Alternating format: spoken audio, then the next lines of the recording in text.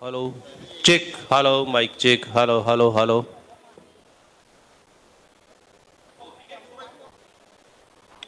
Hello. Hello, hello, Hello.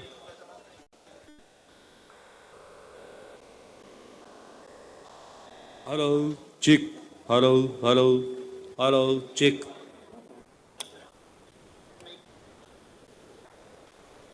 hello, hello, Hello.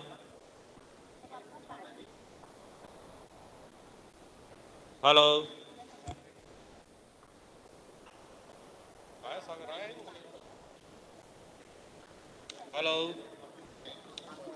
Hello. hello, hello.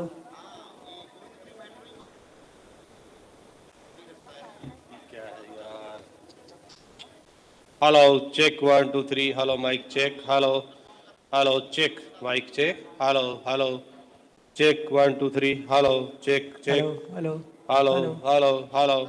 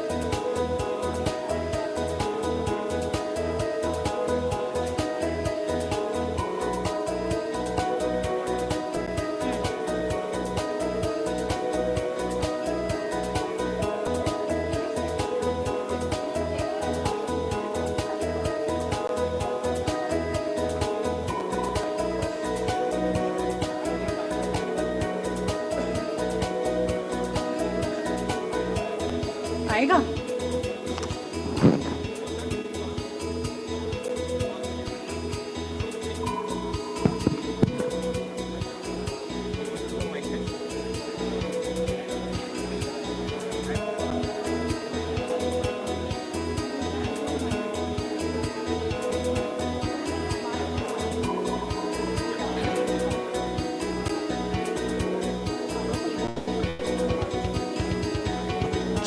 Check. Ladies and gentlemen, we are about to begin the session. I would request, please take your seats.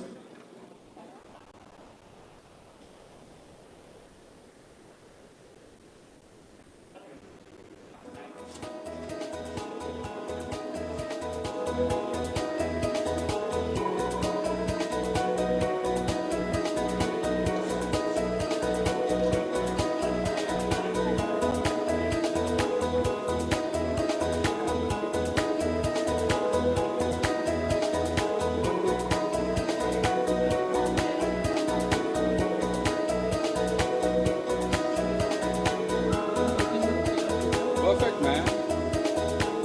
Dapper. All set.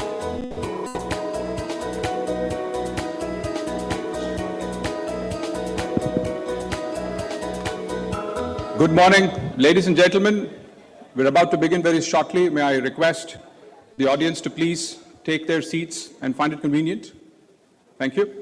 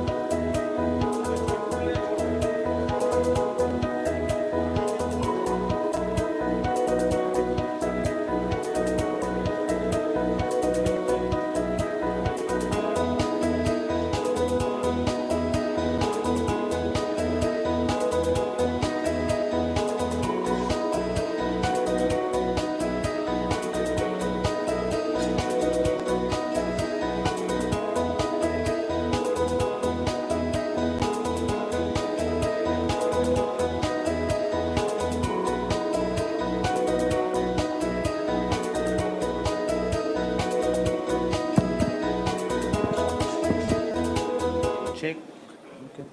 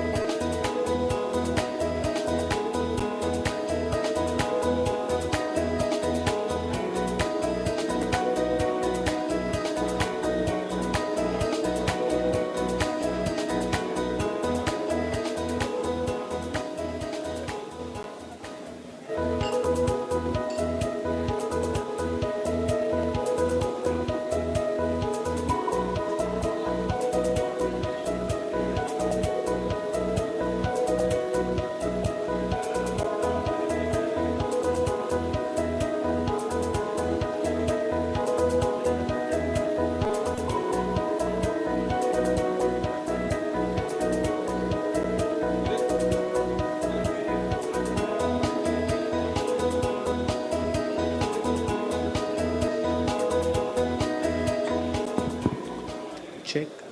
Ladies and gentlemen, we are about to start the session very shortly. I request you all to please keep your phone on the silent mode, or if you can switch it off, that's better. And I request all the people to please take your seats.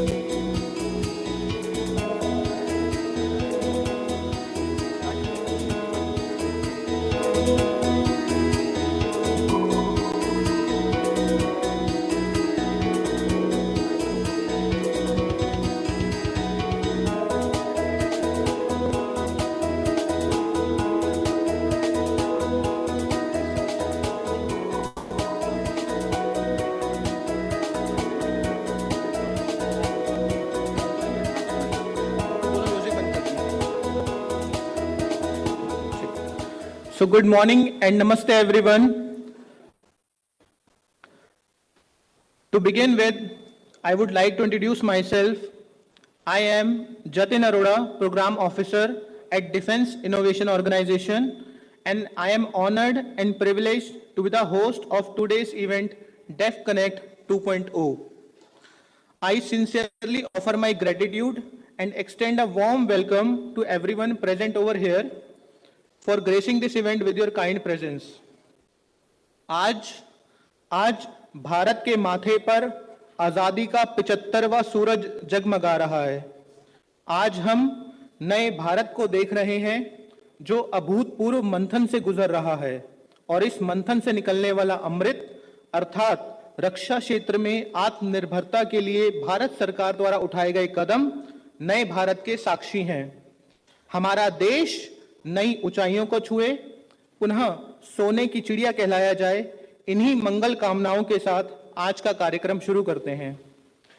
इस कार्यक्रम को आगे बढ़ाने से पहले हम आप सभी को यह बताना चाहेंगे कि परम आदरणीय प्रधानमंत्री श्री नरेंद्र मोदी जी ने वर्ष 2018 में डेफ एक्सपो के दौरान innovations for defence excellence iDEX को लॉन्च किया था, जिसका मुख्य उद्देश्य है देश को रक्षा के क्षेत्र में आत्मनिर्भर बनाना, डिफेंस स्टार्टअप इकोसिस्टम को बल देना, देश के युवा इनोवेटर्स को डिफेंस टेक्नोलॉजी एवं इनोवेशंस के माध्यम से राष्ट्र विकास में सहभागी बनाना।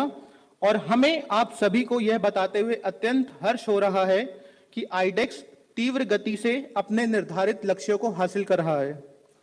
आज आईडेक्स स्टार्टअप्स कम बजट में और कम समय सीमा में इंडियन डिफेंस इकोसिस्टम की अत्यंत जटिल समस्याओं को सुलझा रहे हैं, नवाचार को बढ़ावा दे रहे हैं, और यह सब कुछ संभव हुआ है आप सभी startups, arm forces officers, DPSUs officers और पार्टनर इंक्यूबेटर्स के परस्पर सहयोग से। इसके लिए हम आप सभी का हृदय से धन्यवाद करते हैं। आज के इस कार्यक्रम डेफकनेक्ट 2.0 में देश के यशस्वी रक्षा मंत्री माननीय श्री राजनाथ सिंह जी कुछ ही समय में हमारे बीच में उपस्थित होंगे और देश में डिफेंस स्टार्टअप इकोसिस्टम को बढ़ावा देने से संबंधित विभिन्न योजनाओं की शुरुआत करेंगे। Now I take the honour to invite my co-host for the event, Mr. Vish Sahasranamam, co-founder and CEO Forge, to anchor the next session and moderate the panel discussion. Thank you.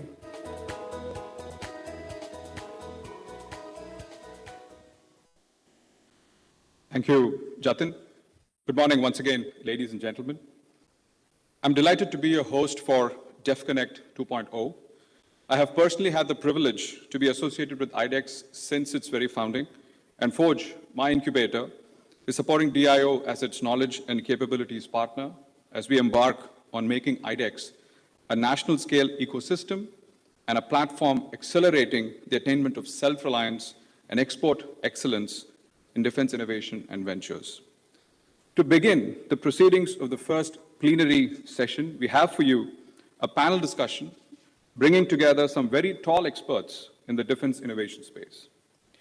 The topic for the first panel discussion is Riding on Self-Reliance and Export Excellence Goals. Can India become a global hub for innovation and venture capital in the defense sector? It is my privilege to introduce and invite the panelists. And I would invite them on stage as I read their names one after the other. Mr. Siddharth Balachandran, Head of Innovation and Scale for India and South Asia region, Airbus. Mr. William Blair, VP and CEO, Lockheed Martin, India. We have, thank you. We have Vikram J. Singh, Senior Advisor, Defense and Aerospace, US ISPF, past leader of innovation and transformation in the public policy and global affairs, US Department of Defense. He's joining us virtually.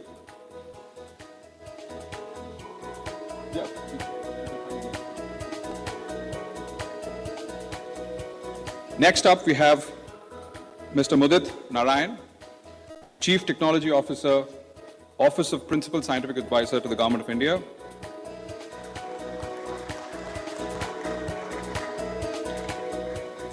Mr. Abhishek Jain, Chief Business Officer, Zeus Numerics.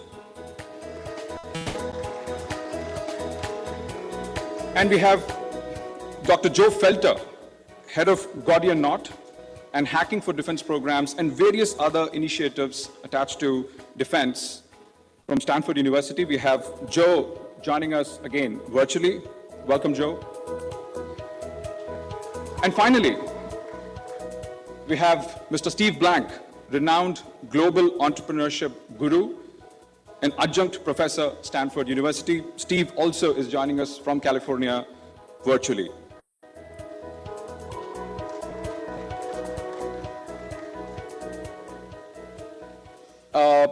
To begin the proceedings, I'm going to invite Dr. Joe Felter to speak on the topic. Joe, over to you.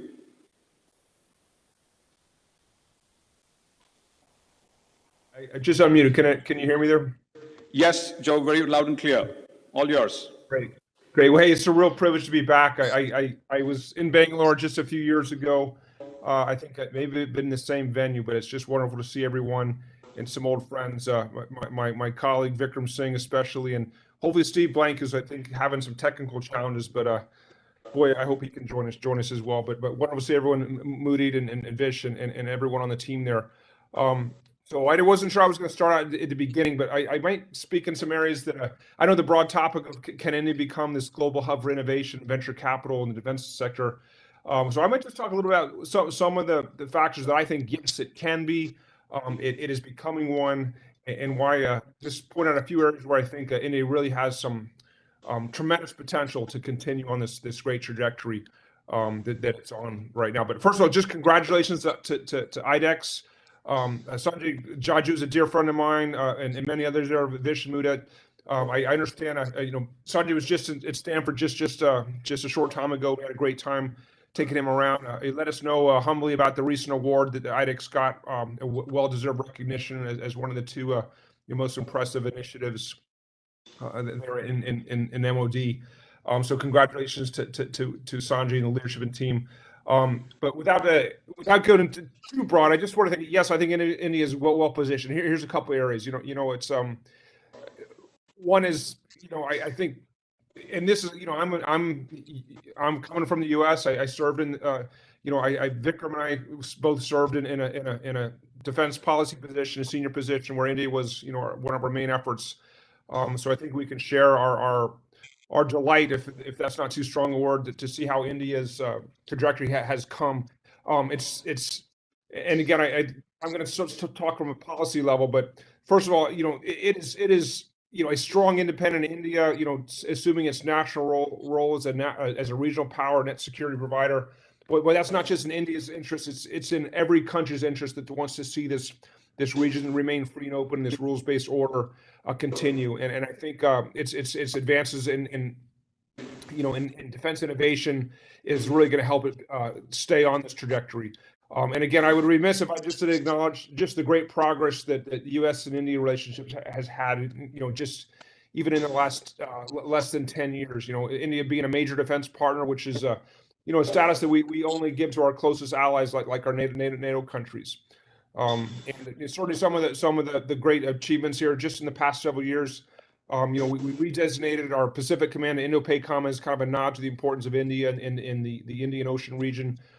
We had our first ever 2+2 back in 2018, which I had the privilege of attending with our own Secretary Jim Mattis and Mike Pompeo.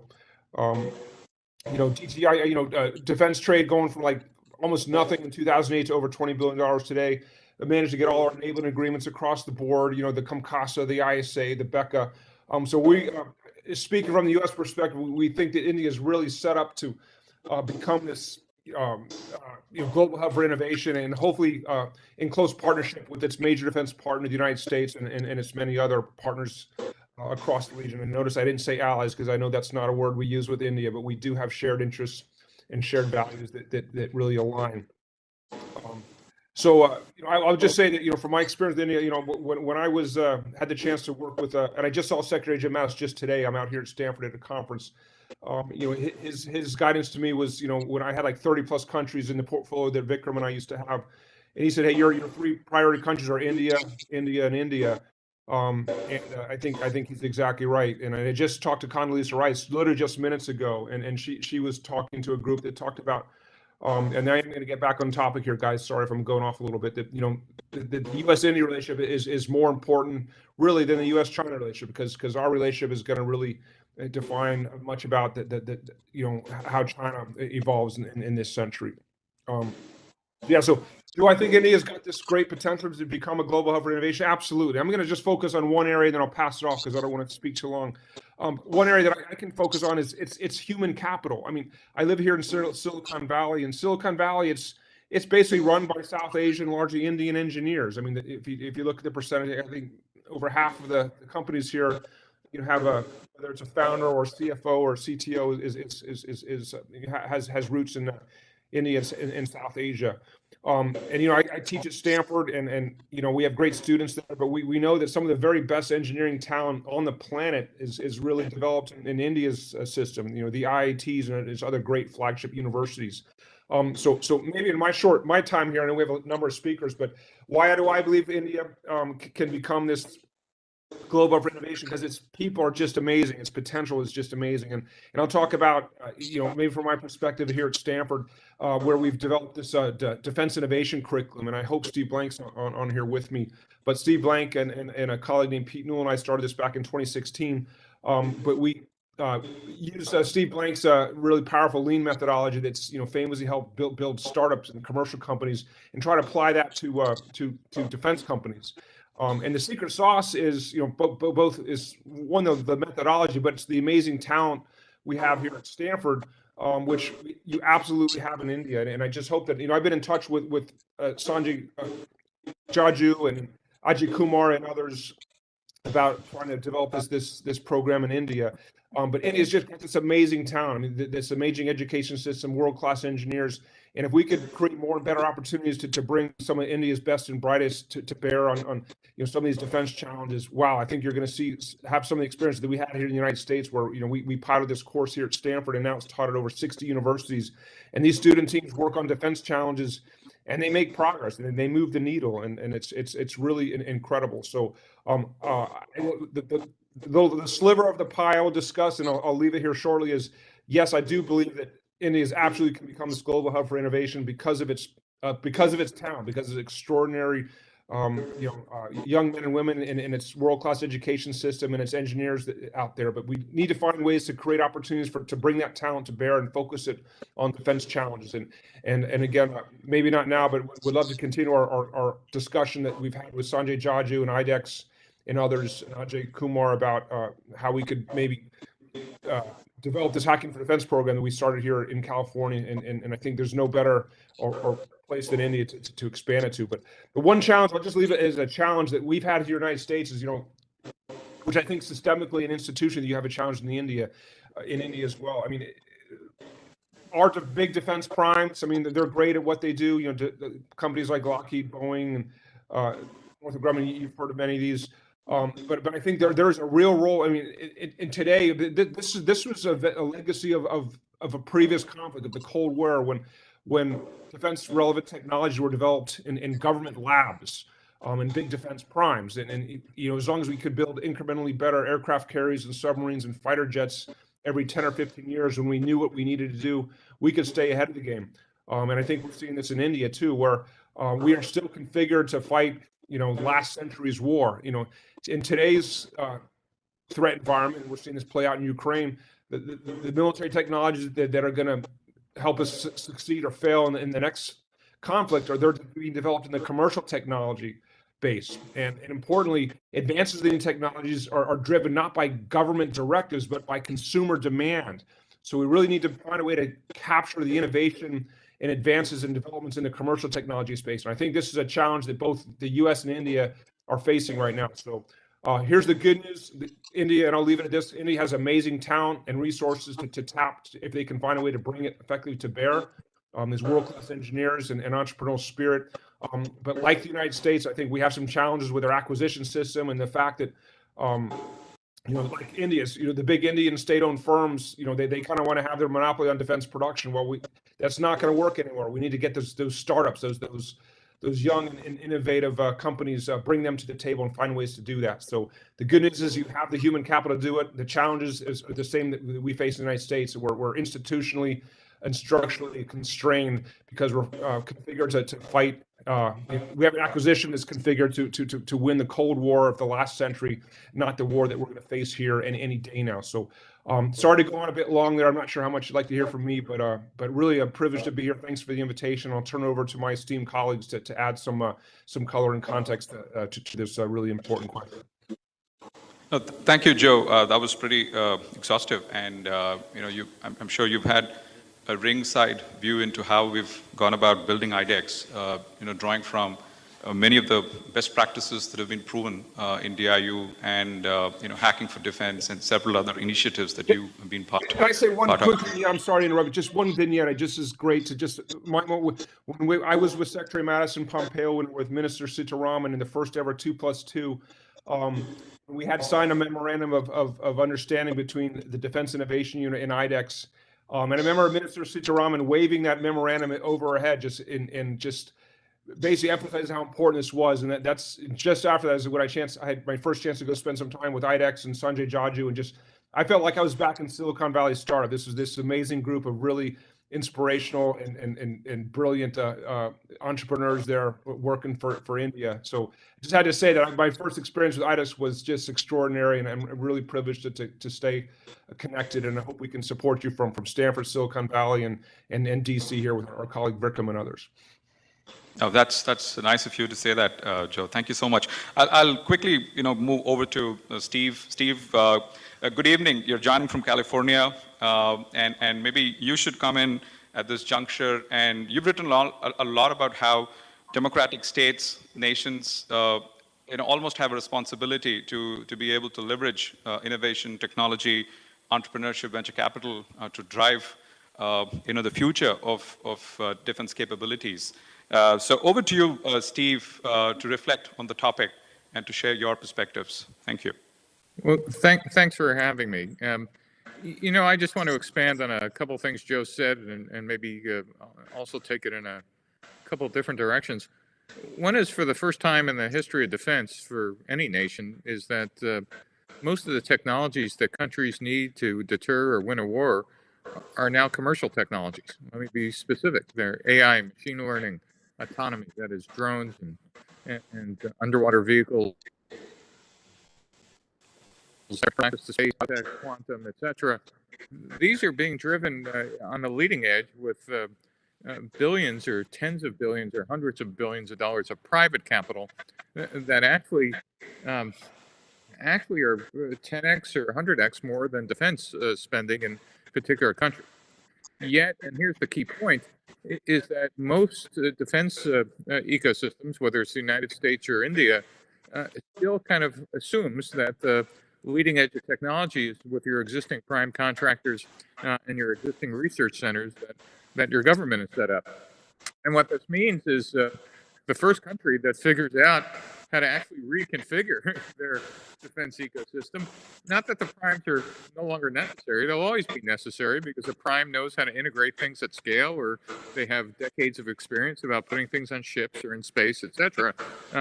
But in fact, the advances in technology are happening outside that ecosystem. And figuring out how to not only get them to work together, but to actually get the contracts to those small companies who have, at least currently, no interest, and their investors have no interest in playing in the defense space is another challenge for building a defense ecosystem. And that brings us to the second subject, is how do you incentivize commercial investors who are just shoveling piles of money into their offices and making unicorns to now focus on a defense industry where, you know, the bureaucracy, and I'm not talking about India, I think we match you 1-to-1 on the bureaucratic paperwork race for how to deal with large government agencies. But how do we in fact make that a seamless and profitable place to invest for both venture capital and what's called private equity? That is, organizations that not only invest in startups, but actually invest in mid-tier and larger companies, billions of dollars. That really takes a kind of a large, big picture view of how to do that. Yet India has all the components to do this. You know, I keep reminding everybody I talk to in India, you know, as Joe mentioned, you know, about a third of Silicon Valley startups are run by folks from India.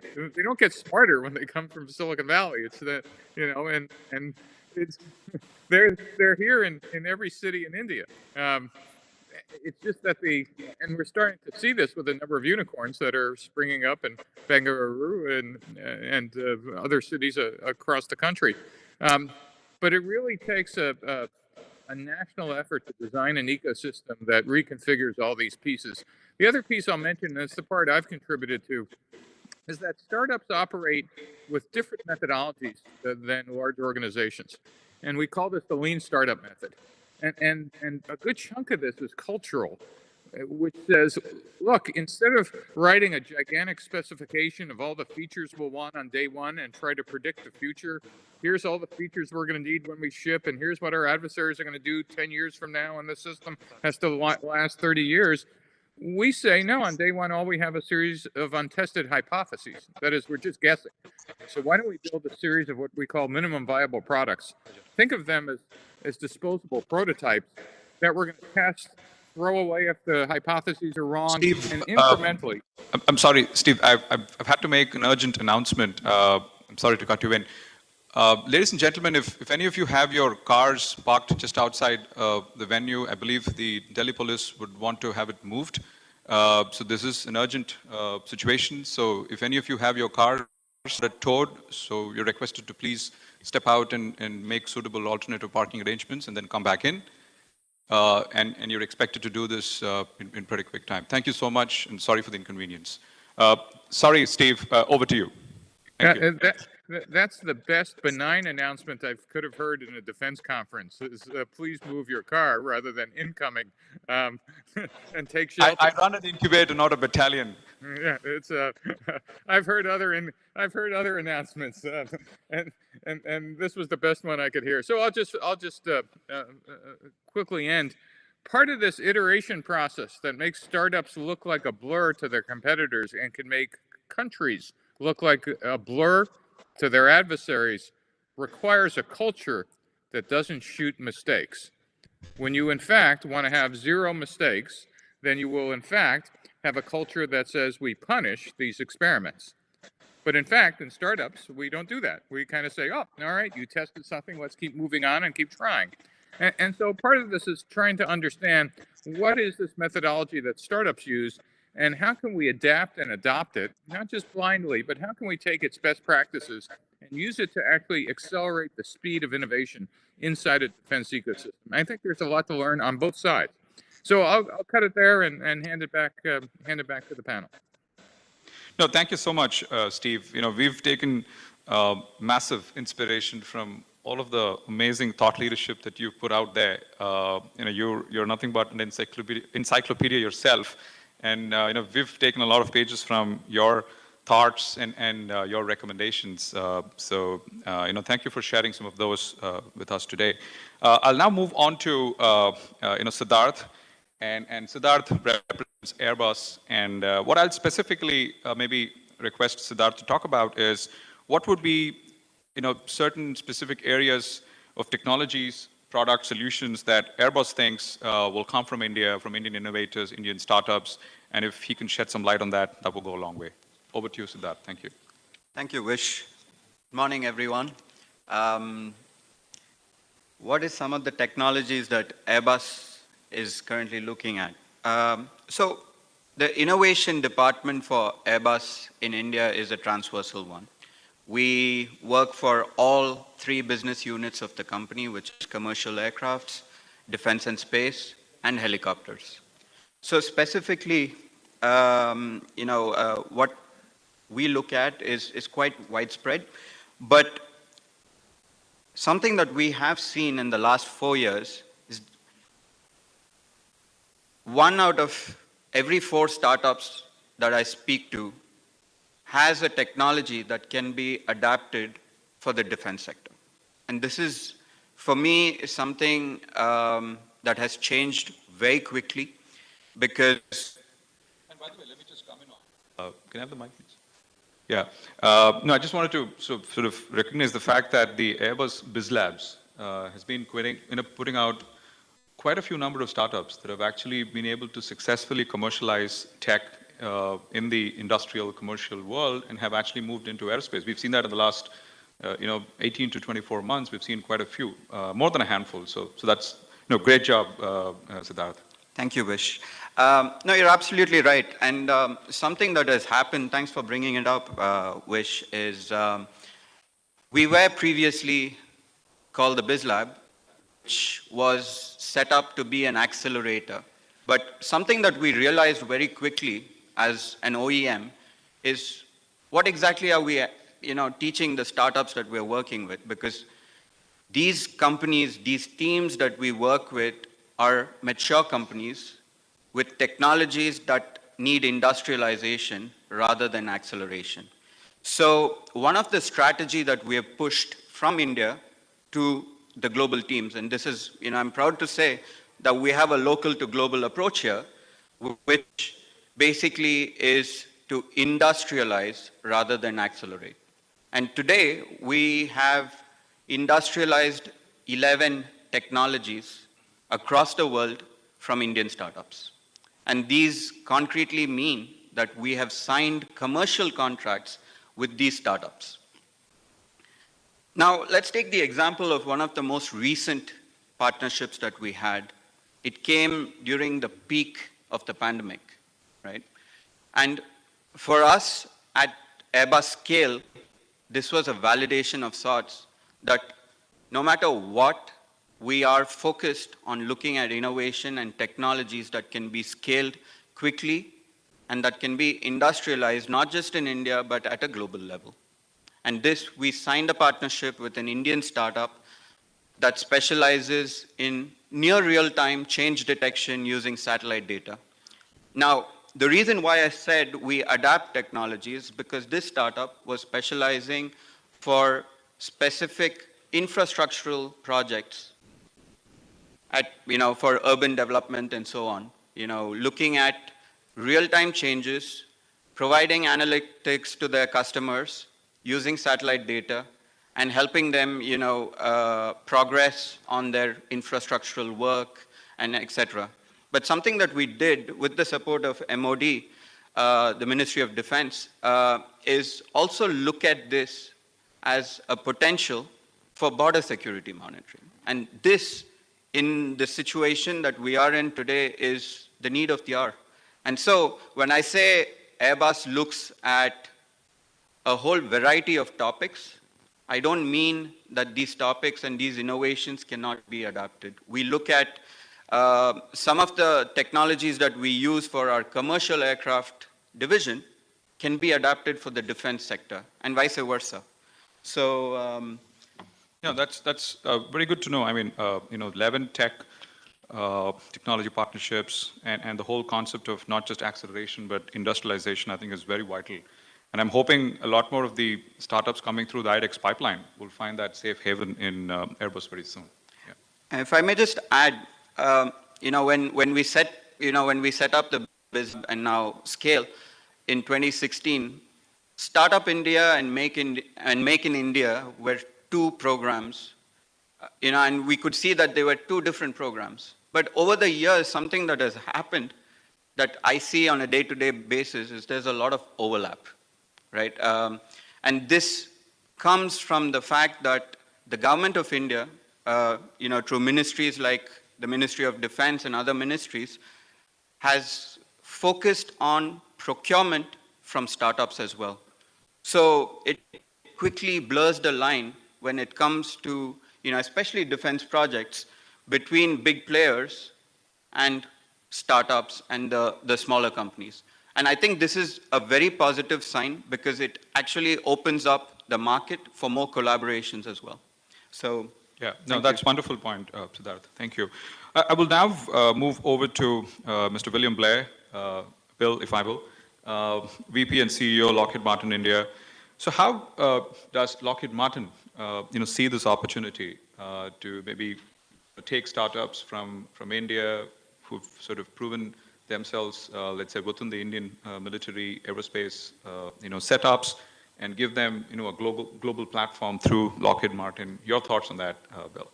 Absolutely. No, thank you very much, Vish. I appreciate the opportunity. It's great actually to be back here in person and after a long time. I've been in and out of India for the last 20 years, and so I've actually really experienced the dynamic nature, the incredible innovation, and the acceleration, I think, that we've experienced, even especially over the last decade. I want to start off, though, by recognizing iDEX. I was on a panel last night with Mr. Sanjay Jaju, and we recognized the award he received on behalf of iDEX, the Prime Minister's Award for Excellence in Public Administration. And it's just incredible how, and I think Joe Felter talked about it earlier, how effective iDEX has been as a catalyst. And so I just want to say congratulations to iDEX, and it's, appreciate the opportunity to be associated here in India. For us, Lockheed Martin, we first set off on our journey on engaging startups back in 2007. We set up what was called the India Innovation Growth Program, IIGP. It was intended to really do what my other colleague here from Airbus was talking about, is create an incubator accelerator at in the early days. And it was really effective in its time.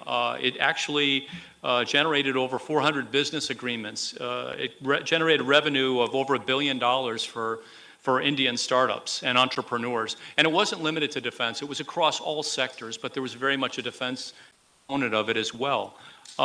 As we evolved it to IIGP 2.0, and this was working in collaboration with the Department of Science and Technology from the very beginning. We brought Tata Trust on board later, and it's been very effective. But as my colleague said, that where we're at now, I think there's probably hundreds of incubators and accelerators in India. To answer the question that you posed as for this panel, the answer is absolutely yes. India can become a global hub for innovation and venture capital in the defense sector. And frankly, I think it's on trajectory today. Joe Felter and Steve Blank both spoke about the importance of the private sector. I think that's the importance of the commercial sector, pardon me. India actually is the center of innovation for many of the larger innovative tech companies in the US. We work with NVIDIA, we work with Microsoft, we work with many others, because as Lockheed Martin, we agree with the statements made by Steve Blank that there's so much investment in the commercial sector in AI, machine learning, quantum computing, space domain, cyber, that in the multi-billions of dollars, harnessing that commercial capability, and especially in autonomy, and bringing it into the defense sector is a tremendous opportunity. But that's a tremendous opportunity for India, because I submit, as I said, the centers of innovation for those companies that are doing that in the US, as well as the startups and centers of innovation for Indian companies, they're here in India. And we see that. I do want to recognize a colleague on my right from Zeus Numerics, Abhishek Jain. And I just, I just learned, actually, he was one of the first companies that got supported by this IIGP 2007. And it's great to see how he's come along on his journey. And I think what's really important now, just as Siddharth said, it's less about accelerators and incubators, it's more about industrialization. And I agree with that wholeheartedly. How do we integrate startups that have capabilities into our global supply chain? And so one of the ones, there are several startups that we worked with recently. One is NOPO, Nanotechnologies, and we're really trying to find ways, how do we, it's almost some of the technologies are further out than we can more immediately bring into and industrialize. But there's still that opportunity, and we need to maintain those connections. And Zeus has capabilities now that I'm learning even just from before this panel, that we should be talking to them, through their journey of development, evolution as a startup, and bring them into the ecosystem that we've got developed. I think offsets, when we talk about specifically in defense, in other countries, there's a high multiplier. So DRDO has a multiplier of 4.0. And I think startups should have a multiplier of 4.0. And when you apply a multiplier to offsets, we as foreign OEMs, as defense companies, we deliver our best products, but we have an obligation to invest in India and Indian companies. I think that could be an accelerator for us in the way we work with startups. I think it's around 1.5x. And if they're in a defense corridor, it's somewhat higher. But other countries place a multiplier about 8x. And the dollar value may be small, but the impact for a startup that's going through that valley of death, that's trying to transition a great idea and bring it to market, especially in the defense domain, that might not have all the commercial capital behind it, that could be a really tremendous accelerator and an enabler. We actually, as part of Lockheed Martin, we have a unit that's called Lockheed Martin Ventures. And essentially what we do is we are looking for those startups. They might have some, maturing technology, and they're in a position to demonstrate that. And we look for opportunities to invest early, to where that'll fit in to technologies that we need in aeronautics, missiles and fire control, space domain, and our rotary and mission systems business. And so, as some of the speakers earlier said, both Joe Felter and Steve Blank, we have a robust research and development capability inside our company, but it's those disruptive technologies that the startups are developing and proving out and testing and failing and evolving, and then developing a technology that's truly going to be what we depend on 5-10 years from now. And then hacking for defense, Dhruva Space, Third Eye, Garuda, Ognicol, these are all startups and entities that we're trying to work with, because I think there's, as I said, an ecosystem in India, but how can we bring scale to defense startups by working together and really working across the industry with our peer competitors as well. We're actually, I think, helping provide that catalyst, because we all want to see how we take startups to capabilities that can be industrialized. And I think that's a win-win, which is an overused term, but frankly, it applies. Because I think as we can develop more here in India to meet India's requirements and drive exports, as we have even with our joint ventures here, I think that's where we're going to be successful, and that's going to be the catalyst that the startups need to get connected into our global supply chains. Thank you. No, thank you, Bill. That was Kate. A lot of the examples that you spoke about, I mean, IIGP, again, very prestigious program. I've had a chance to look at some of those startups that have come through. Very, very interesting technologies, very good entrepreneurs. So thank you for your thoughts. Now, if we can have Vikram, on screen. I'm assuming Vikram is still with us. I'm with you. All right, there you go. So Vikram, in your capacity, the role you're playing in US ISPF, if you can sort of reflect on the possibilities, in the very immediate to maybe medium-term horizon, maybe 12, 18 months, possibilities of Indian startups engaging with, American, companies, and sort of just take up this whole sort of acceleration to industrialization, integration, kind of a model to scale. Now, how do you see the possibilities emerging? What are these sort of green shoots you're seeing, around us? If you can speak to us about that. Over to you. Thank you. Well, Vish, thank you so much for letting me join you. You guys, I'm close. I'm not as far away as our Stanford colleagues. I'm in Bengaluru, so I am in a city that had 18 unicorns in 2021 alone in India. So it's a real privilege to join you. Grateful to be a part of the iDEX extended family. Additional Secretary Jaju, Joint Secretary Bajpai, thank you very much for all the engagement over the years. Look, I want to say, I answer the question in the affirmative. Can it happen? But if I took out the word defense from your question about becoming a global hub for innovation and venture capital, then I would say the answer is it's already happened. And it's already happened not just in a few sectors, it's already happened in at least 10 economic sectors in India have seen a unicorn born. There have been 90 unicorns through 2021. We might have maybe we've already crossed the 100 mark. I haven't been keeping track lately, but India is really booming in its innovation and startup ecosystem. And so far, that doesn't extend to defense. And so I think the challenge before all of us is, why is that the case? And it's also true in America and Europe that startups underperform when it comes to being a part of the defense ecosystem.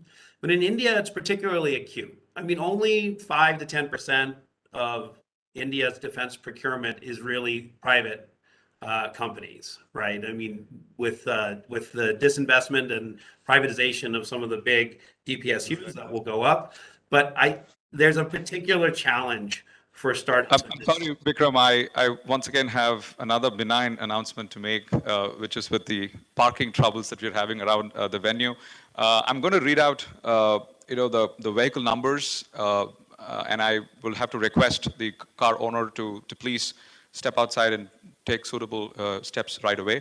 So there's 9298, 1155, 4147. I'm not reading ATM PIN numbers. 0144, 1156, 8235.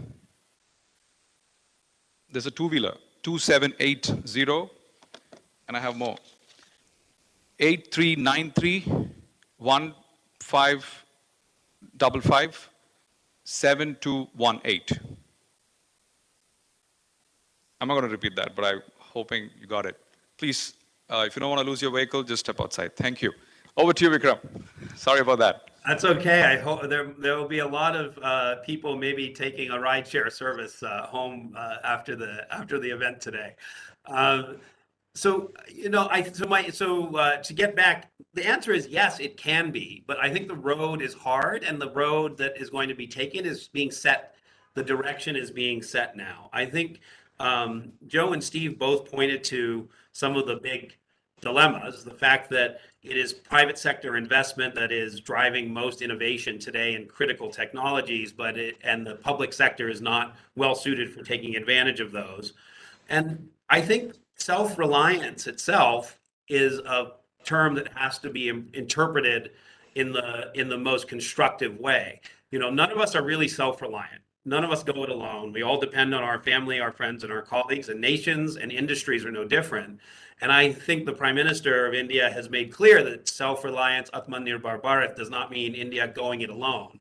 So the The critical ingredient is going to be the right partnerships and making investments that actually reward innovation in the defense space. To a degree, that will happen naturally. Why? Because the big multinationals and young Indian entrepreneurs will find places where they can work together, because programs like iDEX, or in the United States, DIU, or AFWorks, SoftWorks, these other programs that we've created to find, highlight, and integrate new innovative technologies into the defense establishment will have a lot of successes. And these successes are great, and we really do need to give the kudos out to everyone who's driven this new world of having flexible tools for engaging with private sector innovators from the defense establishment, like iDEX. And congratulations, Sanjay, if you're there. I really think nobody deserved this award more than you for driving this forward under Ajay Kumar's leadership and really transforming how the ministry thinks about things. The question is, will we mainstream these innovators? Because right now we've created beautiful stovepipes of excellence in innovation. They're really good at what they do. SoftWorks and AFWorks, I have watched really find technologies and get them into the Air Force or Special Operations Forces. I know iDEX is doing that for the military. I know new technologies are being integrated, but it's not just a small percentage of what we're doing. It's a minuscule percentage of what we're doing. And there is a risk that we will create boutique innovation enclaves that continue to do great things, but don't transform us in a way that actually sets us up for protecting our national security in the 21st century. Because that means a 21st century defense establishment has to let go of what Joe was talking about, a lot of those legacy systems, a lot of the traditional acquisition practices. We have to find a way to build in much more flexibility. The United States has done a few of these things. Other transaction authority allows much more flexible tool for Defense Department entities to procure new capabilities. But I think we're in an in-between time when the old 20th century systems and the new 21st century demands are in significant tension. And it is not clear that we'll have the political will to really take an iDEX model and start mainlining it through the entire ministry, or take a SoftWorks, AFWorks model and start making sure those tools are available really widely throughout the defense establishment. I do think that is possible, but I think it takes both leadership and incentives. One of the most important things is that it's not just prototype contracts and prizes, but there's a pathway across. It gets tired to talk about the valley of death, but it's a very real thing. And also needs to be concrete ways to deal with the simple fact that defense is hard. B2B and B2C businesses are going to suck up most of the talent in India, because you can become a unicorn in those businesses. You can see the path. But in defense, the obstacles are so significant that it really will dissuade some great talent from trying this path. Tapping into a combination of innovation and drive and patriotism, the desire to really deliver something that helps secure your country, I think is a critical ingredient for governments to convince innovators to come in and take the effort, take the time and put in the effort to succeed in defense innovation. And the final thing I would say is, one of the things I've noticed is the startups that are succeeding in defense, take a startup like Anduril in the United States, they tend to have very deep pockets, because they can afford to ride out the 3 or 4 years it's going to take to go from prototyping and getting some, initial good contracts to where they recently got, where they got $1 billion ceiling on a SOCOM contract. I think we need to get to a place where it's not just startups with deep-pocketed backers, but also the scrappy innovators that have those kinds of opportunities. Part of that will be the private sector and venture capitalists. Part of it will be big OEMs, but a huge part of it will be the incentive structures that the governments create. I think we're on the right path. I think you guys are leading the way, and I thank you very much for letting me join this conversation. No, thank you, Vikram. I only see, greater partnerships and more things to do. You're saying things are already rolling and in motion, so we just have to put more speed to it and scale to it, perhaps. Thank you. I would now, move over to Abhishek Jain. Abhishek, Chief Business Officer's use numerics. Abhishek, you have a presentation to make, and if we can have that slides, please. And if you're more comfortable to do that, perhaps you could take the podium and you could walk us through. Yeah, all right. Over to Abhishek. Thank you.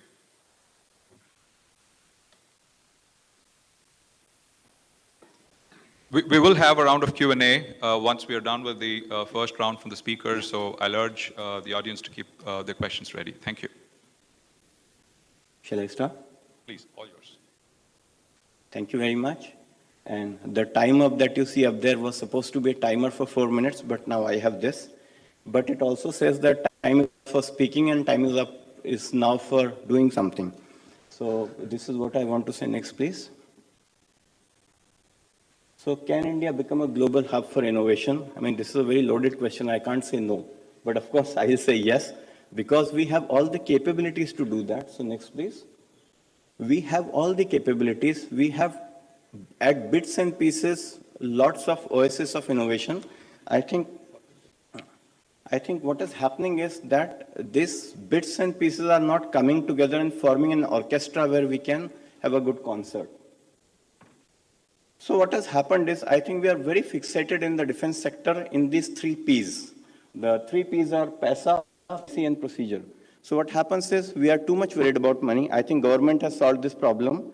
And this year's budget is actually a boon for us. And 25% of the R&D budget is also given for startups. So I think we have nothing to complain here. This war is won. In policy, I think we have iDEX. We had recently AON for the startup products. So I think this war is also won. I think it's won handsomely. In terms of procedure, I think the latest announcement that 2 years procurement cycle would be brought down to only 5 months. I think this is also something that the war has been won. I personally would feel that whatever happens in iDEX, in one meeting you decide who would be the winner. I think that can be done across the board, but I think that's for later. So what happens is, from 3 Ps, now if we wish to become a global innovation hub, we'll need to go to 3 Ts. And that is technology. I think what has happened is, for a long time, our industries have been headed by or monitored by people who are more into legal than into technology, and that's a problem. So what happens is, we are not able to think through what should be the next technology. We are only worried about whether the agreement is in our favor or in somebody else's favor. I think we'll need to come out of that. Weapons don't work on Constitution, they work on Newton's law, and we need to know that law.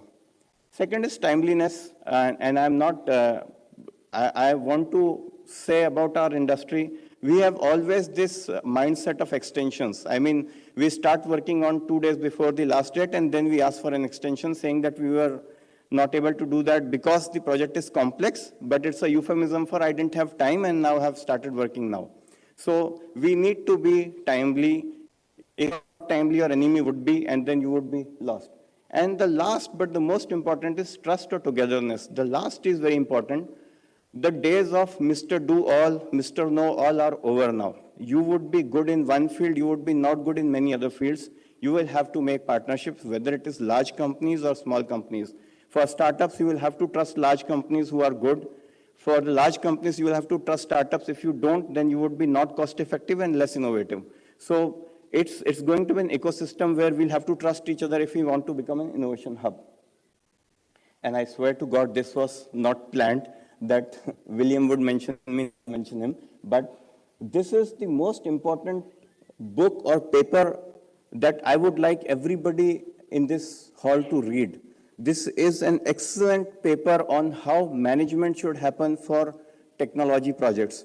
So what I learned from this book, and I've read it 3 times, first is, there is a lesson in communication. So there is a very nice anecdote where the engineers are explaining the lawmakers what new things they have done, and they have not understood anything. They feel that the specs have not been met. You have to fire people and change your team. Unfortunately, it has to be ruthless. And what I just want to emphasize in all these points is importance of proposal writing. I think we, as a country, I think we don't write nice proposals. We are very poor in writing and documentation, and then because it's poor, it leads to one to other, and then it becomes a problematic thing. So we need to do that, and this is the last. We are poor in marketing. I think we should learn from Eric. He taught me in 2007 how to do a good pitch. We need to learn that. We need to induct our products ourselves and then tom-tom about it. And everybody has to market, even the ambassadors of foreign countries market will have to do that. And I think the line of credit scheme that Government of India is giving sports is very good. I think we startups should take care of that. And finally, just one advice, defense is a graveyard of products and innovations if you don't talk to the services. So please talk to the services and then only make your products. Thank you. Jai Hind.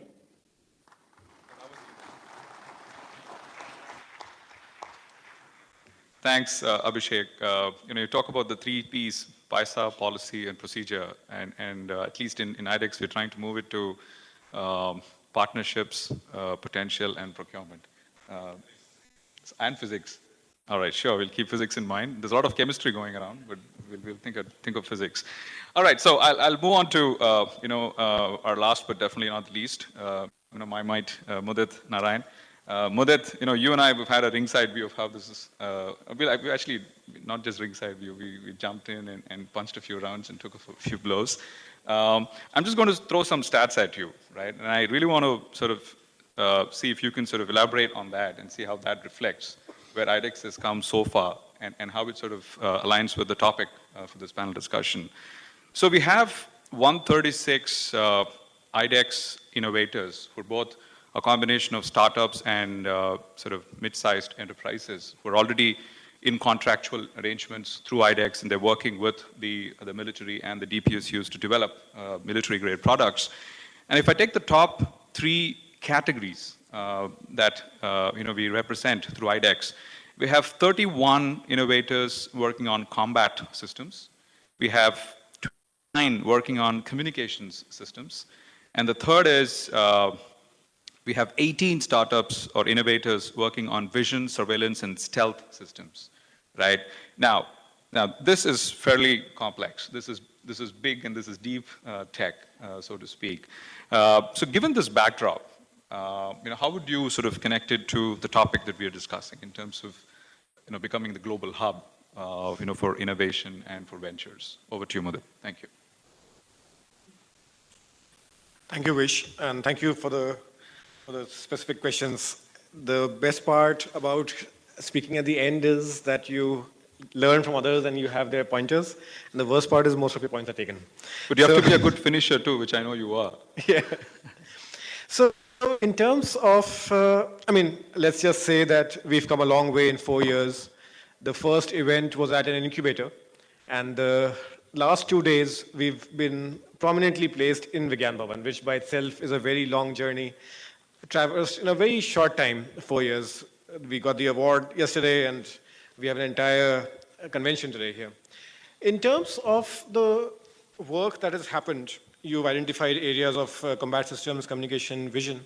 To me, these are all deep tech and these are all areas where in some ways India had an existing base, if not the innovation base. So, of course, combat systems to some extent, the manufacturing base. Communications, I would argue we've been a world force at least for the last 15 years in services, if not in products, and that's the journey that India is now making. When you look at civilian startups, we've heard of so many unicorns. The journey that India is making right now is to go from services to products. And when India's ambition wakes up, we see leapfrogs. We've seen leapfrogs in our lives, in not just mobile communication and UPI, but also I would argue fairly deep tech things in the energy space. I think India saw the fastest transition to solar energy. The fastest transition is now underway in electric vehicles. And the one that probably people forget the most is lighting. And these are hard technologies where we have seen transition on Indian manufacturing. So where does the innovation story come in? Previous speakers have talked so much about my fellow Indian engineers and when we started designing the iDEX, the way I interpreted the question was, how do we make sure Indian engineers are innovating for Indian defense. At that time, this was 2017, 2018, the buzzwords were e-commerce, marketplace, and I think that was a great step forward because the community, the society and the nation understood what startups meant, what bringing ideas to market meant. And that was a great platform for the next step, which was to go to products and hopefully in products in defense. And so combining these two ideas that we as a society, we've seen transitions, whether it is UPI or mobile telephony or energy, and that we had a reasonably good engineering base. I think the fact that communications and vision ISR is growing will be our showcase, will be our USP to the world. There's one other space where I think we need more effort and where the world will look at us for more innovation, and that is cybersecurity.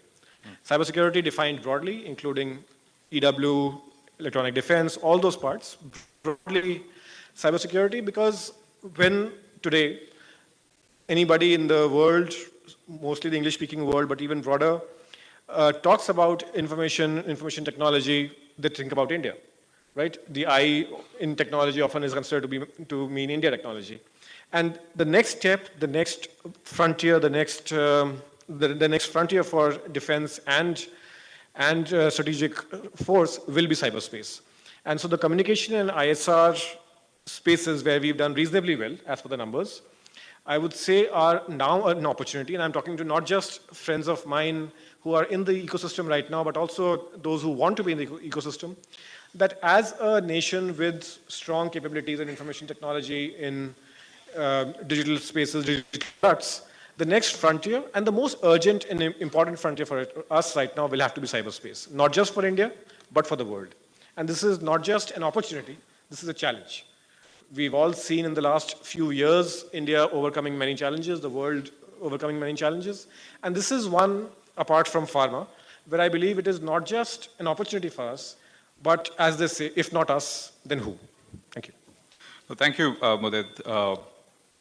I believe we already have our chief guest at the venue, Raksha Mantri, and we will be, he will be walking in at any given point of time. So we will maybe take 1 or 2 questions and we will wrap it up. Any questions in the audience?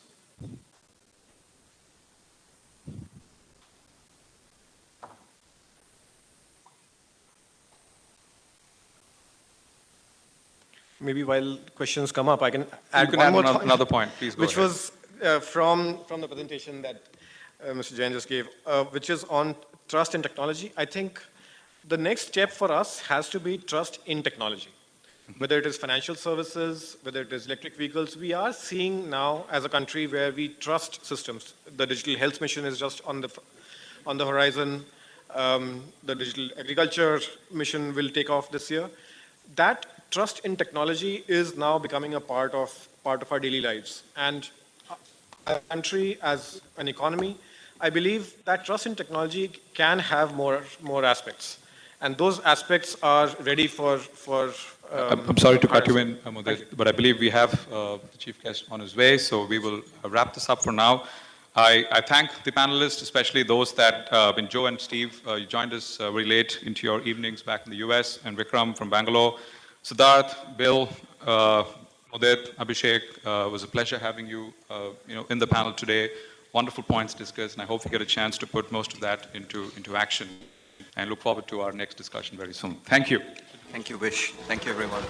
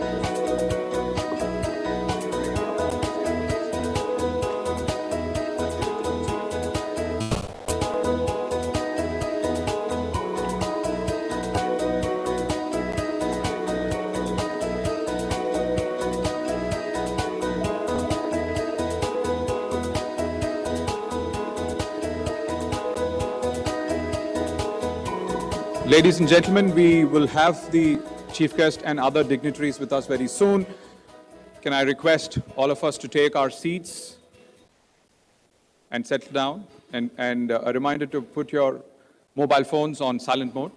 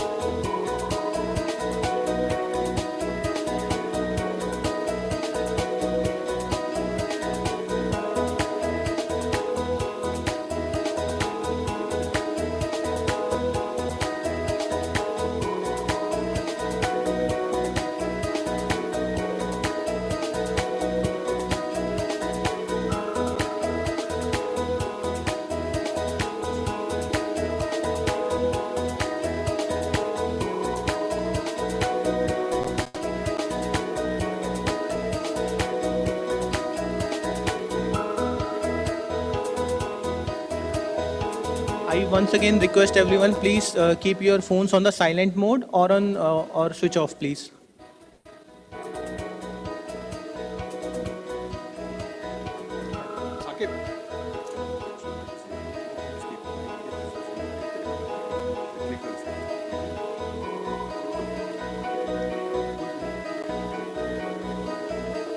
Honorable chief guest is coming. I request please settle down faster. People sitting behind, I request you, sir, please settle down.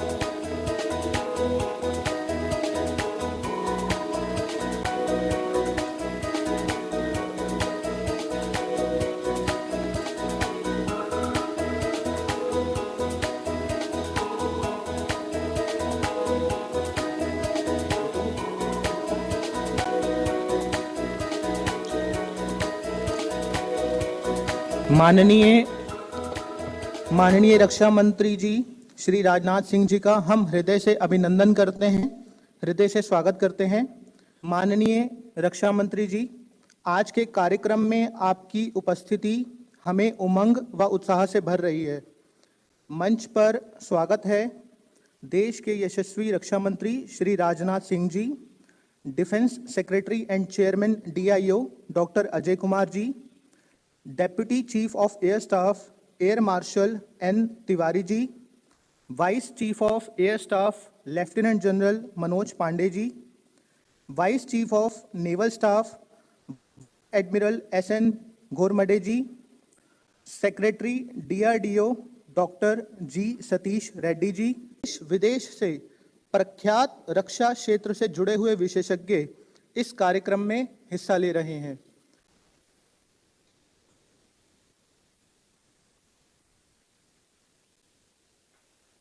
With great pride and delight, I wish to share the news of iDEX having been conferred with the PM Award for Excellence in Public Administration.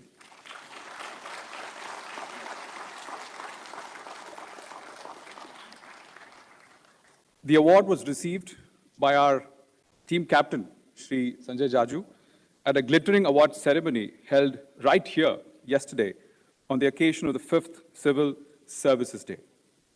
I invite Honorable Raksha Mantri Ji and Defense Secretary to please come to the front of the stage to take a photo with the winning iDEX team. I invite our Vice Captain, Shri Anurag Bajpai, all-rounder Vivek Virmani, most valuable player Mudit Narayan, to come on stage and share this memorable moment in the journey of iDEX. Innovation centre innovation for defence excellence पुरस्कार मिल रहा है department of defence production को। Innovators और उद्यमियों की मदद से भारतीय सेना के नवीनीकरण के लिए iDEX यानी इनोवेशंस फॉर डिफेंस एक्सीलेंस ने एक इकोसिस्टम की स्थापना की। इन्वेंशन फंड्स की मदद से नई तकनीकों और परियोजनाओं में निवेश किया। सेना और एरोस्पेस क्षेत्र के विकास के लिए को इन्वेंशन और को क्रिएशन पर जोर दिया। देश के रक्षा क्षेत्र को आत्मनिर्भर करने के लिए पुरस्कार ग्रहण कर रहे हैं Shri Sanjay Jaju, additional secretary department of defence production.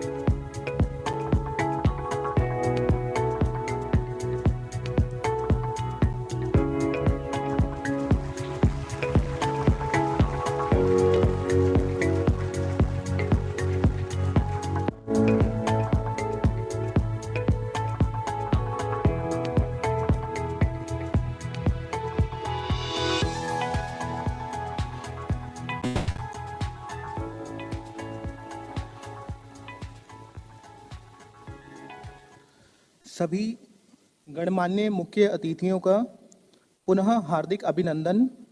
अब कार्यक्रम को आगे बढ़ाते हुए माननीय defence secretary doctor Ajay Kumar ji से मैं आग्रह करूंगा कि वे स्वागत संबोधन देकर हमें अनुग्रहित करें।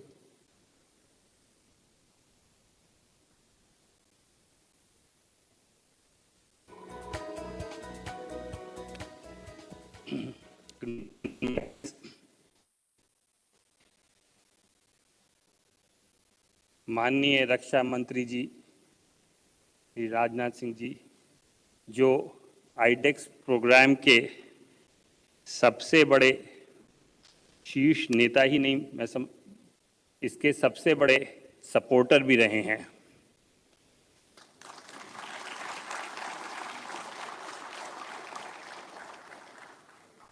NITI Aayog chief executive officer Shri Amitabh Kant हमारे बड़े रिस्पेक्टेड सीनियर भी हैं, लेकिन देश में आज उनकी छवि इनोवेशन के प्रतिमा के रूप में है. He is himself becoming a personality who is personified with the idea of innovation in the country. We are very happy to have you here with us, sir. Dr. Satish Reddy, Chairman DRDO and Secretary Defense R&D, जिनके नेतृत्व में DRDO लगातार नए से नए आयाम स्थापित कर रहा है और डिफेंस R&D में जो उन्होंने मुकाम खास तौर से मिसाइल के क्षेत्र में, राडार के क्षेत्र में, सोनार के क्षेत्र में और कुछ और अन्य क्षेत्रों में जो हासिल किया है, वो कोई शंका नहीं है कि दुनिया में सर्वश्रेष्ठ है. हमारे आर्मी के vice chief lieutenant general Manoj Pande, आप लोग को सबको ज्ञात है कि हमारे वाइस चीफ बहुत जल्द नए चीफ ऑफ आर्मी स्टाफ बनने जा रहे हैं. मैं उनको इस अवसर पर बधाई देना चाहूँगा. हम नेवी के vice chief vice admiral Ghormade, air force के deputy chief air marshal Tiwari, DG acquisition Shri Pankaj Agarwal और आईडेक्स प्रोग्राम के कार्यधर्ता chief executive officer Shri Sanjay Jaju, जिनके अधिक प्रयास से आईडेक्स को हमने पिछले 3-3.5-4 वर्ष में यहाँ तक पहुँचाया है. सबसे पहले सर, आप सबका यहाँ पे और यहाँ पे उपस्थित सभी गणमान्य व्यक्तियों का, सर्विसेज के ऑफिसर्स का, डीपीएसयूज के ऑफिसर्स का, इंडस्ट्रीज के लीडर का और सर्वोपरि यहाँ पे उपस्थित हमारे आईडेक्स और दूसरे स्टार्टअप्स का मैं हृदय से स्वागत करता हूँ.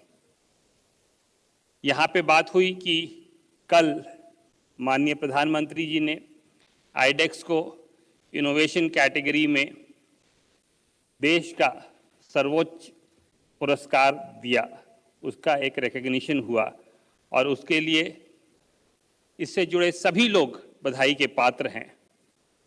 लेकिन मेरा ये मानना है कि इस जीत के अगर जो सही मायने में विजेता हैं, वो यहाँ पे उपस्थित हमारे स्टार्टअप्स हैं, जिनकी वजह से ही आज आईडेक्स उस मकाम पे पहुँचा है कि मैं हमेशा कहता हूँ कि आईडेक्स के स्टार्टअप्स ने वो करके दिखाया है जो कभी संभव नहीं था. 2 चीज़ें जो हमें शुरू में ही व्यक्त होने लगी थी कि आईडेक्स स्टार्टअप्स द्वारा टेक्नोलॉजीज़ का इजाद एक fraction of the cost and fraction of a time में होता है. जिन में सैकड़ों करोड़ रुपए लगते थे, वो यहाँ 10 करोड़ से भी कम में लोगों ने बना के दिखाई हैं. जिनमें सैकड़ों महीने लग जाते थे, वो यहाँ 10 से 15 महीनों के अंदर करके दिखाया है. लेकिन अब इसमें एक और तीसरी इस सीरीज की जो उनकी अचीवमेंट है वो जोड़ना चाहूँगा. साधारणतः किसी प्रॉब्लम स्टेटमेंट के बाद उसके प्रोक्योरमेंट में 10 वर्ष का समय कम से कम लग जाता है. प्रोक्योरमेंट में ही केवल 5-5.5 साल लग जाते थे.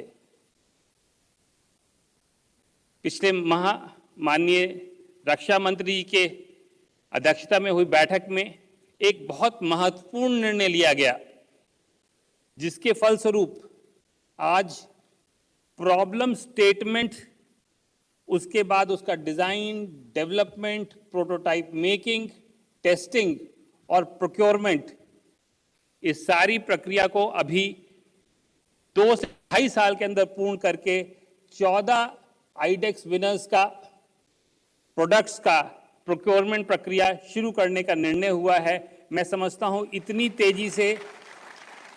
तेजी से हमारे 75 साल के इतिहास में कोई टेक्नोलॉजी का प्रॉब्लम स्टेटमेंट से लेके प्रोक्योरमेंट तक डिफेंस के क्षेत्र में कभी हुआ हो, मेरी जानकारी में तो नहीं है। एक और महत्वपूर्ण निर्णय जो माननीय रक्षा मंत्री जी ने किया है वो इस वर्ष 1,500 करोड़ रुपए डिफेंस कैपिटल बजट में स्टार्टअप्स द्वारा विकसित टेक्नोलॉजीज को प्रोक्योर करने के लिए सर्विसेज यूज करेंगी, ये भी निर्णय हुआ है।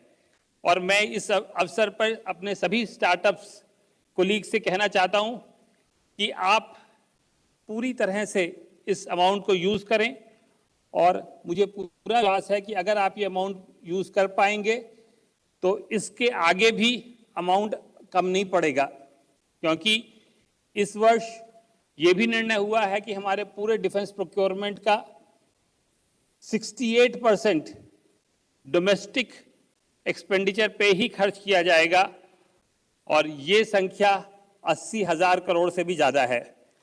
तो हमारे पास किसी भी हालत में हमारे पास अपॉर्चुनिटी की कमी नहीं है, और नए नए हमें क्षेत्रों में आगे बढ़ना है। पिछले 4 वर्षों में अगस्त 2018 में पहला डिस्क चैलेंज हुआ था, आज छठा होने जा रहा है। लगभग 3.5 वर्ष में 6 डिस्क चैलेंज हुए हैं, और लगभग 100 से ज़्यादा प्रॉब्लम स्टेटमेंट्स हमने अभी तक इशू की हैं। मेरा ये मानना है, अब जब भारत सरकार ने आत्मनिर्भरता का एक दृढ़ निश्चय कर लिया है कि हम सभी टेक्नोलॉजी और सेना के आवश्यकता के लिए सभी उपकरण भारत में ही बड़ी टेक्नोलॉजी लेंगे, आईडेक्स का रोल अब मात्र एक प्रोजेक्ट नहीं रह गया है, एक बहुत बड़ी जिम्मेवारी भी आईडेक्स के ऊपर आ गई है। क्योंकि ये जिम्मेवारी अकेले आईडेक्स पे नहीं है, लेकिन अगर हमें देश की सेनाओं को दुनिया की सर्वश्रेष्ठ टेक्नोलॉजी से सज्ज कराना है, तो ये बहुत ज़रूरी है कि हम अपने काम को और तेज़ी से आगे बढ़ाएं, नंबर ऑफ प्रॉब्लम्स और ज़्यादा लें, और इस पूरे इकोसिस्टम को और तेज़ी से आगे बढ़ाएं। तो मैंने संजय जाजू से कहा है कि हमने अभी तक लगभग 2-2.5 साल में 3 साल में 100 प्रॉब्लम्स ली हैं। हमें अगले 3 साल में कम से कम 500 प्रॉब्लम्स ले सकें, इस स्केल पे इसको 5 टाइम्स कम से कम ग्रो करने की क्षमता होनी चाहिए। उस हिसाब से हमें आईडेक्स को आगे बढ़ाना है। और ये प्रॉब्लम्स मैं खास तौर से कहना चाहूँगा कि पिछले गत वर्षों से हमें लगा सर्विसेज से इसमें बहुत ज़्यादा सहयोग रहा है, और ये जो निर्णय अभी इसके इंडक्शन का और प्रोक्योरमेंट का हुआ, उसमें सर्विसेज आगे बढ़ के उन्होंने इस टेक्नोलॉजीज को अडॉप्ट करने का बीड़ा उठाया है। हमारे स्टार्टअप्स की ये रिस्पॉन्सिबिलिटी रहेगी कि जब हमारे प्रोडक्ट्स सर्विसेज के यूज में आए तो ये एक डेस्टिनेशन नहीं है, ये एक सिर्फ इंटरिम माइलस्टोन है। क्योंकि अभी सर्विसेज ने आज ये इसलिए भी लिया है कि ये हमारे भारत में विकसित टेक्नोलॉजीज हैं, लेकिन इन्हीं टेक्नोलॉजीज को हमें आगे भी बढ़ाना है और आगे निरंतर बढ़ाते रहना है। तो इस क्षेत्र में जहाँ जिस भी क्षेत्र में आप काम कर रहे हैं, उसमें आप ऑलरेडी देश में सर्वश्रेष्ठ हो गए हैं। अब हमें दुनिया में सर्वश्रेष्ठ होना है उस टेक्नोलॉजी में। इसलिए प्रोक्योरमेंट के बाद भी उस क्षेत्र में दुनिया को, अपने आप को दुनिया के स्टैंडर्ड से बेंचमार्क करके निरंतर आगे बढ़ने के लिए आप काम करें, और उसके लिए आईडेक्स आपको सहयोग देगा। मुझे इस समय मैं ज़्यादा कुछ नहीं कहना चाहता हूं, लेकिन एक बार फिर मैं यहाँ पे सभी वो इस स्टेज पे सभी महानुभाव हैं जिनके सहयोग से, जिनके अथक परिश्रम से आज ये iDEX इस मुकाम पे पहुंचा है, लेकिन ये हमारे लिए रुकने का समय नहीं है। ये हमारे लिए सिर्फ आगे और कैसे बढ़ सकें उस बात के अपने संकल्प को और तेजी से दोहराने का वक्त है। यही मैं आपसे सबसे इस अवसर पर अनुरोध करना चाहता हूं।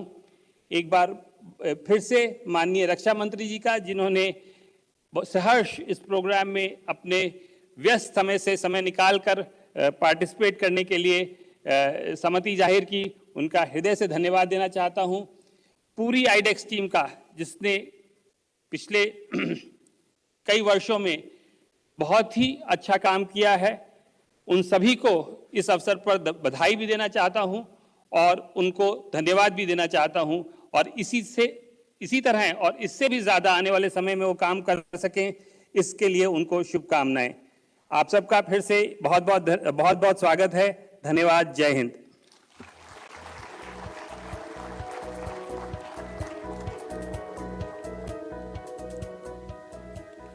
आपका बहुत बहुत धन्यवाद एवं आभार माननीय। जिस प्रकार एक छोटे बच्चे को निरंतर मार्गदर्शन द्वारा चलना सिखाया जाता है, ठीक उसी प्रकार आपके निरंतर मार्गदर्शन से iDEX सफलता के नए मानक स्थापित कर रहा है और हम आपको आश्वासन देते हैं कि ये आगे भी करता रहेगा। अब आप सभी जिस घड़ी का बेसब्री से इंतजार कर रहे हैं, वो घड़ी अब आ चुकी है। अब मैं माननीय रक्षा मंत्री श्री राजनाथ जी से आग्रह करूंगा कि वे अपने कर कमलों द्वारा विभिन्न योजनाओं का विमोचन करें। माननीय, आपसे निवेदन है कि आप defence India startup challenge DISC 6 एवं iDEX-Prime का डिजिटल डिवाइस के माध्यम से विमोचन करें।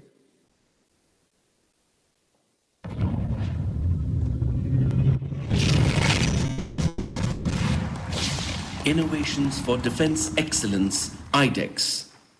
Asmakam Karyani Asman Savadhi Karishyanti. Realizing the vision of Honorable Prime Minister in activating India 2.0 during the Azadi Ka Amrit Mahotsav, iDEX is launching the 6th edition of Defense India Startup Challenge. Disc 6 includes a total of 38 challenges from the following companies: Garden Research Shipbuilders and Engineers with 1 challenge, Goa Shipyard Limited with 1 challenge, Musgao Dock Shipbuilders Limited with 2 challenges, Bharat Electronics Limited with 3 challenges, Bemel with 1 challenge, Bharat Dynamics Limited with 1 challenge. We have been associated gainfully with iDEX as well as DISC for the past few editions. And for this 6th, we have thrown up 3 challenges. On this occasion, I would request all innovators to participate wholeheartedly into this 6th challenge and come up with solutions so that we make the country really Atmanirbhar. Jai Hind. Thank you. The newly formed companies from OFB corporatization, that are Munitions India Limited with 2 challenges, Gliders India Limited with 2 challenges, India Optel Limited with 4 challenges, Troopers Limited with 2 challenges, Armored Vehicles Nigam Limited with 3 challenges, and Yantra India Limited with 2 challenges. MIL is participating for the first time and has stated 2 problems. I hope that the efforts of iDEX will bring innovative solutions to these problems. Jai Hind. 1 challenge from the Indian Army, 1 challenge from the Indian Navy, 2 challenges from the Indian Air Force, and for the first time, 3 challenges from the Indian Coast Guard. We have introduced 3 niche ideas under the iDEX scheme. We fully endorse the Honorable Prime Minister for Make in India and Atmanirbhar Bharat. Jai Hind. Also, for the first time in iDEX, Ministry of Home Affairs has participated with 7 challenges. These challenges span across a wide range of advanced technologies, including artificial intelligence, advanced imaging and sensor systems, big data analytics, autonomous unmanned systems, secured communications, etc. Inviting startups, MSMEs, individual innovators, research and academic professionals to apply for DISC 6.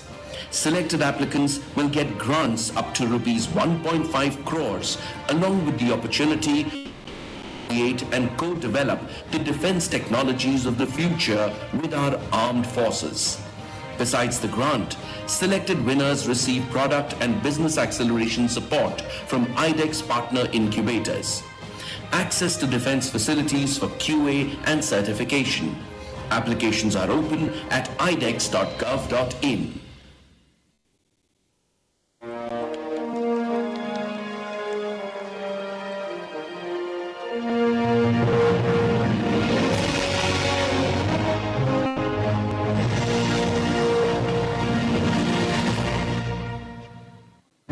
To make the country self-reliant and self-sufficient in defense technologies, a progressive step was initiated. iDEX, Innovations for Defense Excellence. Prime Minister Shri Narendra Modi in 2018 launched the iDEX program, a game changer in the defense ecosystem, with the objective of fostering innovation and incorporating cutting-edge and disruptive technologies in the armed forces in a quick time frame. In the last 3 years, 81 challenges have been hosted, 350 plus ideas have been shortlisted, and grants worth over 88 crores have been allocated to startups and MSMEs under the iDEX program. In order to nurture these startups and MSMEs, 14 partner incubators have been onboarded. Defense Acquisition Council clears procurement of 14 items worth over rupees 380 crores from iDEX startups, MSMEs for armed forces. To further broaden and accelerate the innovation base for Indian defense and deliver quality results in mandated timelines, iDEX is launching iDEX-Prime. The program will offer up to 10 crore innovation grant support, along with technical and business development support from the partner incubators.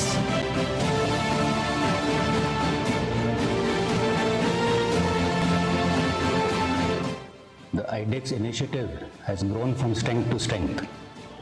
With the launch of iDEX-Prime today, we will now see defining technologies being developed for our armed forces. Challenges posed by Indian Army to develop an AI-based UGV for identifying and marking mines in a minefield. Advanced Truss Bridge.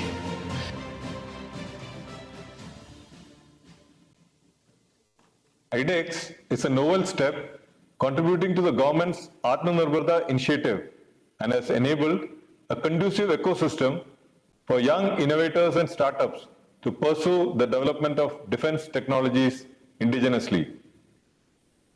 And launch of iDEX-Prime scheme with enhanced financial support will provide added impetus to innovation and indigenization. Development of 11-meter all-electric workboat, automated celestial navigation system. The Indian Air Force is actively involved in the iDEX program and is pursuing several projects under the Defense India Startup Challenge and the Open Challenge.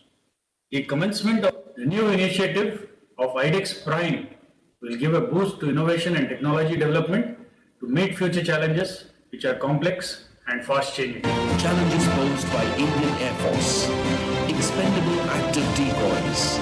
Signals intelligence systems for hilly terrain and high altitude area. Together we can, together we will. Jai Hind.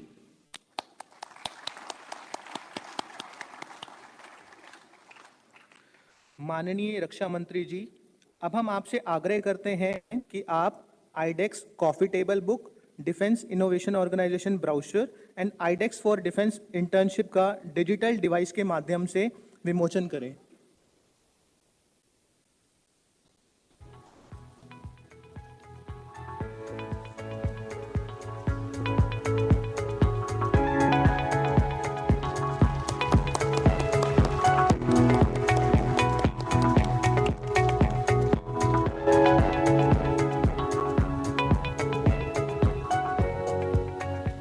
बहुत बहुत धन्यवाद माननीय माननीय, अब हम आपसे अनुरोध करते हैं कि आप कृपया मंच के आगे आने की कृपा करें और क्रमानुसार डेस्क 5, ओपन चैलेंज 2 एवं ओपन चैलेंज 3 के विनर्स के साथ ग्रुप फोटो ली जाएगी। ग्रुप 1 में हम डेस्क 5 के आर्म फोर्सेस के स्टार्टअप विनर से अनुरोध करते हैं कि वे ग्रुप फोटो के लिए मंच पर आएं।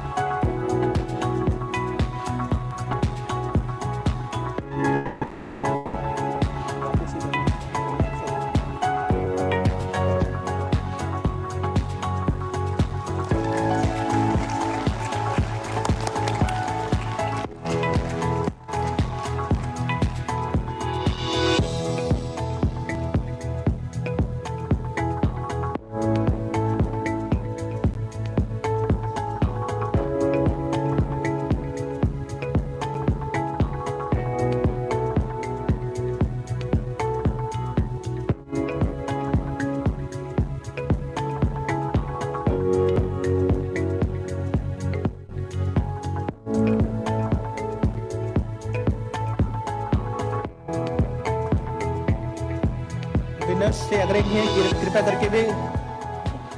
से आग्रह है कि कृपया करके वे मंच से उतरें और ग्रुप 2 में हम डेस्क 5 के DPSUs के स्टार्टअप विनर से अनुरोध करते हैं कि वे ग्रुप फोटो के लिए मंच पर आएं।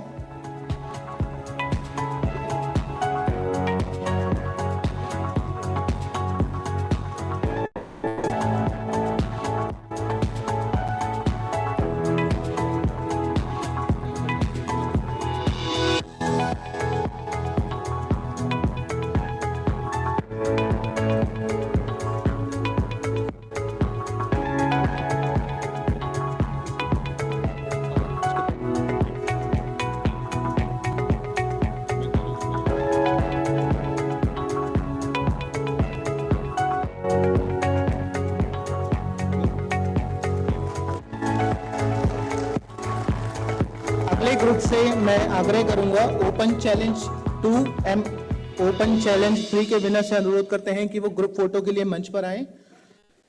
डेस्क 5 के DPSUs के विनर कृपया मंच से उतरने की कृपा करें।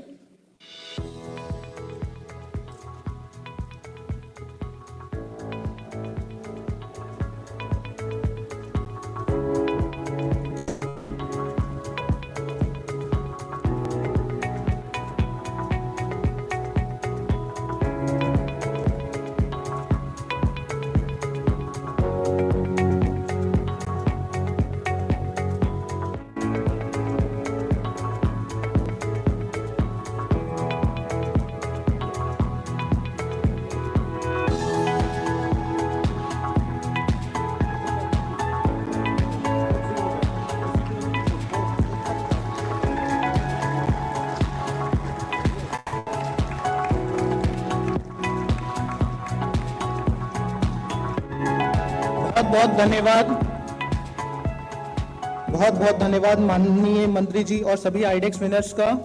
आप सभी का हार्दिक धन्यवाद और बहुत बहुत शुभकामनाएं।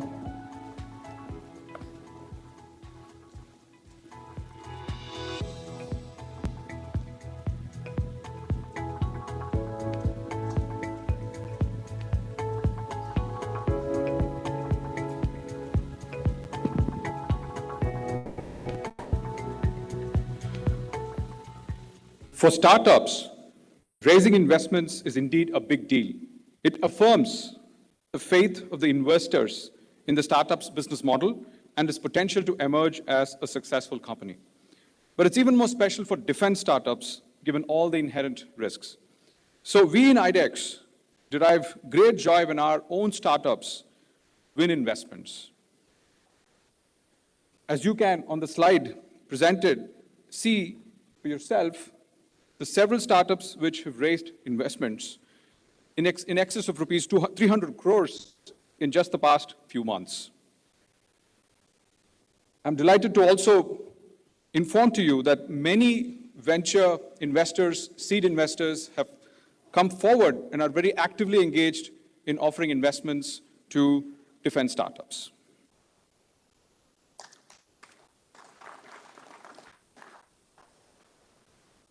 A network is only as strong, big, and capable as the number of nodes in it. So iDEX 2 becomes stronger, bigger, more capable when we add more partners to this ecosystem. Partner incubators, a section I'm myself from and represent, are critical to the execution and scale of iDEX. So it gives us great joy to see more passionate, committed, and resourceful partners join the iDEX fold. Today, we have 3 partner incubators signing MOUs with DIO. First on stage, may I invite Venture Center from Pune. And I request our CEO, Sanjay Jajuji, to exchange the MOU on stage. Please come to the front of the stage, sir.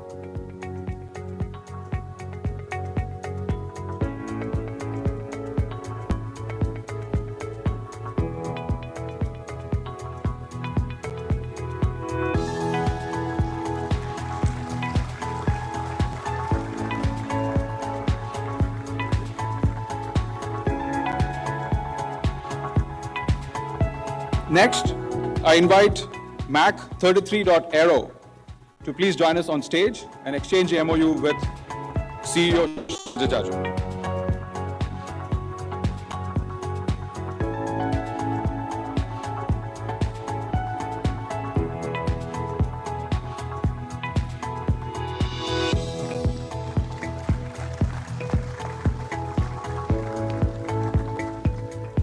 Next, we have a representative from IIT Kanpur.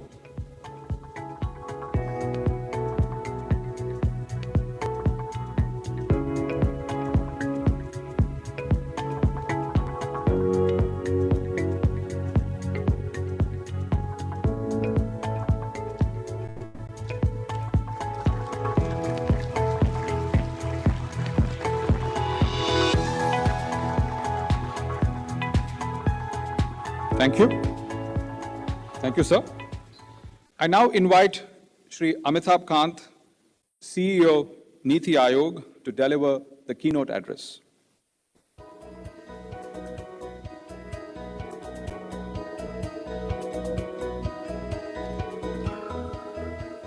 Honorable Raksha Mantri Shri Rajnath Singh Ji, Defense Secretary Shri Ajay Kumar, the Chief of Mr. Satish Reddy, General Manoj Pandey, the Vice Chief of Army Staff.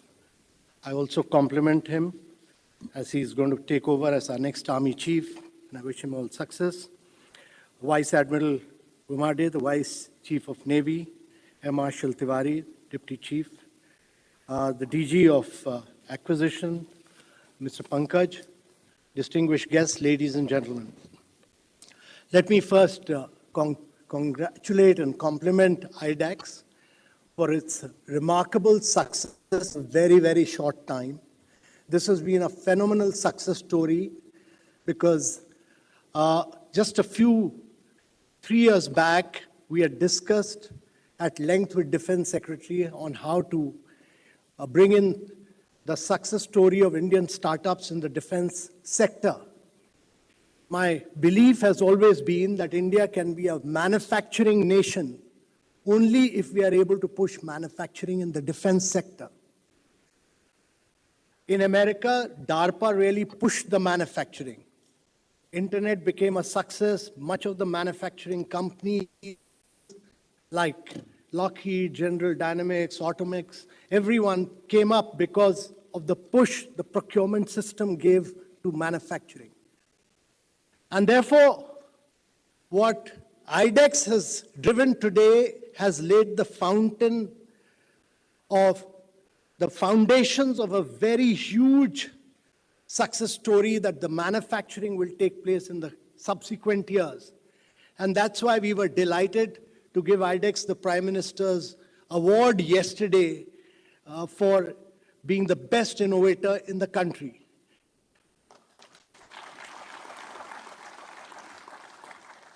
India has seen a huge success in the startup movement. It has a phenomenal energy, vitality, and dynamism. We have over 120,000 startups. In the last few years, just last 3-4 years, we've seen over 110 unicorns. And during the COVID period, unlike any other country, we had 45 unicorns. And in the first 4 months of this year, we have 15 unicorns.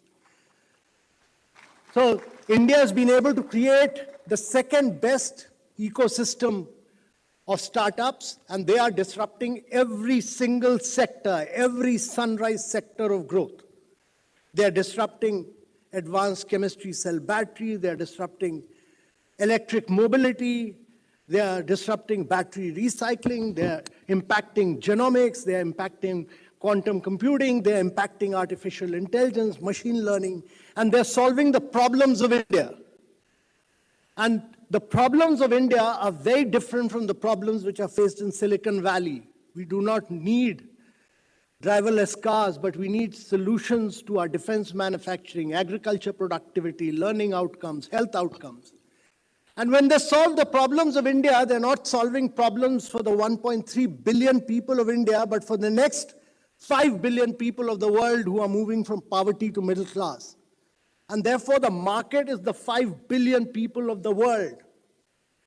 And I was pleasantly amazed to see the huge amount of invention that has taken place in the exhibition upstairs.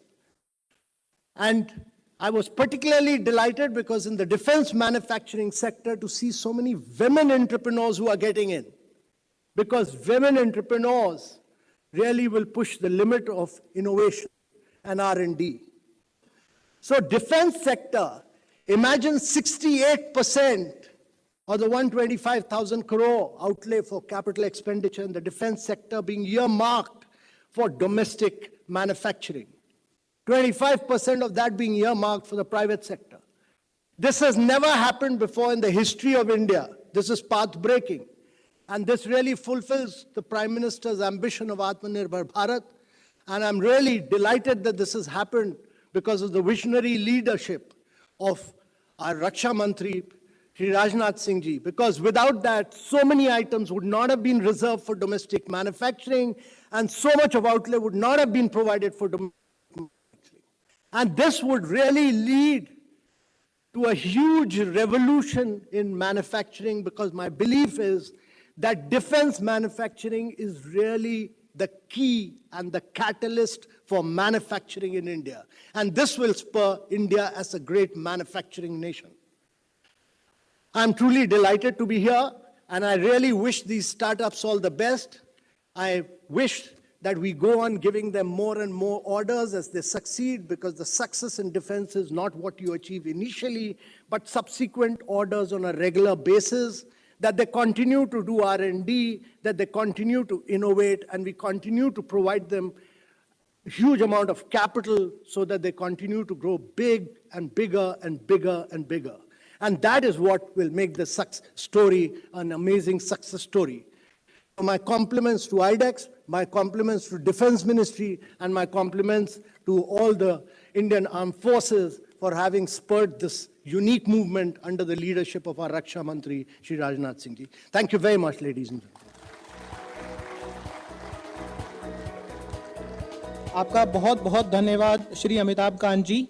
आज पूरा विश्व भारत को सम्मान व मार्गदर्शक की दृष्टि से देखता है, क्योंकि आज का भारत नया भारत है, आज का भारत आत्मनिर्भर भारत है। आज भारत के पास शस्त्र की ताकत भी है और शास्त्र की ताकत भी है, मिसाइल भी है और मिसाल भी है। और ऐसा तभी संभव हो पाता है जब देश को प्रेरणादायी मार्गदर्शन मिलता है। इन्हीं शब्दों के साथ मैं माननीय रक्षा मंत्री जी से आग्रह करूंगा कि वे इस शुभ अवसर पर अपने प्रेरणादायी विचार व्यक्त करें और हम सभी का मार्गदर्शन करें।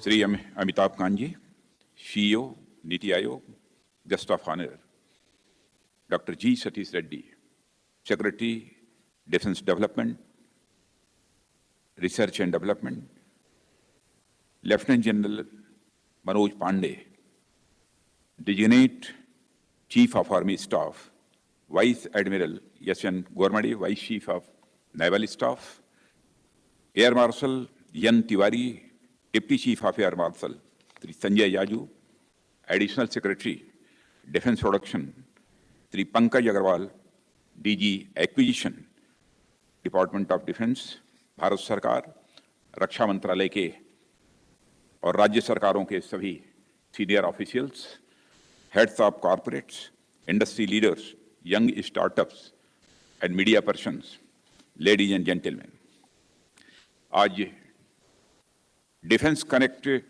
2.0 इवेंट में आप सभी के बीच उपस्थित होकर मुझे बेहद खुशी हो रही है। यह इवेंट हमारे देश की बढ़ती टेक्नोलॉजिकल प्रोग्रेस की राह में एक महत्वपूर्ण पड़ाव है। मुझे जानकारी है कि आईडेक्स को इनोवेशन कैटेगरी के तहत प्राइम मिनिस्टर अवार्ड से सम्मानित किया गया है, जो आपको भी जानकारी दी गई है। इसके लिए मैं डिपार्टमेंट ऑफ डिफेंस प्रोडक्शन और इससे जुड़े समस्त लोगों और सारे संस्थानों को अपनी ओर से हार्दिक बधाई भी देता हूं और साथ ही आप सबको मैं अपनी हार्दिक शुभकामनाएं भी देता हूं। साथियों, आज मैं इस इवेंट में से लेकर प्राइवेट सेक्टर, इंडिविजुअल इनोवेटर से लेकर startups, MSMEs, industries, arm forces, academia, defence and technology experts जैसी अनेक मजबूत कड़ियां देख रहा हूं, जिनकी श्रृंखला के सहारे हम आत्मनिर्भरता के लक्ष्य की ओर तेजी से आगे बढ़ रहे हैं। आप सभी hard soft acid base theory के बारे में जानते होंगे। इसका सामान्य सा सिद्धांत है कि soft acids react faster and form stronger bonds with basis, whereas hard acids react faster and form stronger bonds with hard bases. यानी स्ट्रांग पिलर्स को एक प्लेटफॉर्म पर एक साथ जुड़ते हुए मैं देख रहा हूं, तो मुझे पूरा विश्वास है कि आप सभी एक स्ट्रांग बॉन्ड क्रिएट करेंगे और मजबूती के साथ हमारे शेयर्ड एम की ओर आप आगे बढ़ेंगे। साथियों, आज समय और वर्ल्ड ऑर्डर जिस तरीके से बदल रहा है, हमारे पास इसके सिवा और कोई दूसरा विकल्प नहीं है कि हम स्वयं को लगातार मजबूत बनाते रहें। पिछली बार हम सभी एरो इंडिया 2021 में मिले थे, तब से लेकर अब तक दुनिया किस कदर बदल चुकी है उसका कोई हिसाब नहीं है। हर नया खतरा पिछले खतरे से कॉम्प्लेक्स और चैलेंजिंग होता जा रहा है। हम अभी कोविड पैंडेमिक के संकट से पूरी तरह से उबरे भी नहीं थे कि यूक्रेनियन कॉन्फ्लिक्ट का संकट दुनिया के सामने आ गया है। इसके पहले भी कभी मिडिल ईस्ट में तो कभी अफगानिस्तान और कभी पाकिस्तान की अस्थिरता भी हमको देखने को मिली है। इसके अलावा भी ग्लोबल लेवल पर अनेक ऐसी गतिविधियां चल रही हैं जिनका हमारे देश पर अनिवार्य रूप से प्रभाव पड़ता ही है। ऐसे में रक्षा, शांति और स्थायित्व के लिए हर तरह से सशक्त होना आज के समय की अनिवार्य यह जरूरत बन गई है। हमारी सशक्तिकरण के लिए अनेक क्षेत्रों में विकास भी हमको करने की जरूरत है, जिनमें डिसरप्टिव टेक्नोलॉजी का क्षेत्र मैं समझता हूं एक बहुत ही महत्वपूर्ण क्षेत्र है। साथियों, दुनिया भर में अनेक संकट हमारे सामने मौजूद हैं। फ्यूचर में इन संकटों का दायरा निश्चित रूप से बढ़ने वाला है। यानी जो समस्याएं आज हम बड़ी, नई और यूनिक लग रही हैं, आने वाले समय में ये कब पुरानी और कॉमन हो जाएंगी पता भी हम सबको नहीं चलेगा। उसकी जगह नई नई चुनौतियां और संकट ले लेंगे। ऐसे में अपने आप को रिलेवेंट बनाए रखने के लिए डिसरप्टिव टेक्नोलॉजीज में डेवलपमेंट हमारी की रिक्वायरमेंट हो जाती है। साथियों, डिसरप्टिव टेक्नोलॉजी का मतलब होता है वे टेक्नोलॉजी जो स्टेटस को डिसरप्ट कर दें, यानी पहले से चले आ रहे सिस्टम में एक आमूलचूल परिवर्तन कर दें। जैसा कि आप सबको मालूम है कि कोई भी नई टेक्नोलॉजी प्रारंभ में काफ़ी कॉस्टली होती है और किसी सोसाइटी के लिए उसका एडॉप्शन वॉलंटरी होता है। शुरुआत में उसको कास्ट बेस्ड एनालिसिस के आधार पर एडॉप्ट किया जाता है। उदाहरण के लिए इंजन टेक्नोलॉजी की मैं यहाँ चर्चा करना चाहूँगा। इंजन टेक्नोलॉजी ने समय के साथ बहुत बदलाव देखा है। सदियों पहले स्टीम इंजन की शुरुआत हुई जो इंडस्ट्रियल रिवॉल्यूशन का यह आधार बनी थी, पर इंजन टेक्नोलॉजी डेवलपमेंट प्रोसेस वहीं नहीं रुका। उसके बाद हमने आईसी इंजन का दौर भी देखा है। यह एक डिसरप्टिव इंप्रूवमेंट था जिसने अब तक के steam engine based transport system को डिसरप्ट कर दिया। इसी कड़ी में अब हम इलेक्ट्रिक और हाइड्रोजन बेस्ड व्हीकल्स की ओर भी आगे बढ़ रहे हैं और यह आईसी इंजन की सबसे बड़ी कमी यानी उसके इमिशन से होने वाले एनवायरमेंटल इम्पैक्ट को एक झटके में यह दूर कर देगा। आज की तारीख में हो सकता है कि यह कॉस्ट इफेक्टिव हमें न प्रतीत होता हो, परंतु टेक्नोलॉजिकल एडवांसमेंट्स के साथ मुझे पूरा विश्वास है कि आने वाले समय में यह कॉस्ट इफेक्टिव भी होगा और सोसाइटी द्वारा बड़े स्तर पर यह एडॉप्ट भी किया जाएगा। इसी तरह स्मार्टफोन्स का भी उदाहरण लिया जा सकता है। इस एक छोटे से खिलौने ने हमारे पूरे कम्युनिकेशन सिस्टम को ही डिसरप्ट कर दिया। आज लैंडलाइन फोन जैसे डिवाइसेस मानो म्यूजियम की यह वस्तु बन गए हों। इस अकेले डिवाइस ने एक साथ calculator, digital camera, alarm clock, music system जैसे अनेक डिवाइसेस के चले आ रहे सिस्टम को डिसरप्ट कर दिया। आज यह हमारे जीवन का अभिन्न अंग बन गया है। ऐसे में लगातार नई और डिसरप्टिव टेक्नोलॉजीज के डेवलपमेंट पर काम करना यह अत्यंत आवश्यक है और डिफेंस जैसे सेक्टर में तो यह बात और भी अधिक रेलेवेंट हो जाती है। साथियों, डिफेंस टेक्नोलॉजी उन टेक्नोलॉजीज में से है जिनकी यूटिलिटी और यूनिकनेस दोनों बराबर मायने रखते हैं। यानी डिफेंस टेक्नोलॉजी हमारे लिए यह कितनी उपयोगी है यह तो महत्वपूर्ण है ही, साथ में वह दुनिया में अकेले हमारे पास हो यह भी उतना ही महत्वपूर्ण है। जैसे जैसे यह टेक्नोलॉजी औरों के पास पहुंचती जाती है इसका होना या न होना यह बराबर हो जाता है। जब मैं आप सबसे यह बातें कह रहा हूं तो मुझे बचपन की एक घटना याद आती है और मैं समझता हूं कि आप में से कईयों को इसका अनुभव हुआ होगा। पहले के समय में जब किसी के यहाँ कोई उत्सव होता था, कोई त्योहार होता था, कोई भी आयोजन होता था तो पूरे गांव के लोग एक दूसरे को सहयोग करते थे उस कार्यक्रम को संपन्न करने के लिए। टेंट हाउस आदि का प्रचलन उस समय नहीं था तो बिस्तर, बर्तन सब पास पड़ोस के घर से जुटाए जाते थे। ऐसे में बर्तनों के कभी खो जाने या एक दूसरे से बदल जाने की घटनाएं भी यह प्रायः होती रहती थी, जिसके कारण सहयोग करने वालों को बहुत परेशानी होती थी। अब गांव की एक बुजुर्ग माताजी ने इसका हल निकाला। उन्होंने अपने बर्तनों के नीचे रंग लगाकर प्लस का निशान बना दिया।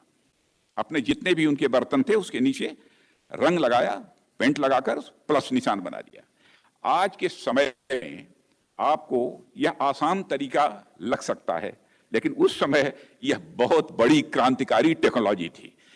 जो टेक्नोलॉजी आपके बर्तन को वापस करा देती थी, उससे बड़ी टेक्नोलॉजी उस समय और क्या हो सकती थी।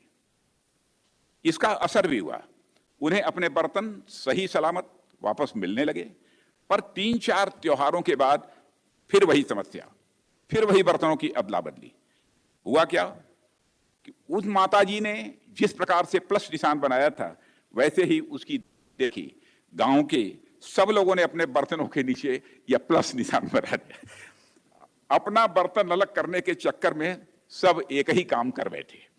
होना तो यह था कि कोई माइनस का चिन्ह बनाता, कोई सर्किल का, कोई स्क्वायर का उस पर चिन्ह बनाता, कोई रेक्टेंगल का उस पर चिन्ह बनाता, पर बनाया सबने एक ही निशान प्लस।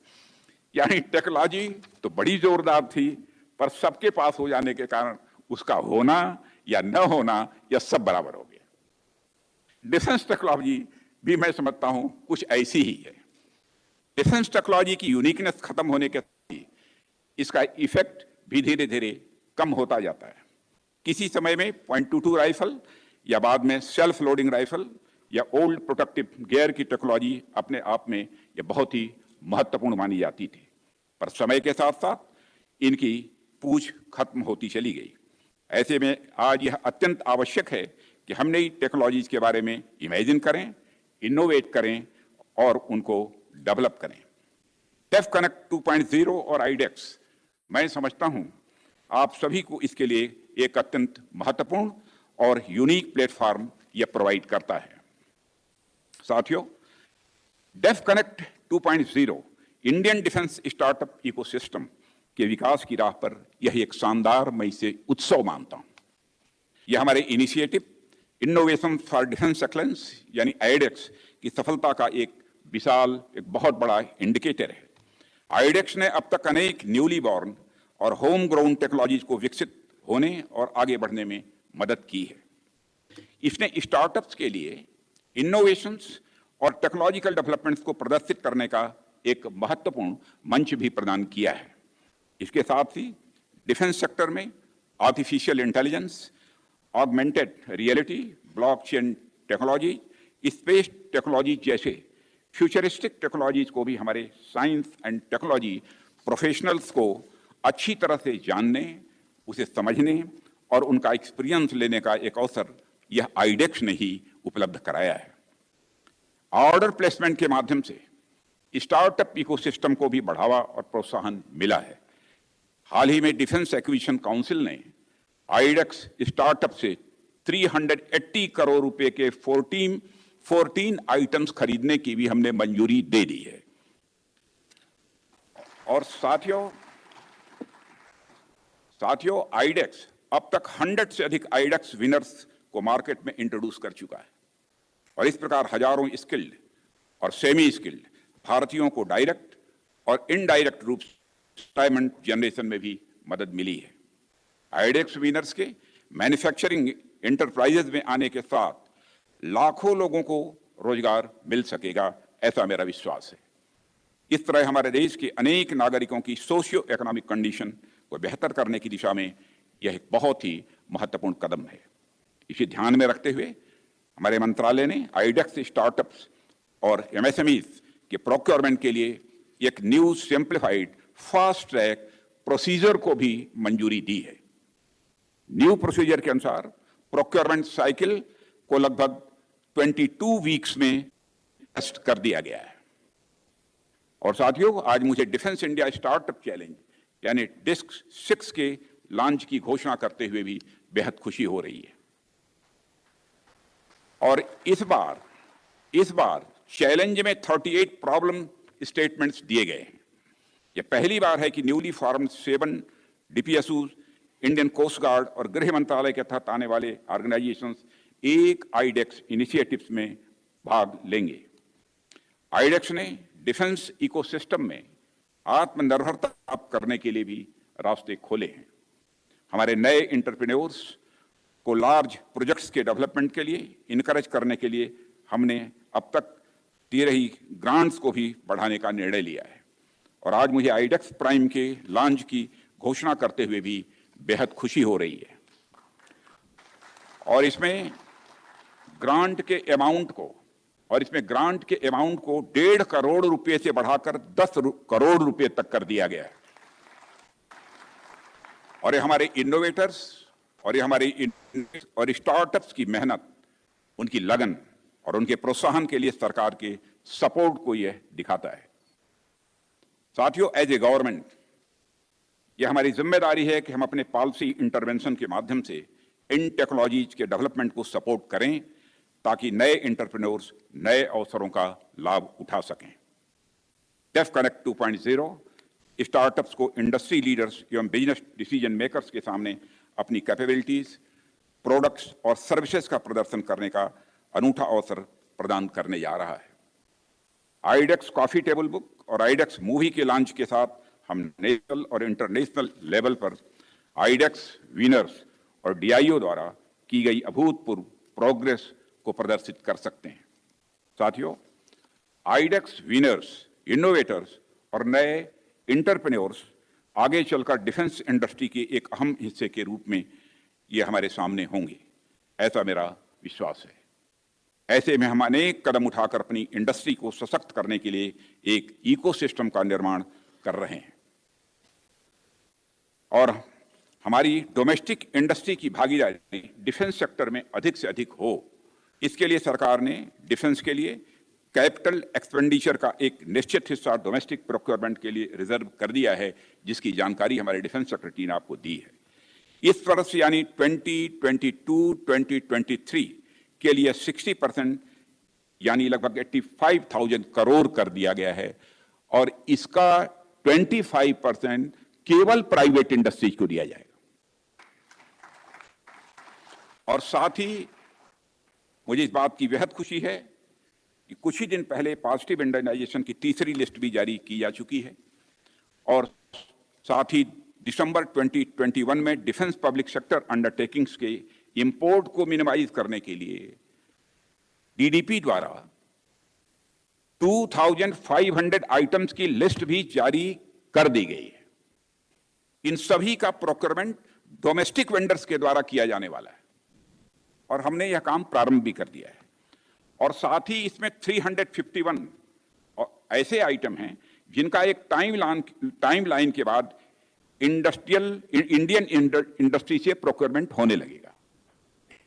सीमा निर्धारित कर दी है कि इसके बाद इसका प्रोक्योरमेंट यदि होना चाहिए तो इंडियन इंडस्ट्री के द्वारा ही होना चाहिए।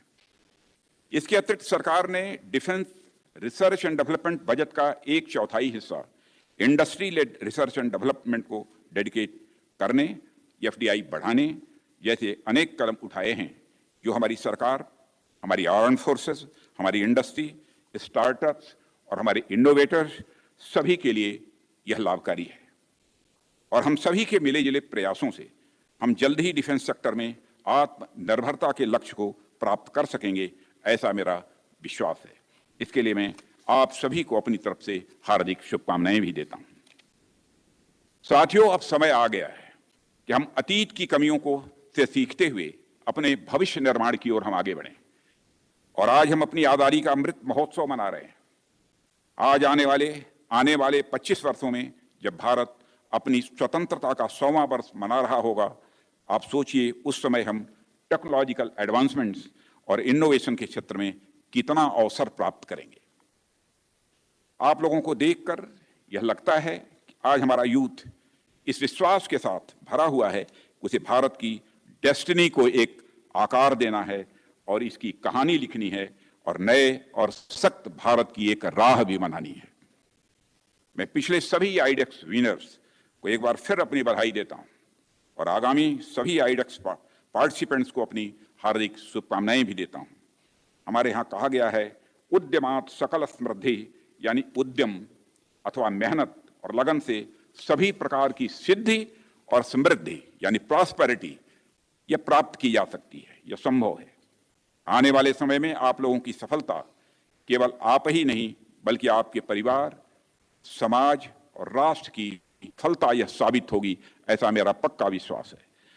और मैं देख सकता हूं कि आप लोगों में से ही कई लोग कल के डिफेंस यूनिकॉर्न बनकर निकलेंगे और अपनी कंपनी को फॉर्च्यून 500 कंपनी की ऊंचाई तक ले जाएंगे।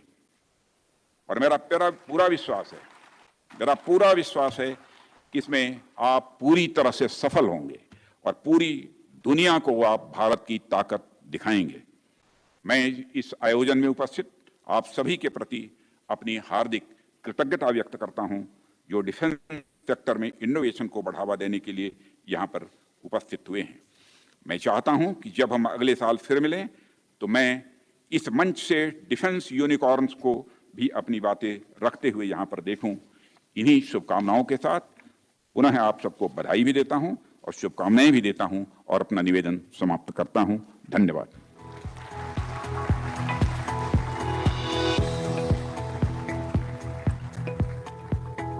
माननीय रक्षा मंत्री जी, आपका सहृदय बहुत बहुत धन्यवाद एवं आभार।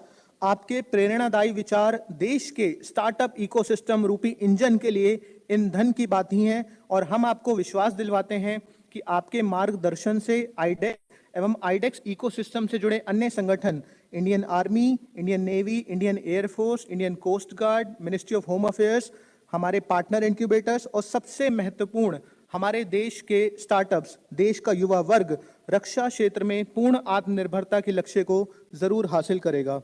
अब हम additional secretary defence production Shri Sanjay Jaju ji से आग्रह करेंगे कि वे समापन संबोधन देकर हमें अनुग्रहित करें।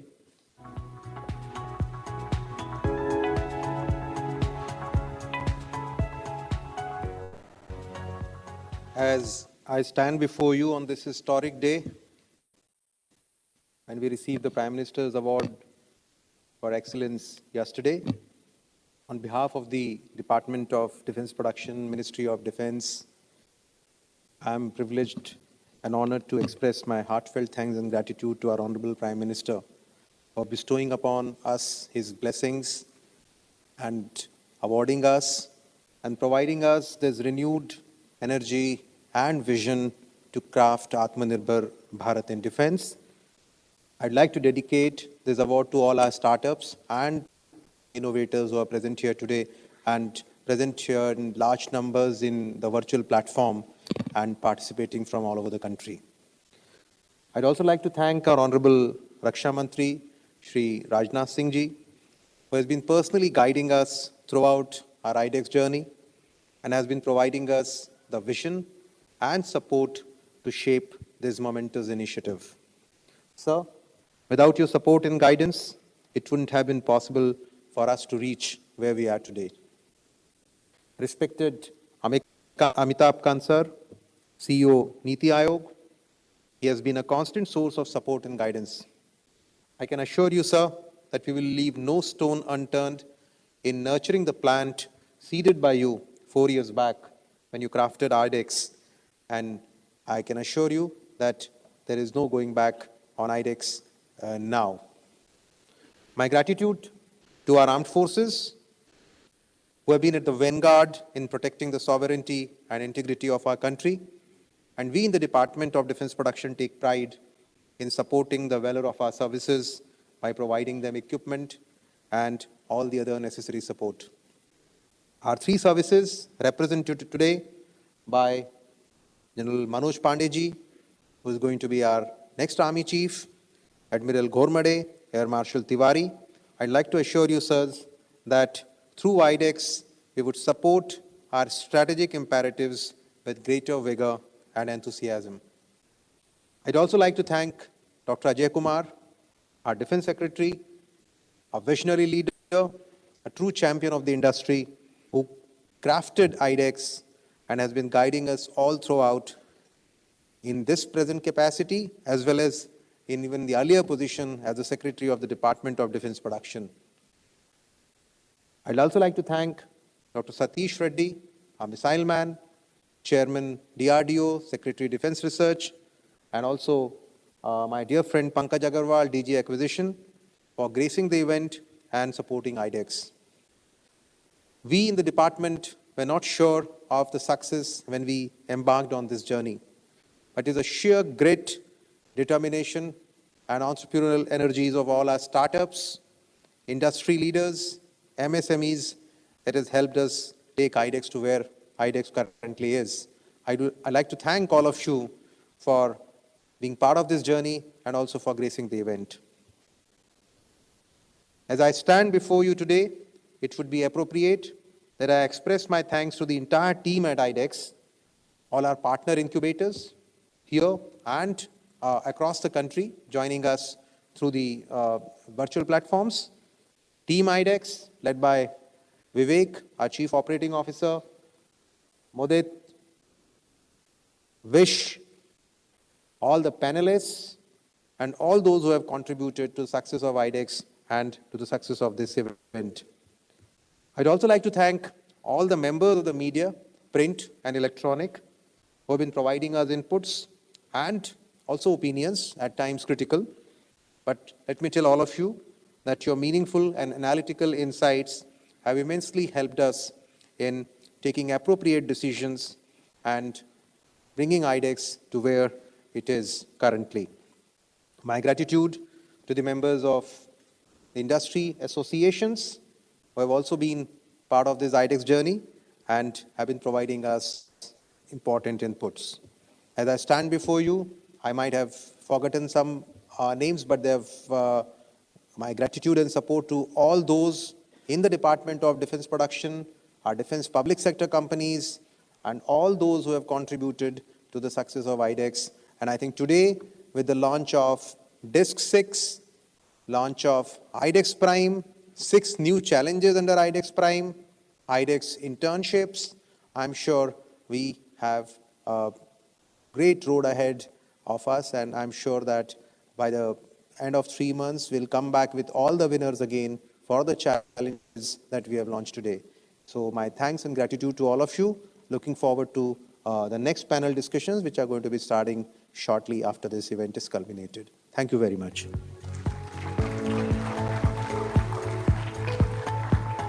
May I request the chief guest and the dignitaries to remain on the stage for a quick group photo with the team.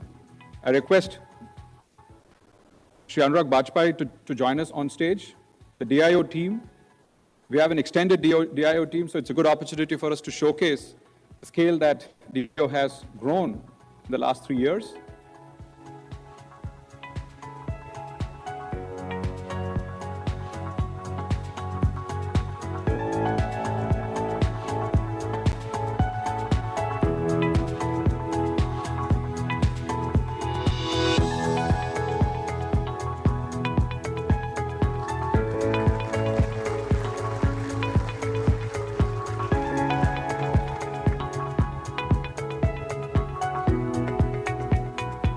Thank you, sirs.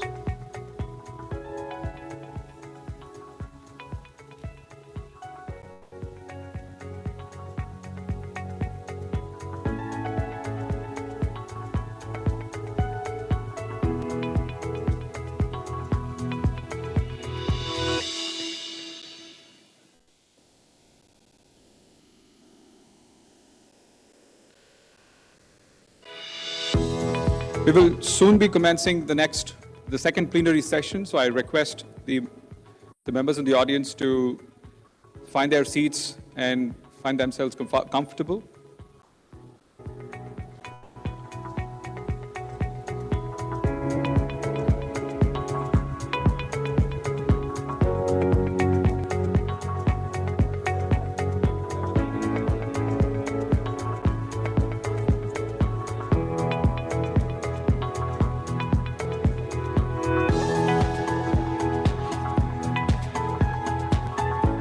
Members of the audience, a gentle reminder, we have the second plenary starting very shortly, so I would request all of you to remain seated. Thank you.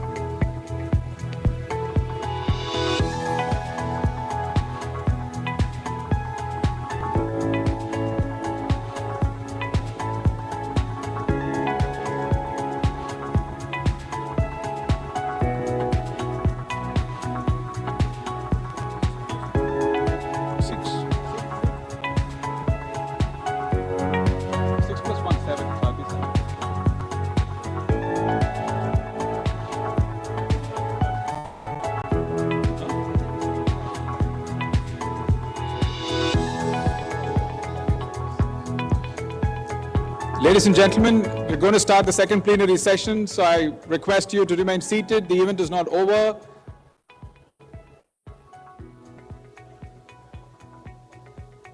Also, members from startups can find seats in the empty rows at the front. Request you to move to the front and find seats in the front rows.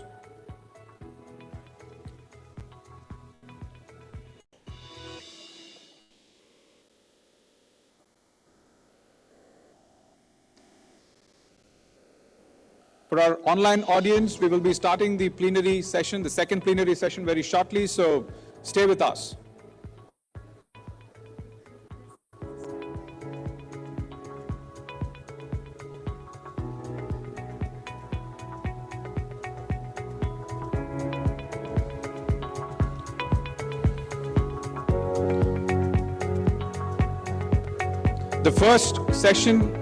The first discussion in the second plenary session is a presentation on the art and science of fundraising. So I would request members of the audience to remain seated and to benefit from this discussion.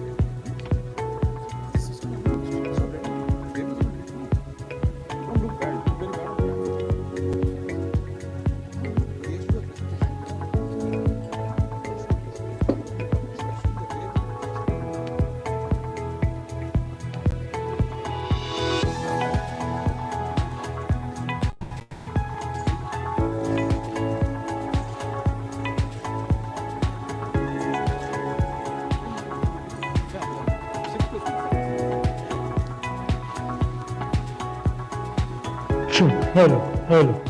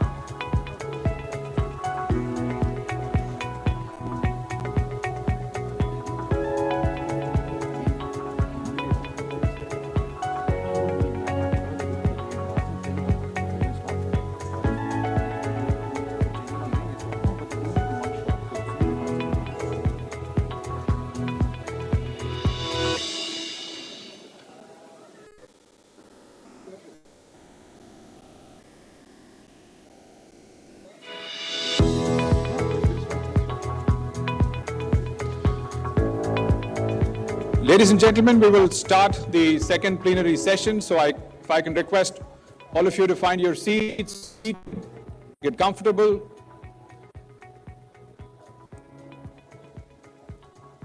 Once again, ladies and gentlemen, please be seated. We're going to start the second plenary session. For those of you who are standing in the middle of the auditorium, can I request you to please find your seats?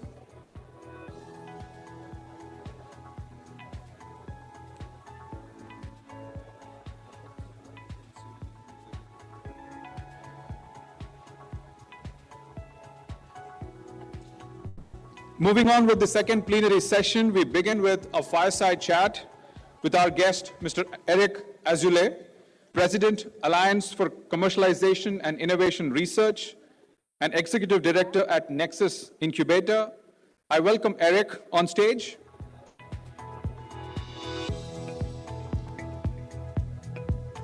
Before I engage Eric in a conversation on the topic Art and Science of Fundraising by Defense Startups, I invite him to share a presentation on the topic. Over to you, Eric. The stage is yours.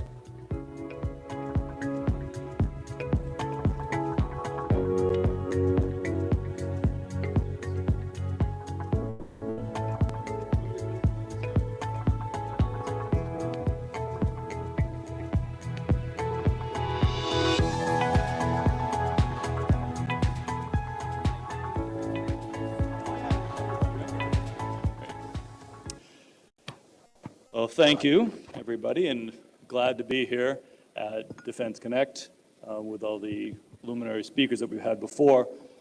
I have been asked to give a short presentation on the actual part about funding. So here I am going to talk about everything you need to know for raising private funding from VCs or angels, everything you need to know as a startup for funding in 20 minutes or less. The idea that we've been talking about here, whether it's been with Jeff or Steve Blank or some of the other luminaries, has been talking about the extent that private capital outweighs, thank you, vastly outweighs the public and government funding for defense startups, and how do we increase that? For me, at Nexus, that's our job, is to work with private startups, to have them get funding, to grow, whether it's in defense or we are in sector agnostic in other industries. So ideas about raising private funding from VCs and from angels to get your company to be successful, whether it's in defense industry or other industry, of course, covers many different things. We can talk about infrastructural problems, we can talk about the government procurement systems, but I'm going to talk and address specifically for the startups here and what we see as some of the questions, problems, and opportunities that we have seen when they're trying to raise funding. So for the startups out there, especially for the defense startups, when you go for private funding, the idea here is you're really talking about two different worlds. You are more than likely, from what we've seen, are coming from the technical world. You're an expert, you're an engineer, and you've got more scientific knowledge than I could ever hope to have. But when you step into that room for raising funding, you're working into the business world. And even though the goals of the funders and yourselves are the same, you both want commercialization, you both want to fund this technology, this innovation, to bring it to the market, whether in the public market with government or within the private market, your goal is the same. But the language you speak is completely different. The culture and the world that you live in are completely different. And so this is some of the things that I'm going to talk about for startups, how to work on funding and raise funding from private sources. So I'm just going to go through 4 common mistakes that we see from from startups when they talk to funders. And this specifically applies to defense startups as well as to other startups. And the number one mistake that we see is that there's too much emphasis on the idea of technology. Now, this is not to say the idea of technology is not important. Of course it's important, especially in defense technology. But when you walk into that room for the funders, these people are not going to be at the same level of expertise as you are when you're working with these engineers and high-level specialists in defense industries, in iDEX or with DRDO. They will not know that same level of expertise. So you need to be able to walk away from the idea and explain that in a very short and easy to understand, focusing not on the technology itself, but the problem that you solve and the market opportunity that. This is specifically important because for raising private funds, as we spoke about, funders are going to be looking at the market opportunity from the commercial aspect. That is where most of the money is coming because of the long procurement times, because of the different systems that the government has to go through. When you're looking at private funding, they're going to be looking to see, yes, you have these defense contracts, or hopefully we'll have these defense contracts, but what can you do in the commercial market that will get you to this level that is interesting to us as a funder? So you need to step back a little bit from the idea and the technology. And let me just give you an example here of something that we see in a slide deck that was presented for funders. If you're sending something like this to your VC or to your angel investor, you're doing something wrong. Now, some of you out here might be mechanical engineers and say, this here is brilliant. I can't believe this is a Nobel Prize and I'm ready to sign a check for $1 million. For most funders, they're like, I have no idea what you're talking about. I have no idea why this is important. Now, again, this is the emphasis here is on the technology. And that is important for certain aspects. When you talk to iDEX, when you start talking to these specialists in the armed forces, they're going to say, this is what we need to be done. And of course you need to know that. But when you're talking to funders, you need to speak the business language. And so you need to reduce something like this into 1 or 2 lines and say, this is the problem we're solving. And how it is simple so you can understand the market opportunity there is here and why this is an investable opportunity. Funding mistake number 2. And this is very, very common we've seen. Investors are all like, oh, I'm going out and raise funding. Who are you going to raise funding from? Well, I don't know, investors. It's extremely important for you as a startup to know there's a very large difference in investors what they expect, what kind of funding they give, and what the outcome they expect to be. Usually when we're talking about funding, we talk about VCs, venture capital firms. We also talk about angel investors. And as we've also mentioned here, there's some great opportunities with your strategic partners, like an Airbus or Lockheed Martin, that also look to fund technologies, and that's wonderful. I'm going to talk about the VCs and the angels, because that's what we usually talk about when we're talking about raising equity, raising funding for equity. And the point is here, you really have to know the difference. Because if you don't understand how a VC is structured, if you don't know how angels work, then you're going to be knocking on a lot of doors and you're going to be very disappointed. You got to understand that from a VC point of view, when they raise money for a fund and invest in startups, they're looking at 5 to 7 years for their funding. And you can understand, very important here, is the model that a VC works at. They understand the risk. Innovation, especially in defense startups, is very risky. But their model is that for every 10 startups they work on or they invest in, they expect 5 to go bankrupt, to not be successful. They expect 2 to 3 maybe to break even, and they're really betting on the 1 to 2. And that 1 to 2 has to make money not only for that company, but for all the other 7 or 8 that didn't make money. So when you look at a VC, they're expecting returns not of 20%, not of 30%, but they're looking at multiples, 2x, 5x, 10x, 20x, because they have to pay for the other startups.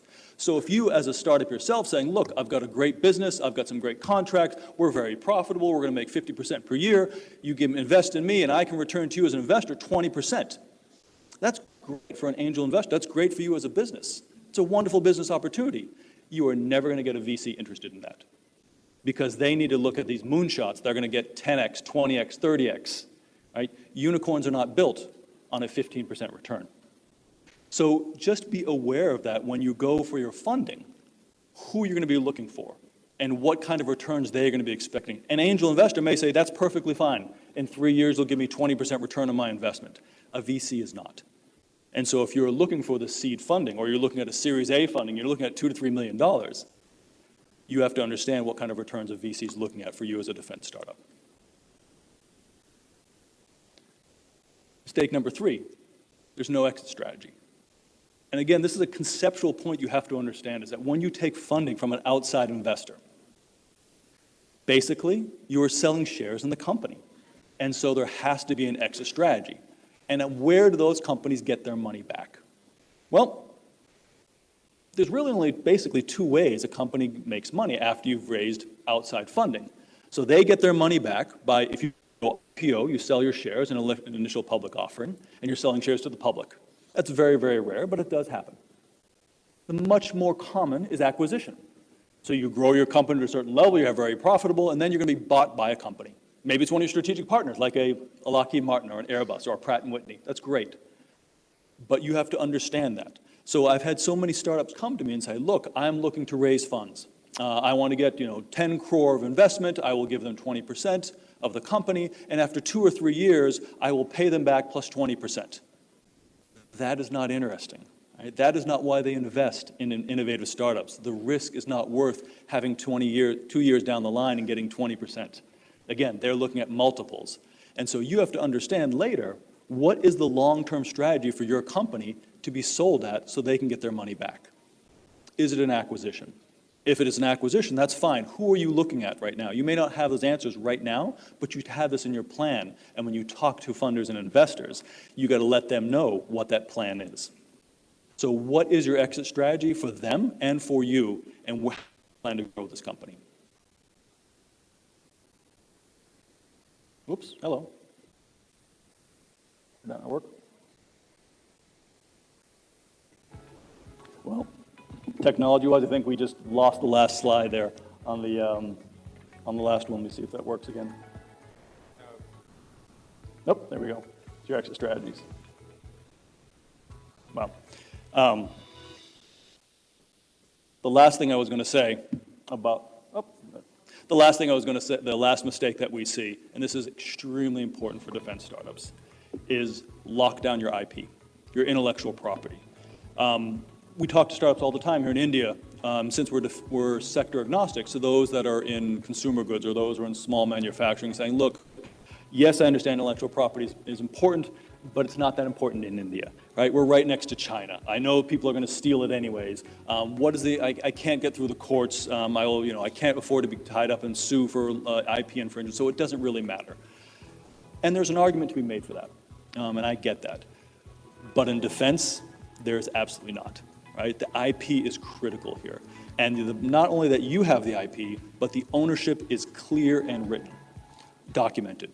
So if you have an agreement and you did work this technology with some of your research institutes, you did Compo, you did this at IIT Delhi, and that intellectual property is split between you and them, that's something you need to get reserved because you don't have the full rights to that. And when you're going to be licensing this to a prime, to the government, you need to make absolutely clear that it's documented and straightforward. From an investment point of view, that's a huge red flag if it's not, because that means you don't have control over it. And finally, as a defense company, when you start working with a prime and you start working with the government, you have to make absolutely clear what the restrictions are, because you plan to be taking this to the commercial markets, and you may be taking this to other defense markets that's not India. So is that allowed? Are there sections that are no-go because the government of India says this is going to be proprietary to us, we can't have you selling this on the open market? From a defense perspective, that's totally understandable. From a commercial perspective, when you're raising funding, it's absolutely critical that you get that clear. So, what didn't I talk about? Humongous amount, a lot, obviously. But I just wanted to raise these 4 questions that we see very typically with defense startups when they're trying to raise funding, because it is part art and part science. So I'm happy to take questions. I know we breezed this very, very quickly. I wanted to go over just some of the things that we look at and we see with a lot of our startups coming up that are some of the problems that they see when they try to raise funds. Hopefully this will help, a little bit of help. And I'm happy to take questions because this is so critical about moving on the path to start engaging private capital more, or to start investing in defense startups that can work both in the defense area and in the commercial markets. So thank you again for the opportunity, and if there's any questions, I'll be more than happy to take it. Thank you. Thank you, Eric. Why don't you join us here? Any questions from the audience before I engage Eric in a couple of questions of my own? I believe there is one far back there. If you can have a mic sent around to that person.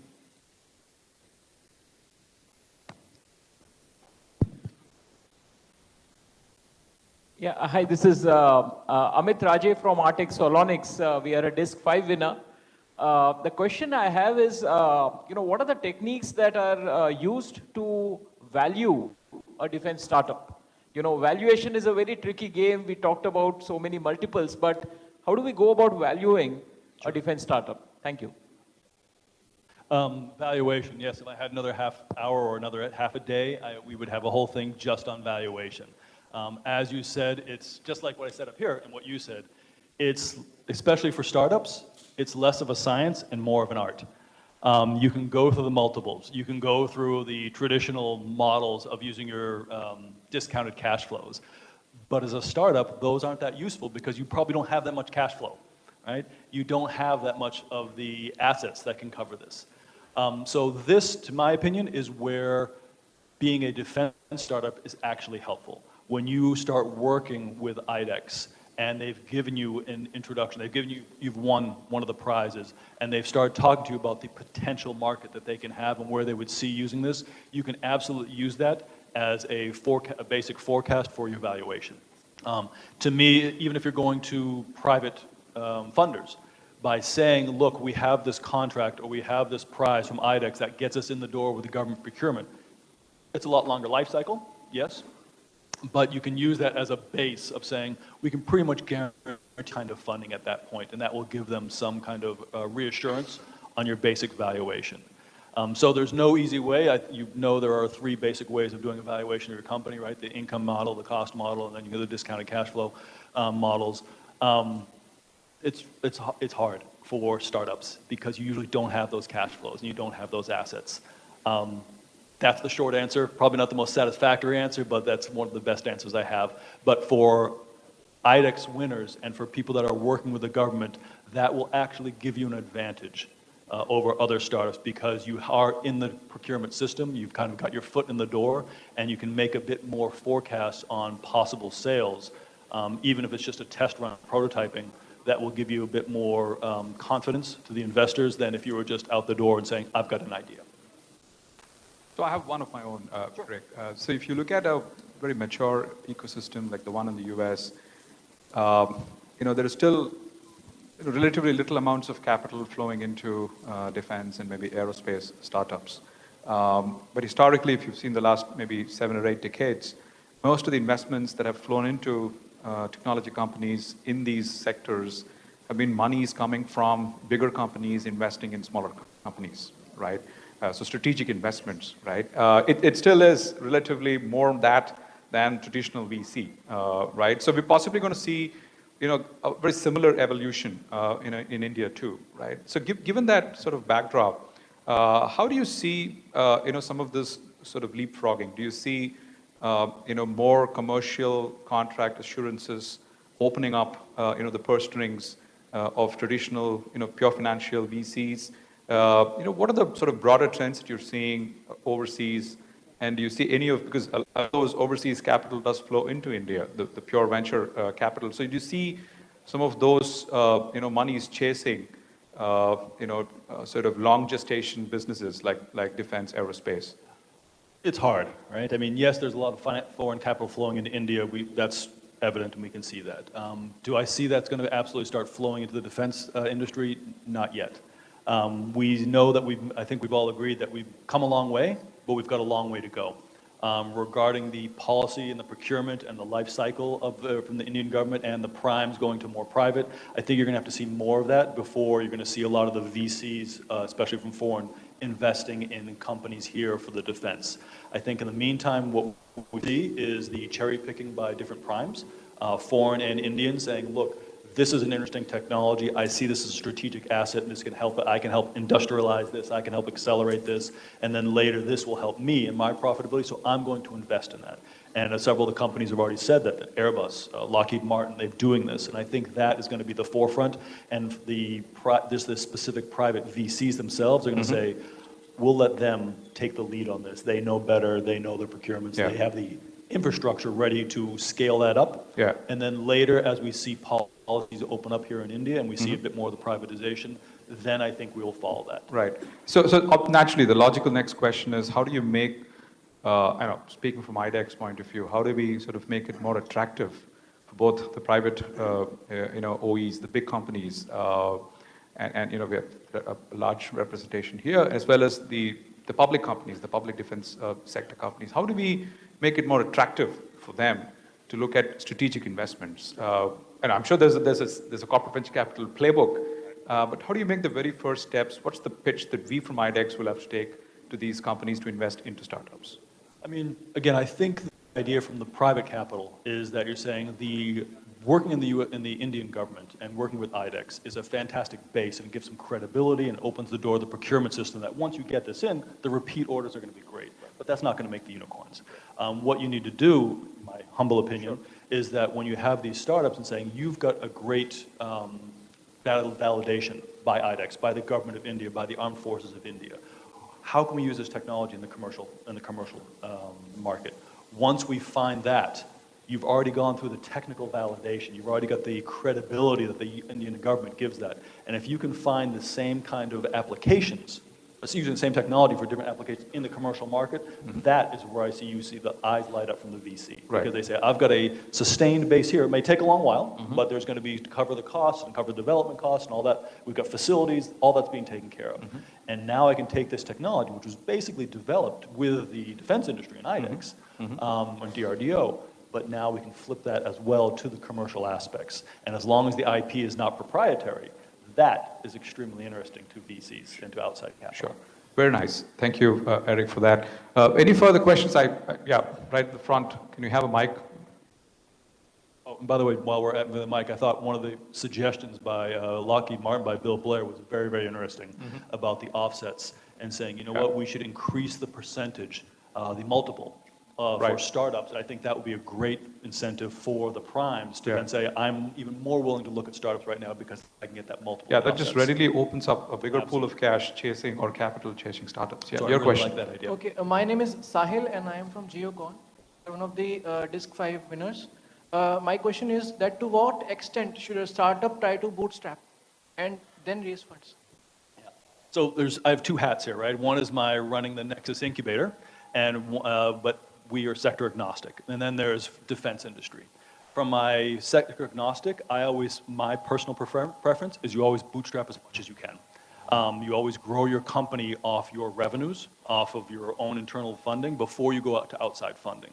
The further you can grow and advance your company and get more market traction, the more attractive you will be when you go for financing, and the less you have to give up in equity.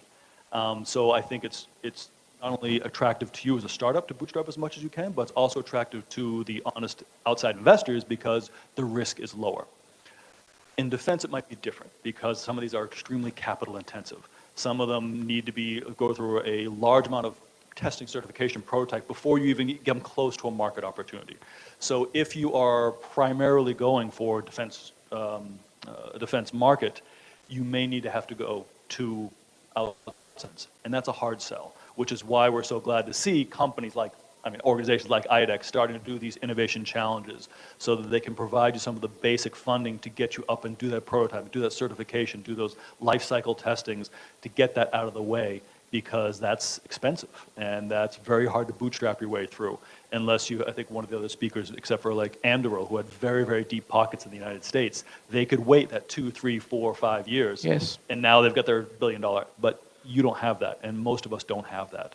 So from a defense industry, if you are something that's extremely capital intensive, you might have to be going more on the government grants and going more for the iDEX and the challenges, and you might have to go outside for funding as opposed to bootstrapping.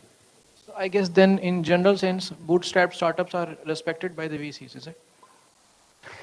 I wish I could make a blanket statement about VCs. I mean, every day you can take a look at stuff and I have no idea why you value that company like this when they don't have any funds and they don't have any market traction, right? There's always kind of weird stuff going on. Again, my personal perspective is that for certain business models, the further you can advance, the further you can show market traction, the further you can show revenues, and you can do that by yourself without attracting outside investment, the better, both for you as founders and for the investors, because the risk is lower. So when they finally do invest their money to scale you up, the risk is not quite so much. You've already proven a little bit of that market fit. You've already got some customers that have saying, yes, I agree with your value proposition. So in my personal opinion, you should be bootstrapping as much as possible. Don't raise outside funding until you need it. And again, the honest and good outside funders will tell you the same thing. Don't come to me until you need me. There's no reason to do that. Makes sense. Thank you. Thank you. Thank you. We'll probably take one last question. Yeah, over there. So, good afternoon, sir. This is Rakesh from C Convoy. We are DISC 5 winners. So, we are 1 year old. So, my question is whether we should concentrate on scaling up now or we should concentrate on the product. Okay, interesting question. Steve Blank was up here, right, talking about the lean model. And the lean model is, hey, don't worry about getting A to Z already and having it perfect and then presenting to the customer and saying, what do you think?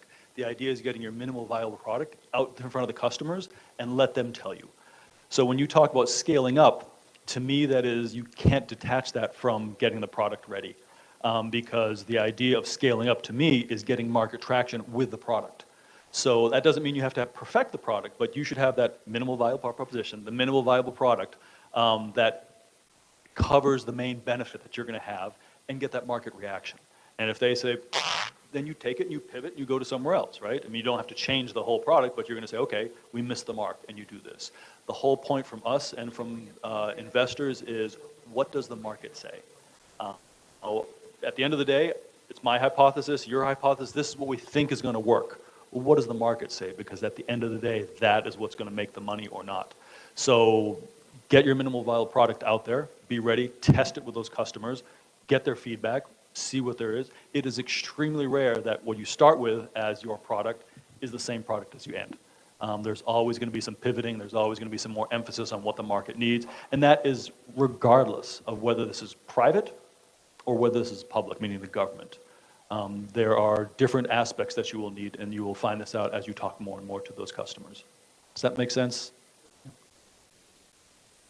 Good question. So that's all about the time we have.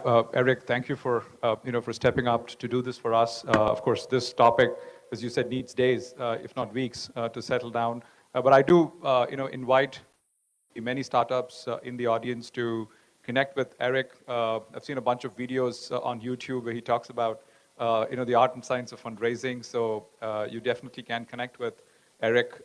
Use the opportunity and see if you can, get some nuggets of wisdom from him. Thank you, Eric.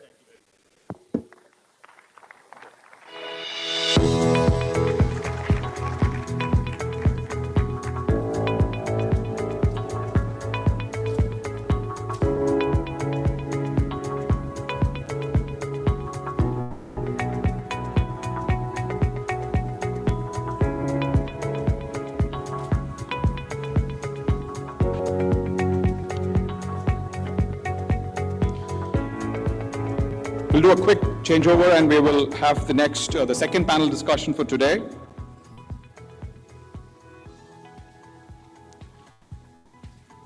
I'm personally quite excited to hear from a diverse group of stakeholders from the Indian defense ecosystem, the Indian defense innovation ecosystem. The topic for this panel discussion is harnessing startup innovation and venture capital to achieve accelerated self-reliance and export excellence in India's defense sector. We're talking about the opportunities, potential, and the reality in this space. And to do that, I have an elite set of panelists who I am privileged to introduce and invite to stage. Firstly, Mr. S.P. Shukla, President, SIDM, and Chairman, Mahindra Defense and Mahindra Aerospace. Sir, can I please have you on stage? We also have Mr. Rajinder Bhatia, President and CEO of Bharat Forge. From the Indian Army, we have Major General K.V. Johar, Additional Director General, Army Design Bureau. General Johar, can we have you on stage? Thank you, sir. Colonel Sunil Prem, Founder, Brisk Olive.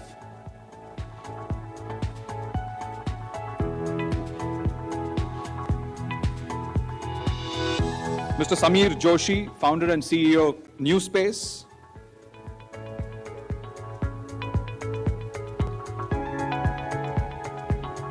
And to wrap it up, we have Mr. Dave Sutton, Director of International Business Development from Lockheed Martin.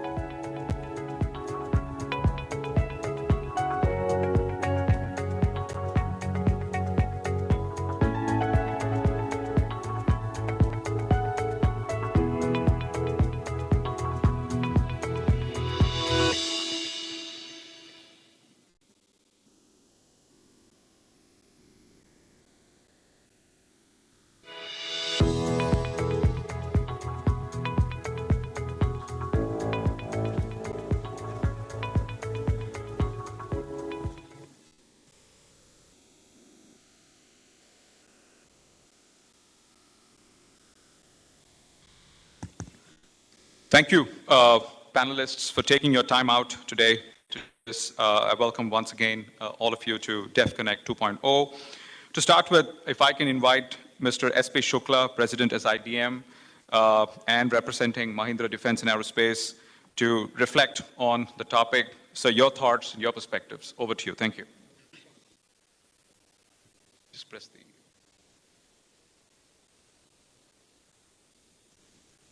Good afternoon.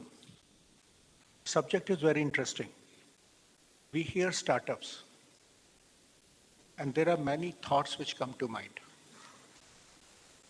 People, depending upon which part of industry they are from, which part of economy they are from, they have a different view of a startup. If you were to read newspapers, business newspapers, listen to television channels, you would think startups are in food delivery business, They are in the business of making transactions happen. They are essentially in services. In last few years, India has become home to third largest ecosystem of startups in the world after US and China. We have actually overtaken Israel. Among the startups, we are now the third largest reservoir of unicorns. In fact, last 1 year has seen 4 unicorns being added every month. It's not a small number. US is adding unicorns every year. So India adding 4 is not a small number. But when we look at the profile of those unicorns, they're all in services. I have not seen recently a unicorn in manufacturing. And that is my grouse, that is my concern, and that is my request that we need more innovations, more initiative, more enterprise in manufacturing. If all startups were in services alone, what will they deliver unless it is manufactured? Unless we were to make food, there will be no food delivery. Unless somebody was coming out with innovations in cuisines and recipes, there will be nothing to deliver for any food delivery company. I'm taking no names. The startups which have come up in recently, while giving them full credit, I would like to urge that our financial system, our economy, our policies, our government, all of us need to introspect how much more can we do and what is more to be needed to promote manufacturing startups in the country. It is they who bring creativity into making better products. I'm not talking better services. We are talking better products. They are physical products which you can touch, which you can feel, which will have perhaps buttons, touch buttons.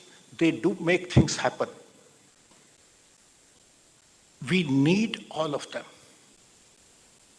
Coming to defense, we have set an ambitious target, Mr. Jar, of a $25 billion defense production in our country, and 20% of it, $5 billion in exports. This ambitious target will be achieved. But if we go back few minutes to what Raksha Mantri ji said, it was a very important point. Our defense products first need to be tailored to our needs.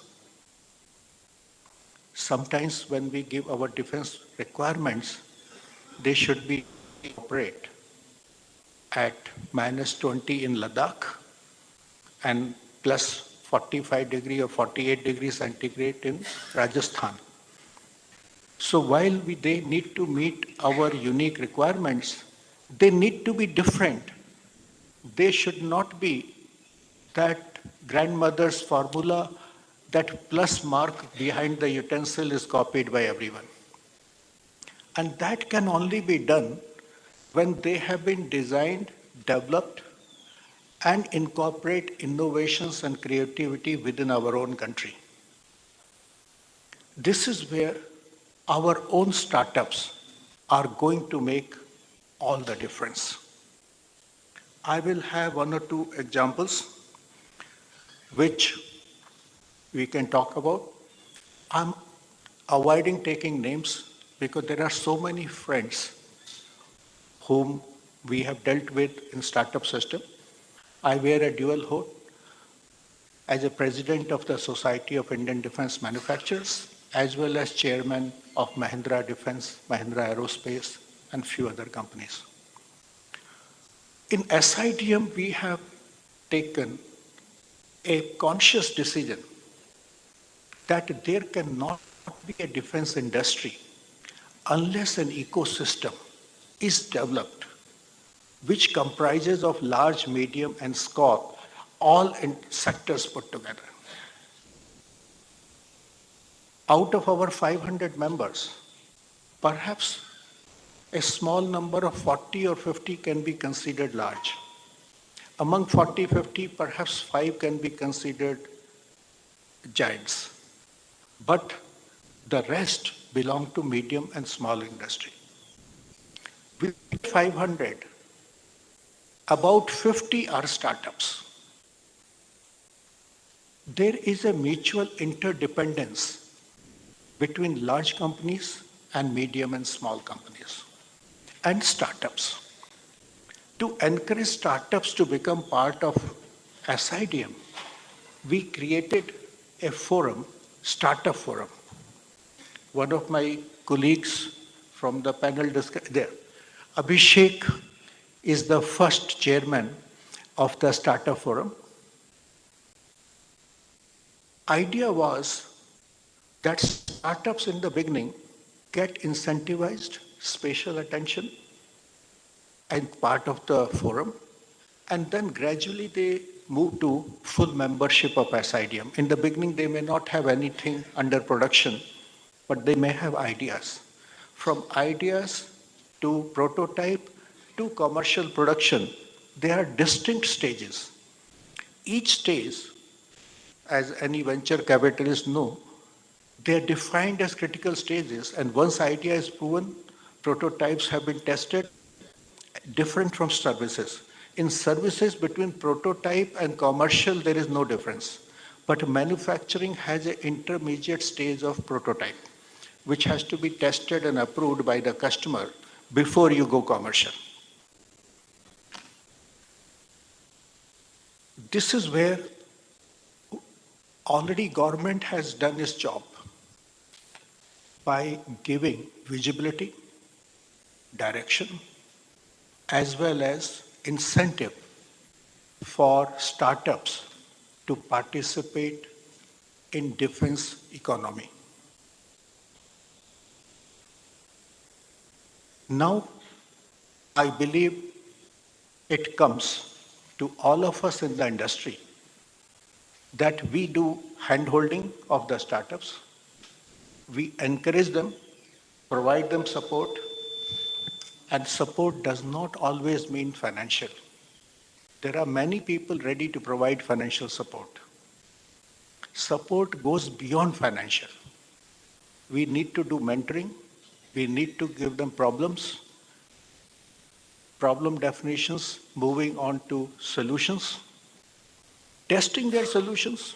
If something does not work, encouraging them, that failures will follow. Before COVID, I was speaking at World Economic Forum at Davos, and my theme was the societies who have developed innovation as part of life, creativity, they are the societies which accept failures.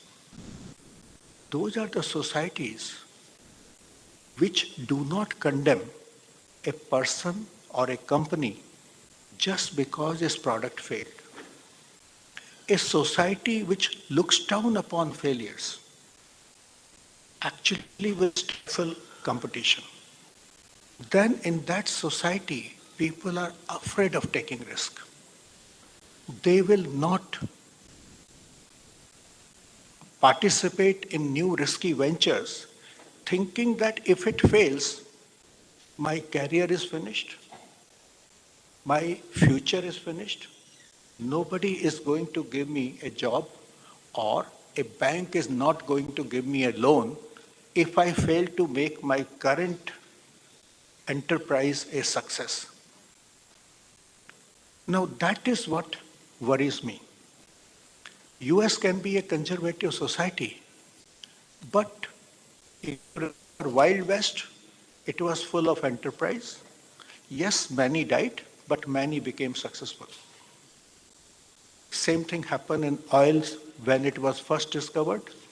Many people who went out to explore oil or gold or diamonds died of yellow fever, malaria, God knows how many diseases.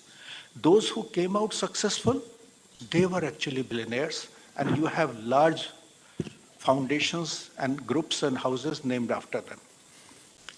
So this is one essential part which we will have to accept, that, and I come to you both from having set up small companies, made them bigger, have worked for large companies, as well as today leading industry association, that failure is not something to be afraid of. I have actually recruited people, myself and the company, who spectacularly failed in their previous job. And it was very interesting. I say, you work for that company has folded up. Answer was, yes, sir, it has folded up. Tell me, what did you learn? I'm so happy that he learned at the cost of somebody else.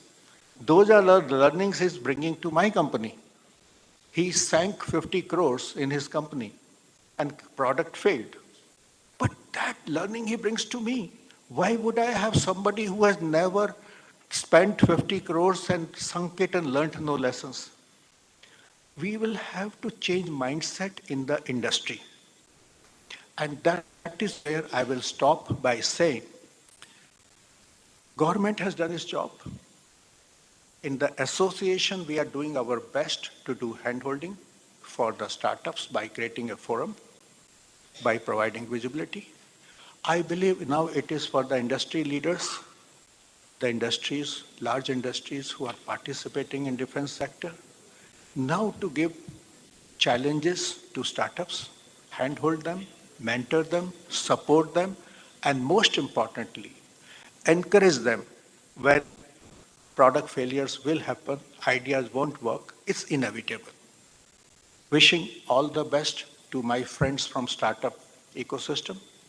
I look forward to seeing at least 4 or 5 unicorns in this decade coming out of defense manufacturing. Thank you so much. Jai Hind. Thank you, sir. Can I bring Major General Jauhar to speak next on the topic, and if I can request her to shed some light on the opportunities and also talk about the reality, because you are at the other end of this table as a buyer, as a user. So if you can shed some light from that perspective, thank you. Thank you, Vish. Firstly, at the onset, very privileged to be here, especially along with this esteemed panel for this great event. And my complete compliments to Vivek and his team, iDEX, which have really delivered over the past 2 years. And the award yesterday, I think, was the icing on the cake. And of course, led this team, that's Mr. Jaju sitting right there. Our compliments to you, sir, and the team. It's been absolutely game-changing. I've been associated with them for the past 1.5 years, and it's learning and also very exciting to work with them. And it's very important for the services. Being the only uniform person on this panel, I think I speak for all of them. I'm quite sure they'll agree with me when I say we have to be married to this process, and there are 2 reasons for it. We know how the global security environment, contemporary environment is changing on a daily basis. People used to say conventional conflict is passé, alliances are the way it will go forward, wars will be short, and we'll fight with what is available open market. And we've seen in the past few conflicts how the whole complete thing has changed. This myth has been dispelled. Conflicts are on, they will happen. You'll have to fight alone. Alliances may not be so, they're going to be very nebulous. Global supply chains are not going to be meshed as it was being talked about. And of course, at the end of it, technology is going to make a difference. So therefore, you've got to fight with what you have, and you've got to fight alone. So therefore, there is a huge requirement for self-reliance, and I think that is the most key issue here. The second part of it, which we are married to in this process, of course, is the fact that in the past conflicts, you must have seen that technology impacted and changed the character of warfare. We see precision fires, artificial intelligence, big data, autonomous drones, counter drones. We see how it is all playing out in these conflicts, technologies actually dictating the conflicts.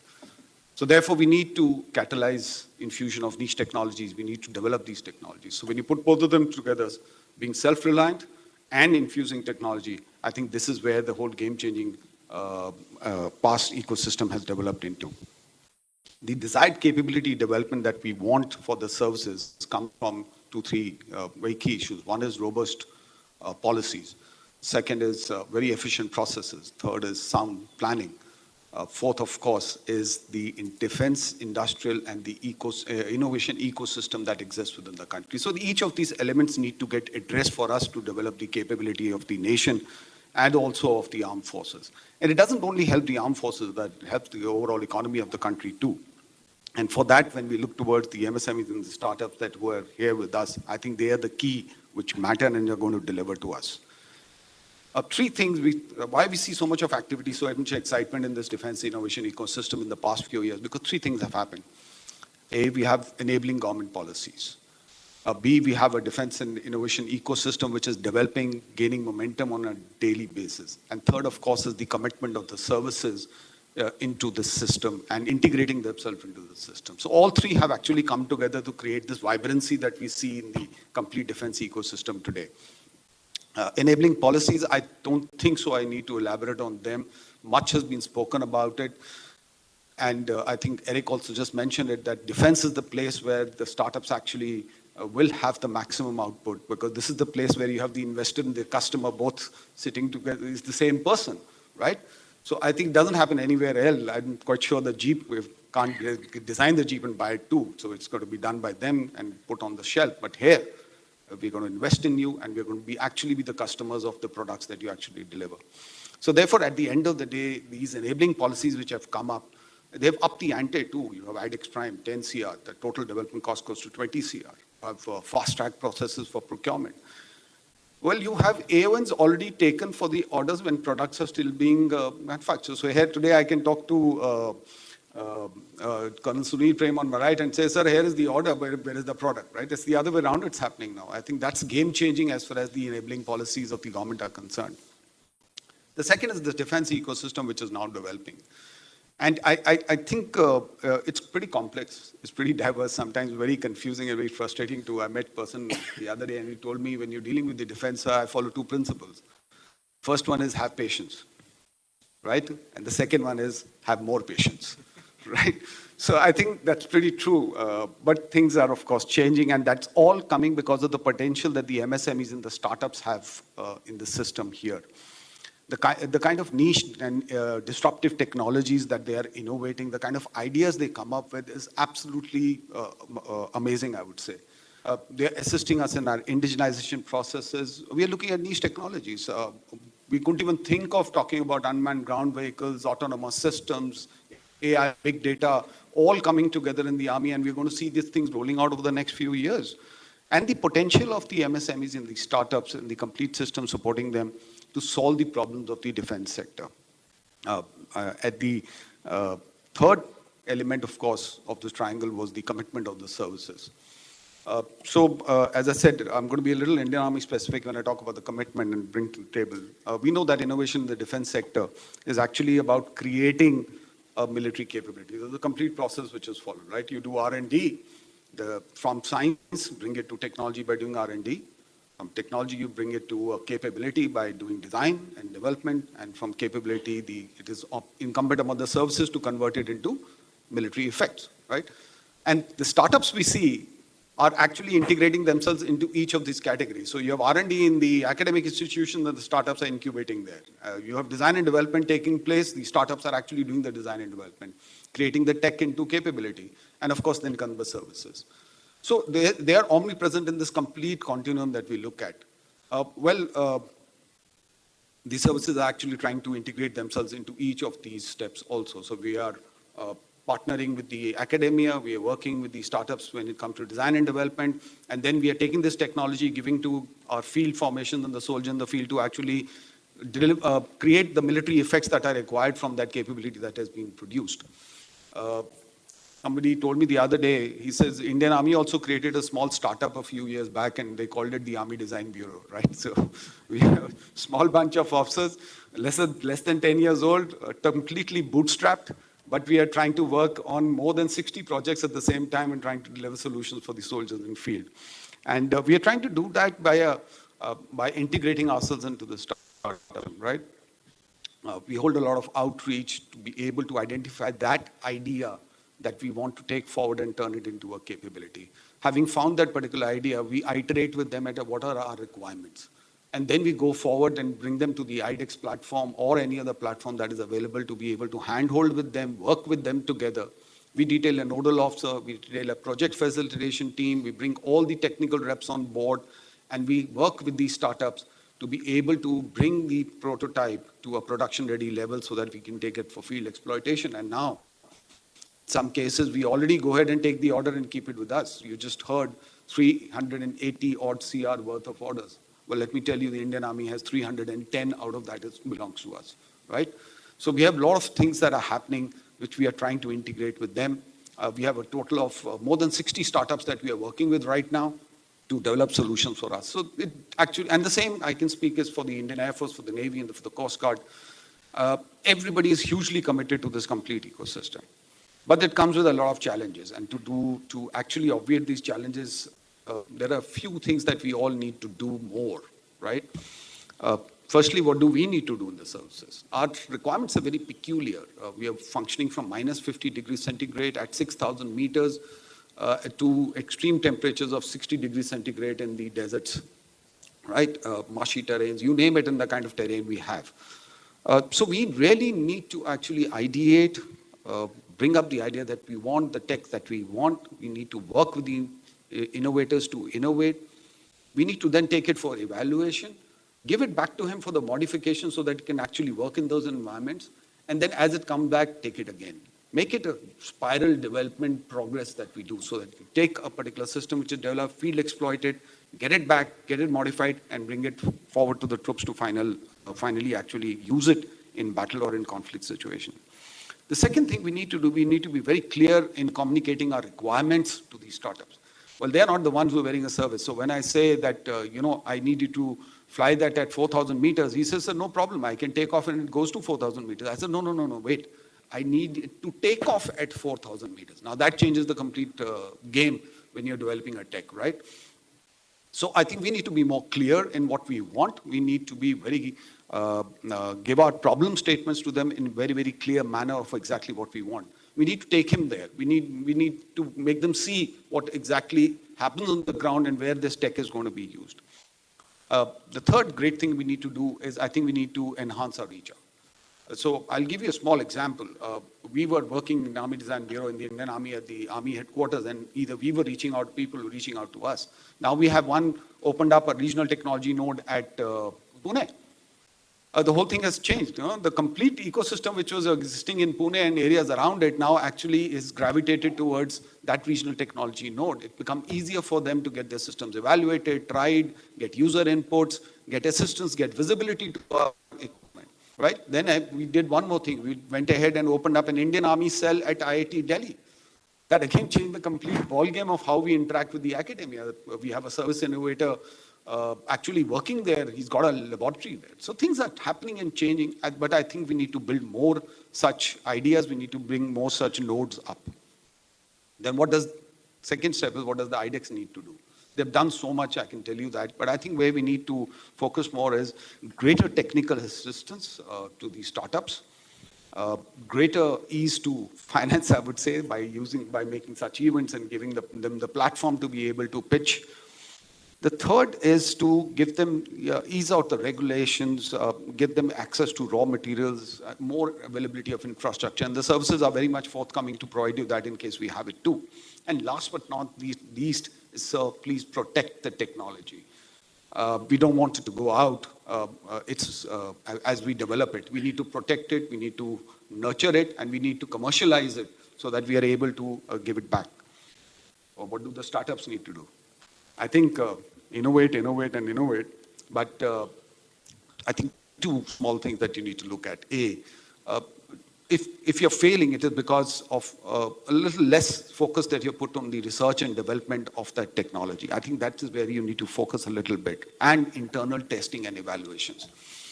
Giving a product to somebody in the civil is very easy. You know the environment it's going to actually function in. But when you give it to the armed forces, it's going to be worked in areas where it's unimaginable. And it's going to be, so it needs to be really ruggedized. So we actually need you to do it internal testing and quality evaluation before you bring it up for offer to us. Second, we need you to be very upfront.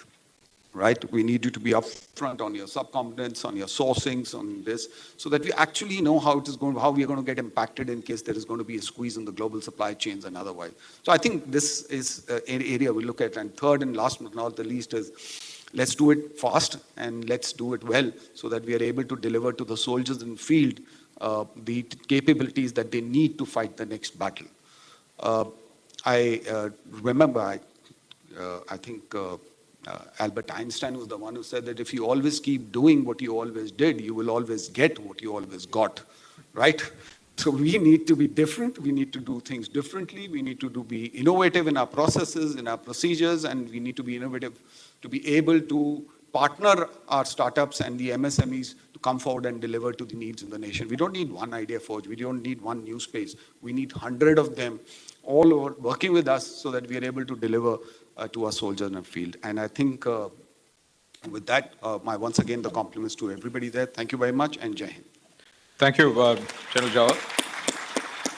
Now, we heard a corporate executive, we heard an armed forces officer. Maybe just time enough for us to bring Samir into the picture. And Samir, first question, when is New Space becoming a unicorn? Do you have a date in mind? I think Eric just made our task very difficult. So, I mean, this is the crux of why we are discussing this topic here. Correct. Good afternoon, ladies and gentlemen.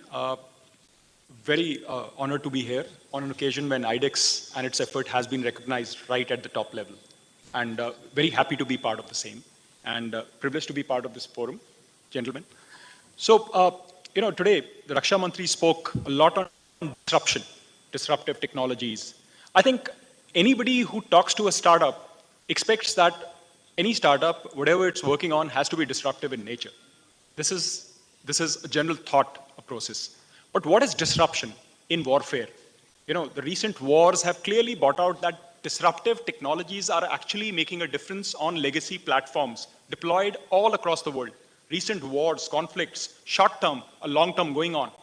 Very real-time examples that two things will make a lot of difference. Autonomy, because it gives your system, especially unmanned systems, a large time spent over the tactical battlefield area, and artificial intelligence, through which the same systems can fly far more dangerous missions, or in some cases, suicidal missions.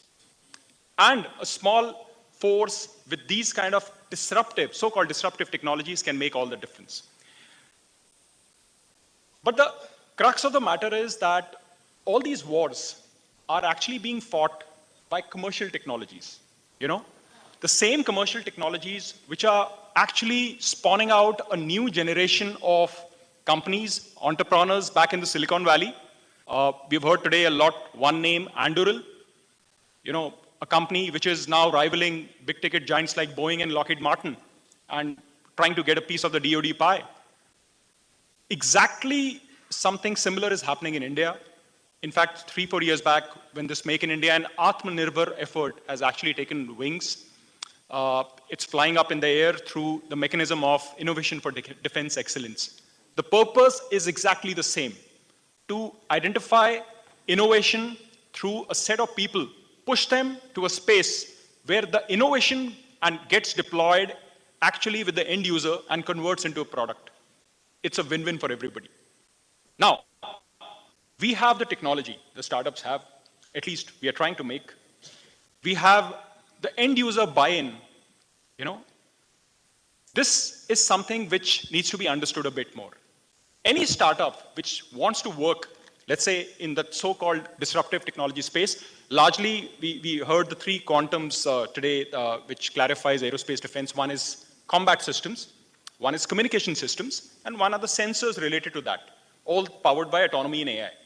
Now, these are some functional areas where largely all efforts are being directed.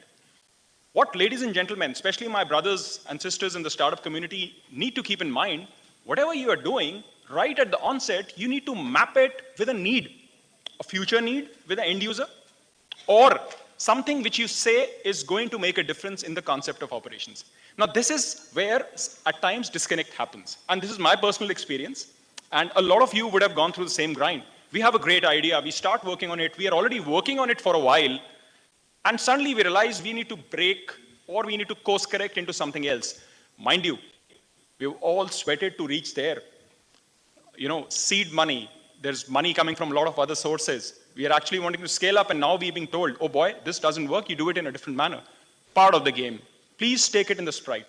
That famous saying, keep walking. You hit hard, get up, walk again. That's my humble advice to everybody. The crux now is we have an end user, we have a startup who's doing technology, and we have a beautiful mechanism, iDEX, which is a catalyst. And today we heard a lot of new processes being converted into goal-driven with procurement guarantees to processes coming out of iDEX and all. Ladies and gentlemen, everything is there. Where is the money to take us through the valley of death? You have a good idea. You have taken it to a level where, the seed funding has helped, your own bootstrapping has helped, your friends, your family, they have, recognized, given you that support. You have taken an idea where the government, the iDEX end user realizes, yes, this is something meaningful. There, you scale it up to a level where you get that seed funding from iDEX. It may be iDEX-Prime. It may also be something what Mr. Shukla very rightly said. Somebody wants to make an aeroplane, manufacturing, hardware, big UAVs. But, ladies and gentlemen, to do this, we require institutional money. Money in terms of crores. Why is it that the government of India says that a DRDO or an equivalent PSU is entitled hundreds of crores to make a big ticket project? And when an iDEX entity wants to do the same, is limited and consolidated, compartmentalized within a certain room. Yes, that is something which is already changing. There are already, the way that iDEX has gone out, it's gone into a make-two, make-one kind of further expansion formats. These are very, very real. But what I'm trying to get at the base is, when such projects cost money, everybody should agree, yes, they cost money. There should be no denial.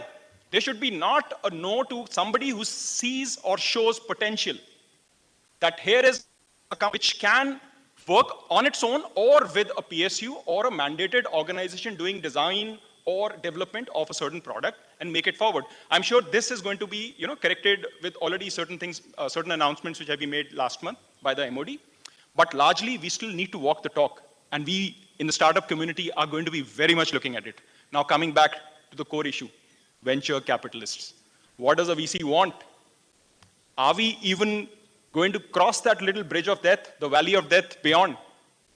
Well, he wants innovation. He wants scale. And, my dear brothers and sisters, he wants an exit, which unfortunately startups in the defense industry cannot give. This is the reality. And this is what needs to be course corrected. Some suggestions. My request, Sanjay sir, Viran sir, is that there are a lot of big companies, big venture capitalists who want to invest. Why don't we make a formal forum out of iDEX and invite them to invest with the government acting as, to an extent, some guarantor, sir. Without this, it is not going to take place. We also need to get on board banks like SBI and SIDBI. The day you get an iDEX project, we should be getting a loan from the bank. I am running helter and skelter all across just to manage that initial money to give the pre-bank guarantee, the PBG, which will further give me an advance back.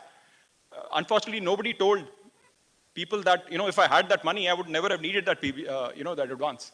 But the fact of the matter is, the government is addressing, from that 10% PBG, it's come down to 3%. Again, an MOD initiative, we are very thankful for the same, sir. But going forward, we should get this mechanism straightforward and right.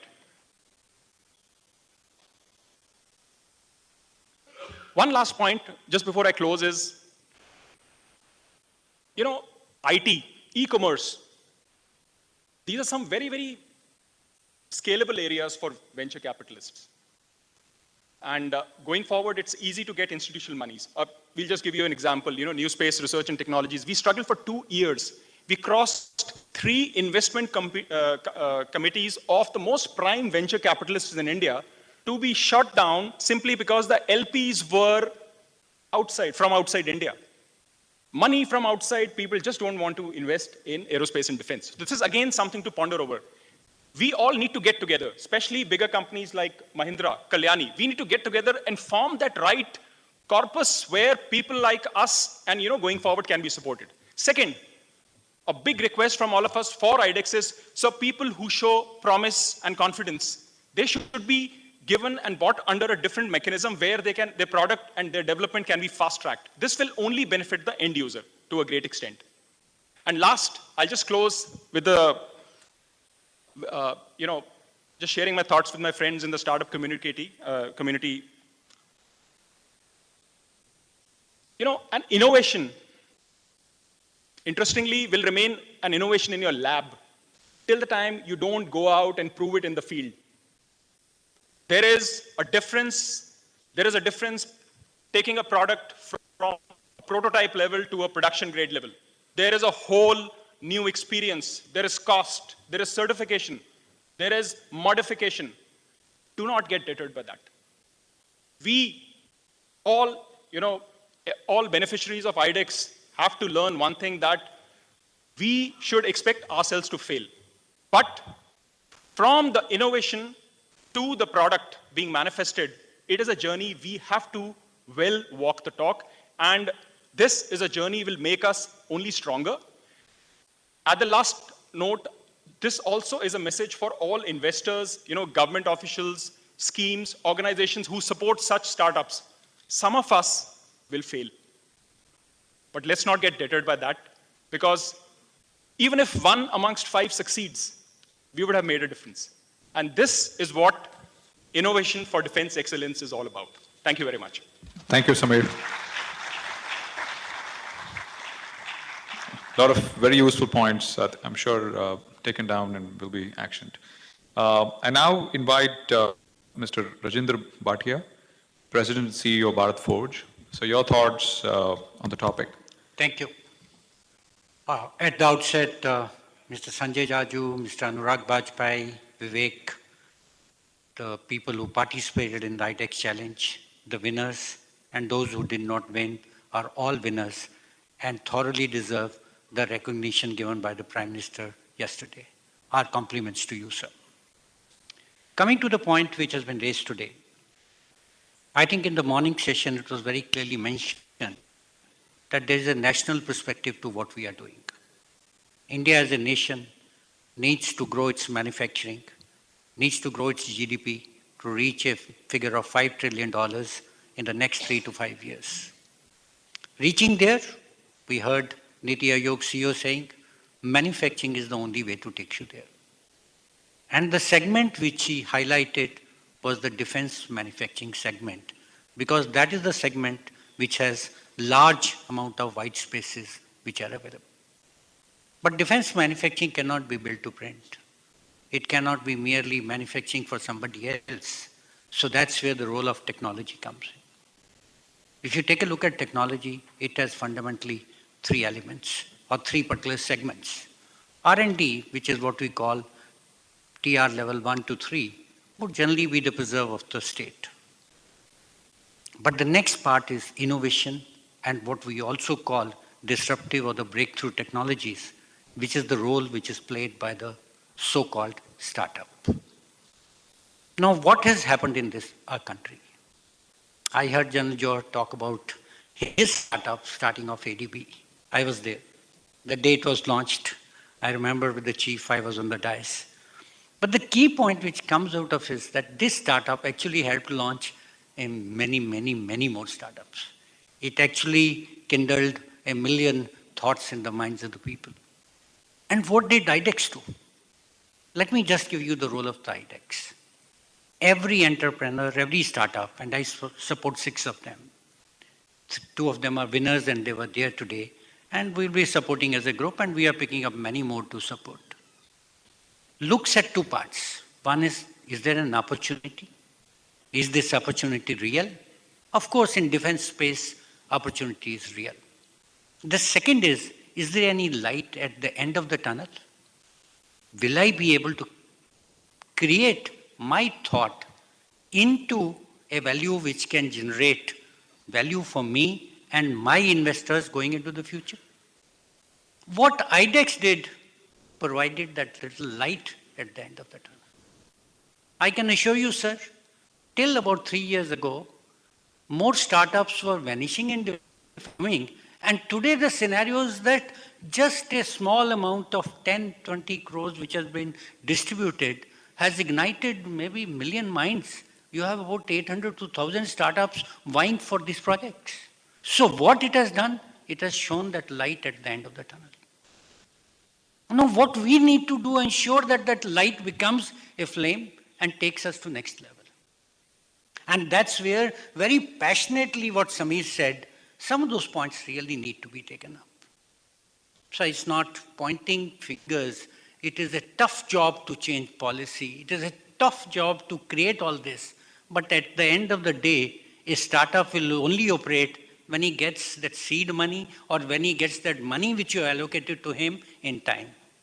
And that's where his cry was coming. We need to listen to his cries. Also, General Johar mentioned about Albert Einstein. Actually, there is a parallel saying which says, if you ever do what you ever did, you will get what you ever got. So what we need the startups to do is innovate, integrate into the larger manufacturing ecosystem, and transform. They cannot remain small. They need to become huge. They need to become big. And that is the light which we need to show. For that, some facilitating steps. And I must tell you that MOD has been extremely responsive. It is exactly about a month or month and a half ago, as part of a high technology innovation group, we went and met. I think Mr. Jaju was also there in that meeting, and Defense Secretary was there. And it was talked about that 1.5 crore may not be enough. And we have iDEX-Prime coming up in less than few weeks with 10 crores of allocation. But what needs to be done, and where I would like to bring out is that 1.5 crore allocation, people are finding it difficult to even get that. We need to cut down on the process to get that money. And that can become a great catalyst, sir. Imagine what 20 crores have done. Imagine what 1,500 crores will do to this ecosystem which we have created. And that can happen by just merely ensuring that we just, make the path a little smooth for these people. I think a lot has been said by the startups, by the industry captains, and also by the services. I would like to sum up my discourse on this subject. I read one tagline in one of the presentations today, which said, only actions will define us. Nothing is more truer than that, sir. Our actions will define not only us, but the state of defense industrial base in this country will be defined by the actions we take today. Thank you so much.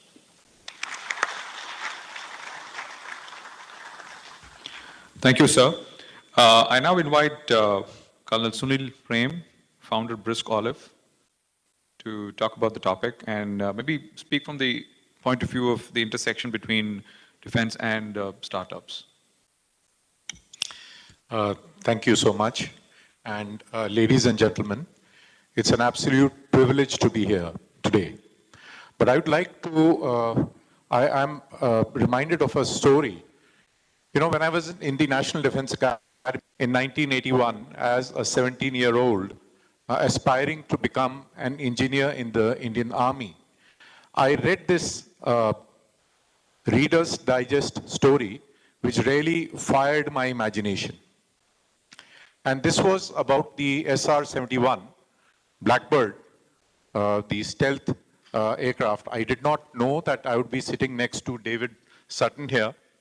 It's built by their company, Lockheed Martin. So working at a ceiling of 85,000 feet, flying at 3.5 Mach or something, and all it had to do to escape missiles was to speed up, right?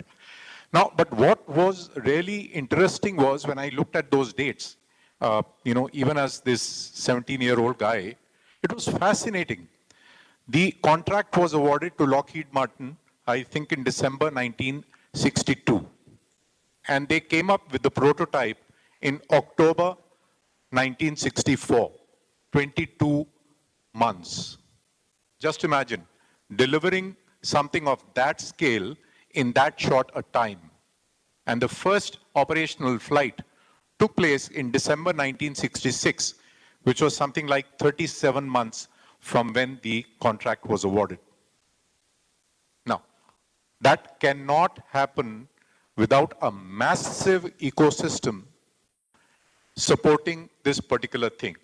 It's not that it is just Lockheed Martin which is doing this. There is a whole lot of, when you make an aircraft, it'll be probably 100 or 1,000 or I don't know how many technologies which go into it. And all those technologies have to play up for something like this to happen. And I feel it's not really, we are not really there probably, but we are sitting at the cusp of that revolution here in India today. And I'd like to, why I feel that and why my own personal faith is sort of, strengthened is because we as a startup, this year we got this challenge and we were told that, look, the Def Expo is coming up and you've gotten this defense project and General Jauhar here gave us this impossible task that you got 20 days to build the first prototype of your bridge. But we got this challenge, I think, on the 8th of February, and by the 28th, we had the prototype ready.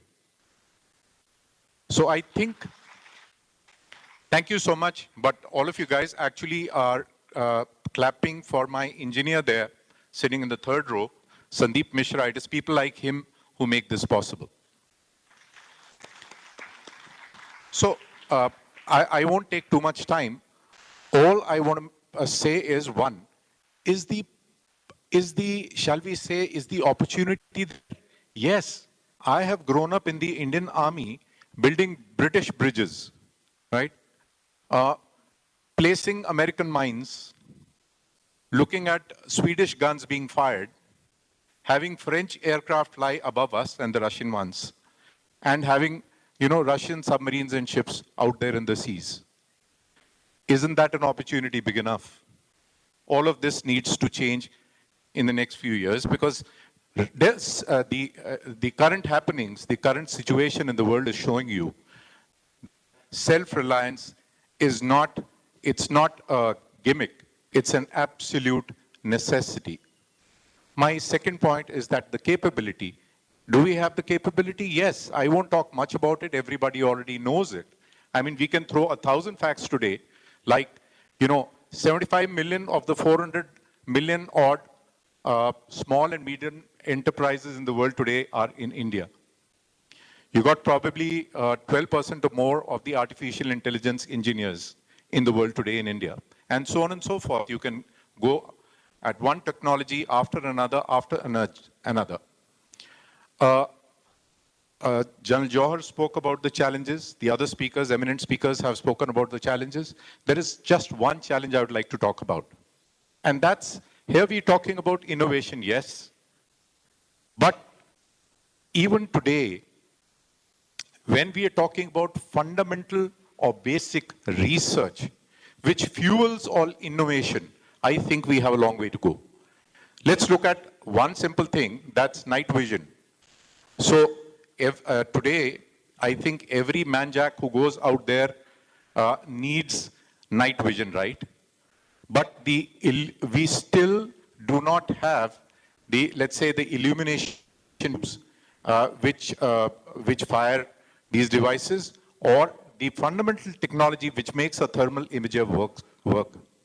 Now, maybe I'm straying off the brief here because perhaps the iDEX is looking at innovation and solving the immediate needs of the armed forces. Yes, that's our brief. But I'm sure a natural progression also is to the basic research which needs to happen, where we are not really looking at success today, but that foundation has to be built for the success tomorrow. There is just one point I would like to make, perhaps on behalf of the innovators here.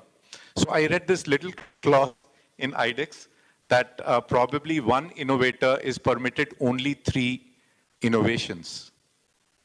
I would just like to ask, would we like to place a cap upon thought or capability? If the capability exists, if a person can make, say, 10 things or 100, why cap it? Right? Because if he proves himself in one area, I think the future is the past is the best predictor of the future. I think he should be given as many innovations as he can take on. That's it, ladies and gentlemen. Thank you very much. Thank you. Kalan Salil Prem, interesting points. I have been pinged by Mr. Jaju that he would like to respond. But before that, I would invite our last panelist, Mr. Dave Sutton, Director, International Business Development, Lockheed Martin. And Dave, if you can sort of shed light on this topic from being a global MNC in the defense and aerospace sector, how would you come at this topic? Over to you. Thank you. Sure. Thank you, Vash. And as someone made the comment earlier about being the last speaker on a panel is difficult because the ideas have all been out there. And imagine being the last speaker for the morning. But I'd like to wrap it up. You're almost like the appetizer before lunch. Yeah, and I'm conscious that I'm keeping this august panel from their lunch, so I will be brief. But I'd like to sort of wrap it up, maybe with a little bit of motivation for those innovators and for those of us who are trying to encourage that innovation. Talk about what the topic of this panel was a little bit. How do we accelerate that? How do we take advantage of this capital and get it moving? And how do we do that together? I think you heard Joe Felter talk about the fact that the days where you can just sort of build an airplane or a ship that's a little bit better than the other guys are behind us. Innovation is not optional anymore, particularly in the nature of the security challenges, the nature of the threat that we're talking about. Lockheed Martin's motto is that your mission is ours. And so what is that mission? It's protecting the territorial integrity and the sovereignty of the nation, right? That's what we provide capability for our own forces and for those of our partners like India. And so that's why I appreciate being next to you, General, because that's what it's all about. The threat has changed dramatically. If you listen to any defense thinker speak, they will assure you that the level of the threat is unprecedented, and the speed at which it changes is unprecedented. And so the technologies that are required to address it are changing at an unprecedented rate as well. Things like we've heard talked about already, but AI, machine learning, quantum, networked capabilities, things that in Lockheed Martin parlance we call the 21st century security. So certainly the platforms, certainly the equipment in the hands of the soldiers and sailors and airmen, but technologies that enable those things to be networked together. And that's the sort of innovation that's going to be required to meet the threats of the future. I think told us that economic security is national security, that our supply chains, the resiliency of our supply chains affects our national security. And so I think in the same way you could say that innovation is a national security imperative. And that's why companies like Lockheed Martin take it so seriously. That's why we were a founding member of IIGP 14 years ago, why we have programs like you heard my colleague Bill Blair talk about with Lockheed Martin Ventures, so that we can find these innovative technologies and feed them into the capabilities that we're going to need for the future of warfighting. And we've already seen that there's a lot going on there. I mean, India has become an innovation, it's almost an incubator for incubators in some way. There's so much going on here. Is it enough? Yes, not. There was an American tycoon in the turn of the 1900s, and someone asked him how much money is enough, and he said a little bit more. I think that's true for innovation. It's never going to be enough. We need to keep that pace going. Well, so how do we do that? I think there are many ways, but I think one that I would like to focus on as we end is incentivization. We have to incentivize it. My father-in-law was a professor of what was then called organizational behavior and management, and he always had a phrase that you deserve what you tolerate, and you get what you incentivize. Right? So if you reward something, then you're going to get that behavior. And so to that end, I think we need to continue to push on policies that draw in that capital from companies. You heard Eric, made the point that, yeah, we're still not quite to the point where the VCs are coming in. It is the partners, those partner companies in the space that are providing a lot of that money for partnerships that are looking for those innovative partners. So things like, I'll reiterate, offsets. If you only give a 1.5x multiplier for going to a private, some sort of university R&D partnership, companies aren't going to go there. They're going to go to where the higher multipliers are. Some countries have as much as an 8 or a 10x multiplier for offsets for innovation with universities, for instance, or for small startups. But it goes beyond that even to business, to the business world. So it's creating consistent and predictable policies for defense acquisition. It's continued investment in infrastructure so that that's available for those innovative companies. It's IP protection that we've heard about already. So all of those things together really amount to governments being flexible and getting out of the way. And I worked for the US government, I worked with the Indian government. I understand that governments are not known, when you think about governments, you don't think flexible and easy. But I think that's where we see the governments, our governments, recognizing the need to kind of get out of the way and do those things. I think, Colonel, I appreciated your example, the SR-71. And not only did that take a whole family of capabilities, it took someone saying, here's the, now you go behind your closed doors and come up with it. And they didn't burn it down with a lot of bureaucracy and requirements. And that they just left the engineers and the innovators free to do what they do best. And out came a magnificent capability in only 3.5 years, which is unprecedented. I think things like innovation caps, like you mentioned, get out of the way and allow the innovation to come where it comes, allow the money and the investment to come where it will come. And to that end, I think the final word is partnerships. We've heard a lot about self-sufficiency, and I understand what is meant by that. I will say, I don't think any of us is fully self-sufficient, any country. I'll give you, here's a down-home example from home. I'm renovating our kitchen at home. I should say my wife is, I'm paying for it, but she's doing the job. We ordered a refrigerator back in September, and it was going to come in December, and then it was delayed to February, and now it's delayed to March, and now it's delayed till May.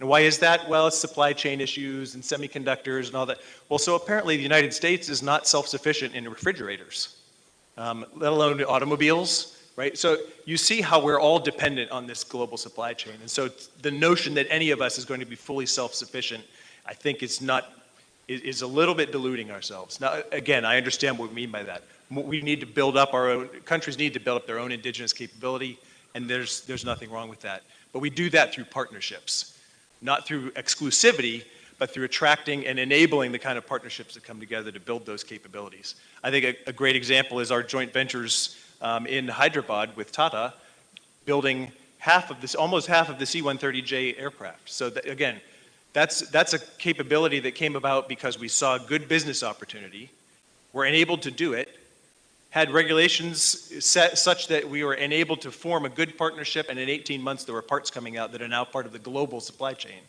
And so there's a perfect example of how when policies and funding and good business come together, then the innovation happens. And now today from a green field, there's an ecosystem built up around there, over 300 Indian companies as part of that supply chain, and over $700 million of exports from India back to our theme for this panel.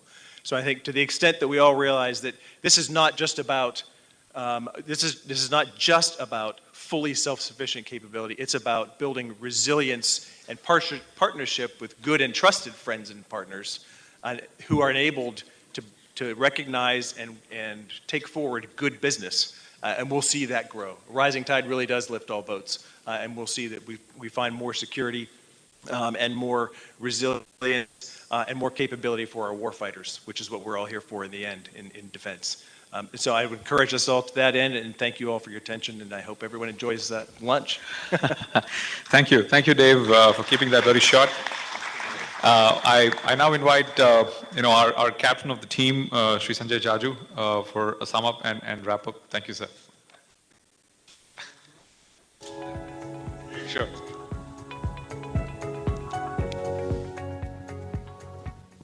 Truly very interesting conversations. I was hearing every word, and it's important, sometimes it's always the industry on that side and we giving our lectures and monologues. I think this was important that we hear you out, and that's what is this entire process of iDEX is.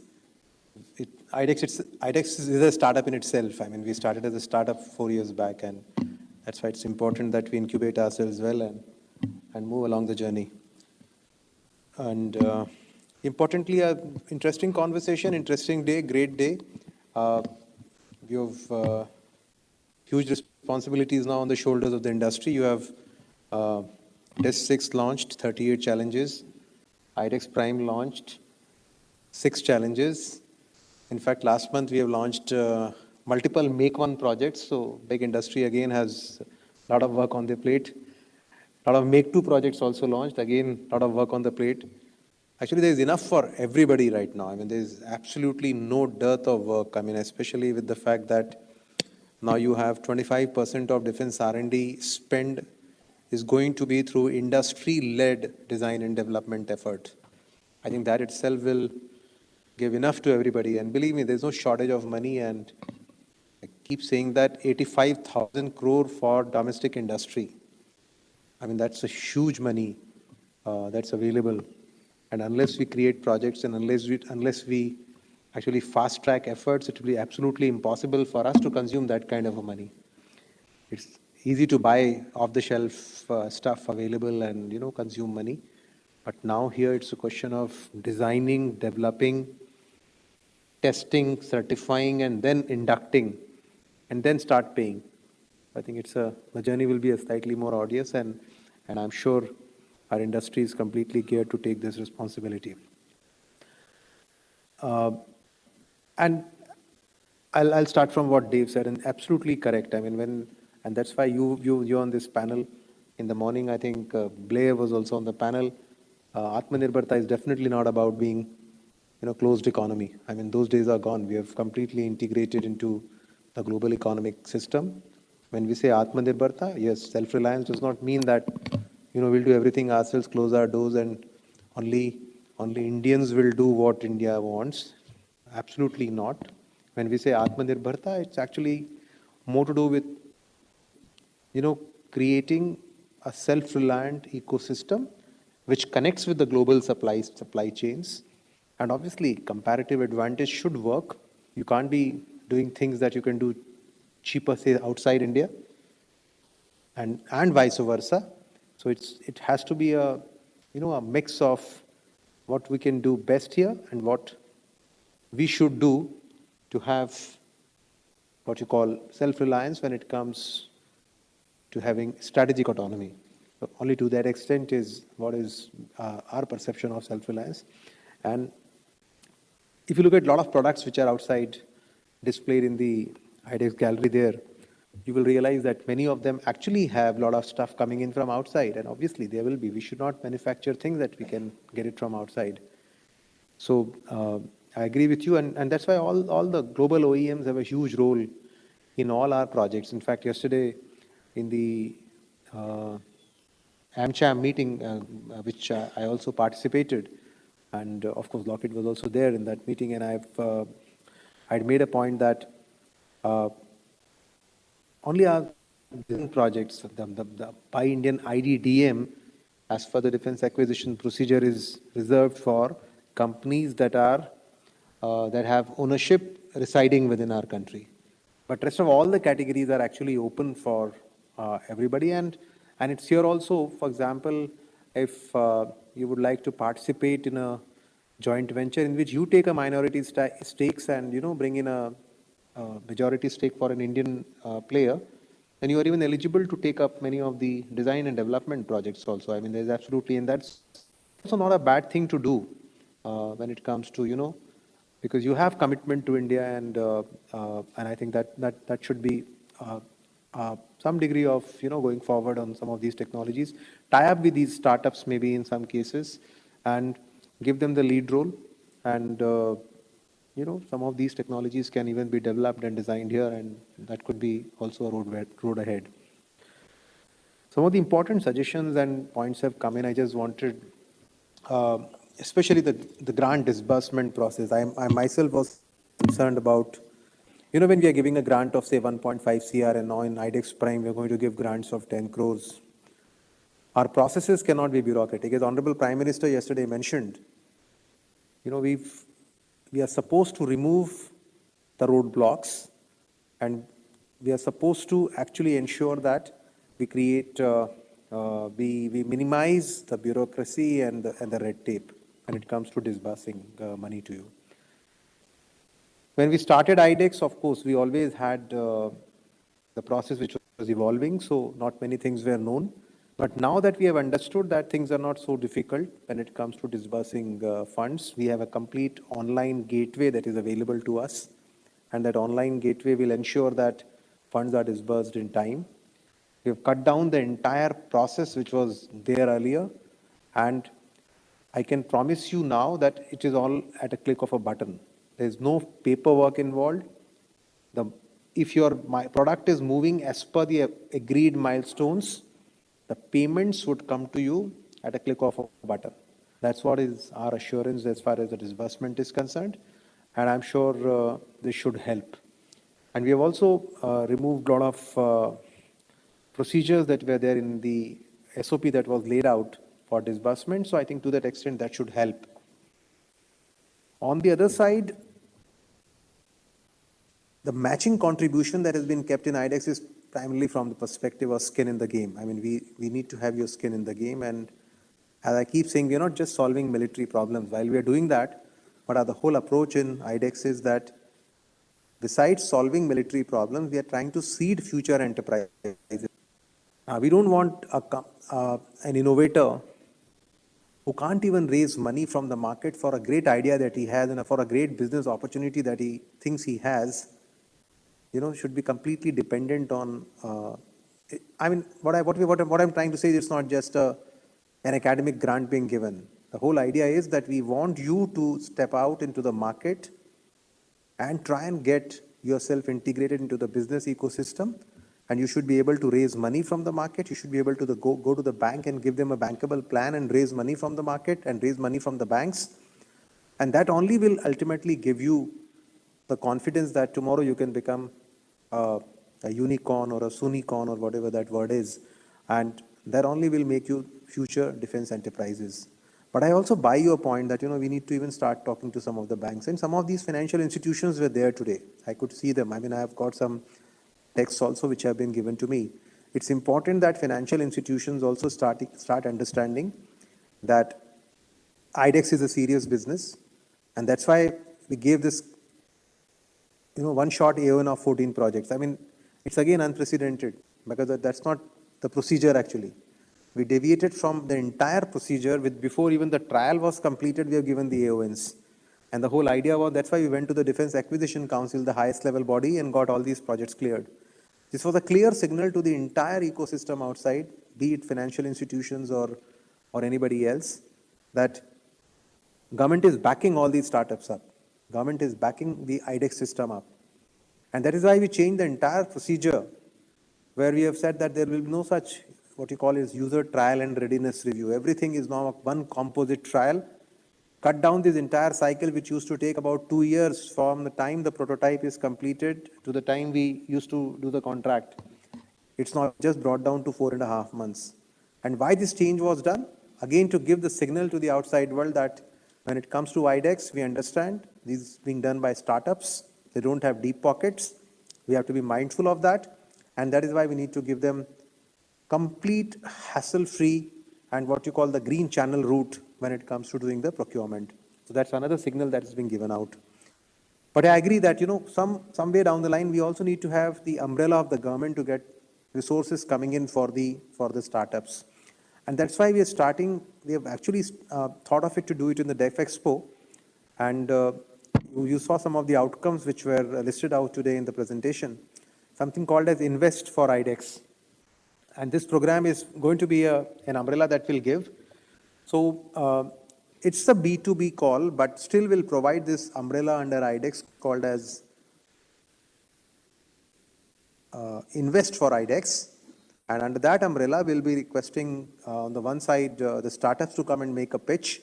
And on the other side, you will have the institutions, financial and other institutions to come and take that offer. So that's another thing that's in the anvil, and possibly that might help. A cap on the number, I mean, why did we keep? No, there's no cap on innovations. You can repeat, the innovations can never have cap. I mean, there's a cap only on the number of projects you do with iDEX. And why this came in is, and we're not even saying that. I mean, for example, if you've done a contract, say in Disc 1, please close that contract. I mean, after all, every contract has some time given for a prototype development. Wrap that up, close that contract, your cycle opens again. I mean, that's off. I mean, we are only talking about running contracts. We don't want to run, say, 3 contracts, 5 contracts with a startup. Now, he's not performing on number 1 contract. He keeps grabbing contract 4, 5.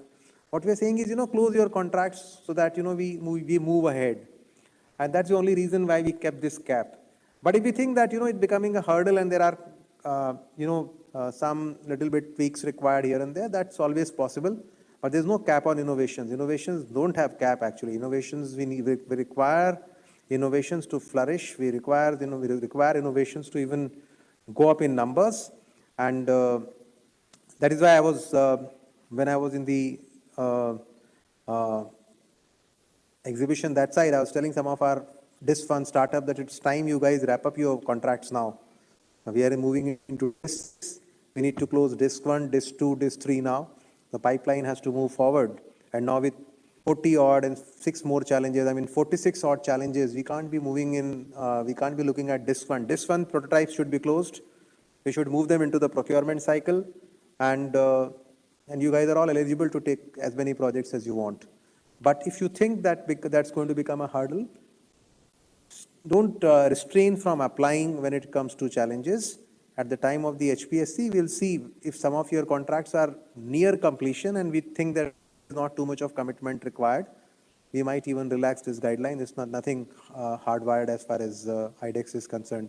iDEX is about no hardwiring. There is no rule in iDEX that we want to be following, because we want to create disruption, and disruption cannot happen unless we give the flexibility that is required in the process. So I think these were some of the points that I thought I'll give a quick answer. But I'm very happy to see all of you here, and I'm very confident that this whole paradigm of self-reliance is germinating from the 2 words that I keep citing is self-belief. I think what iDEX has given us is the self-belief that yes, it's possible to solve military problems within our country. It's possible to do things that we thought were not possible a few years back. So I think I'm absolutely confident that looking at the response that we're getting in iDEX will continue on this march. Thank you. Thank you. Thank you, sir. That was nearly exhaustive in terms of the responses to the questions that were posed. Once again, my sincere thanks to all the panelists and for having been with us. It was a long discussion, brilliant points summed up. I've taken copious notes, so hopefully we'll be able to put many of these into action. So let me thank again the panelists and request them to take their seats back in the auditorium. And I hand it back to my colleague Jatin to take it up and wrap it up. Thank you. But someone should thank the moderator also. Great job. Thank you.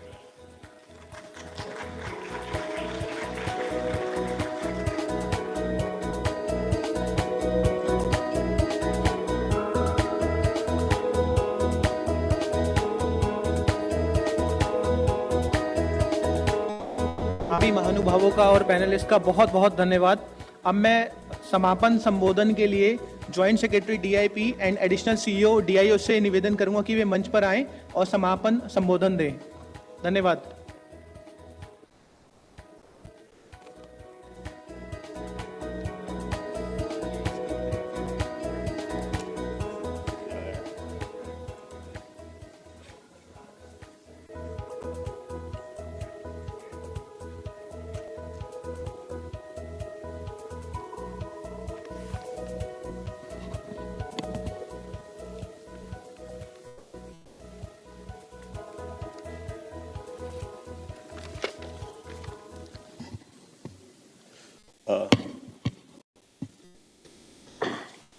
Very good afternoon to all of you. Today, we conclude the DefConnect 2. We have seen since morning that many programs have been launched. DIS-6 has been launched. iDEX-Prime has been launched by Honorable Raksha Mantri. 6 new challenges have been launched under iDEX-Prime. And thereafter, we have seen panel discussions. Many new things have been suggested. And of course, as CEO, DIO have just summarized, he has mentioned very clearly that government is for the strengthening of the startup ecosystem, and government is open to every suggestion, and whatever will be possible, government is going to get it done. As we conclude the DefConnect 2, I extend my heartfelt thanks to Honorable Raksha Mantri today, Defense Secretary, Service Chiefs, Vice Chiefs, CEO Niti Aayog, all dignitaries and startups for gracing the occasion with their august presence. I formally extend my gratitude to Honorable Raksha Mantri for launching the 6th edition of Defense India Startup Challenge. We have seen that it consisted of 38 challenges from different stakeholders of our national security apparatus. I welcome the Indian Coast Guard and Ministry of Home Affairs, who have also contributed to iDEX for the first time. The Honorable Raksha Mantri has also launched the iDEX-Prime, wherein the total grant amount has been increased to rupees 10 crore. A total of 6 problem statements from our armed forces have been launched in this first edition of iDEX-Prime. I thank the Honorable Raksha Mantri because it is his guidance and encouragement that we have realized iDEX-Prime now. iDEX is now actively engaged with more than 100 startups across the nation. We have signed 70 plus contracts with 135 plus winners, allotted grant of about rupees 90 crore, with total budget of rupees 220 crore. My appreciation and applause goes out to all our iDEX winners who have developed the nascent private defense industry in India. My heartfelt thanks goes to Additional Secretary Defense Production and CEO DIO, because it is his able leadership and guidance we have attained, we have actually reached to a certain level. Of course, that is just a milestone. We have to do a lot. We are grateful to you, sir. I am also pleased to be working with such an exemplary group of colleagues at Defense Production and DIO, who tirelessly strived for taking the iDEX to a high level, and we were in position to receive the PM's award for excellence for the year 2021, which we have received yesterday. Everybody has actually witnessed it today. I congratulate all on this momentous victory. I am also thankful to all the panelist speakers who have given their suggestions, their advice to the government. They have, of course, it is going to change the policy, and means we will have certainly the enabling regime for all the startups. Finally, a round of applause for all the members of the creative team, the people at Vigyan Bhavan, and all others who have joined here and contributed into making this DefConnect 2 a huge success. Thank you all for coming. Jai Hind.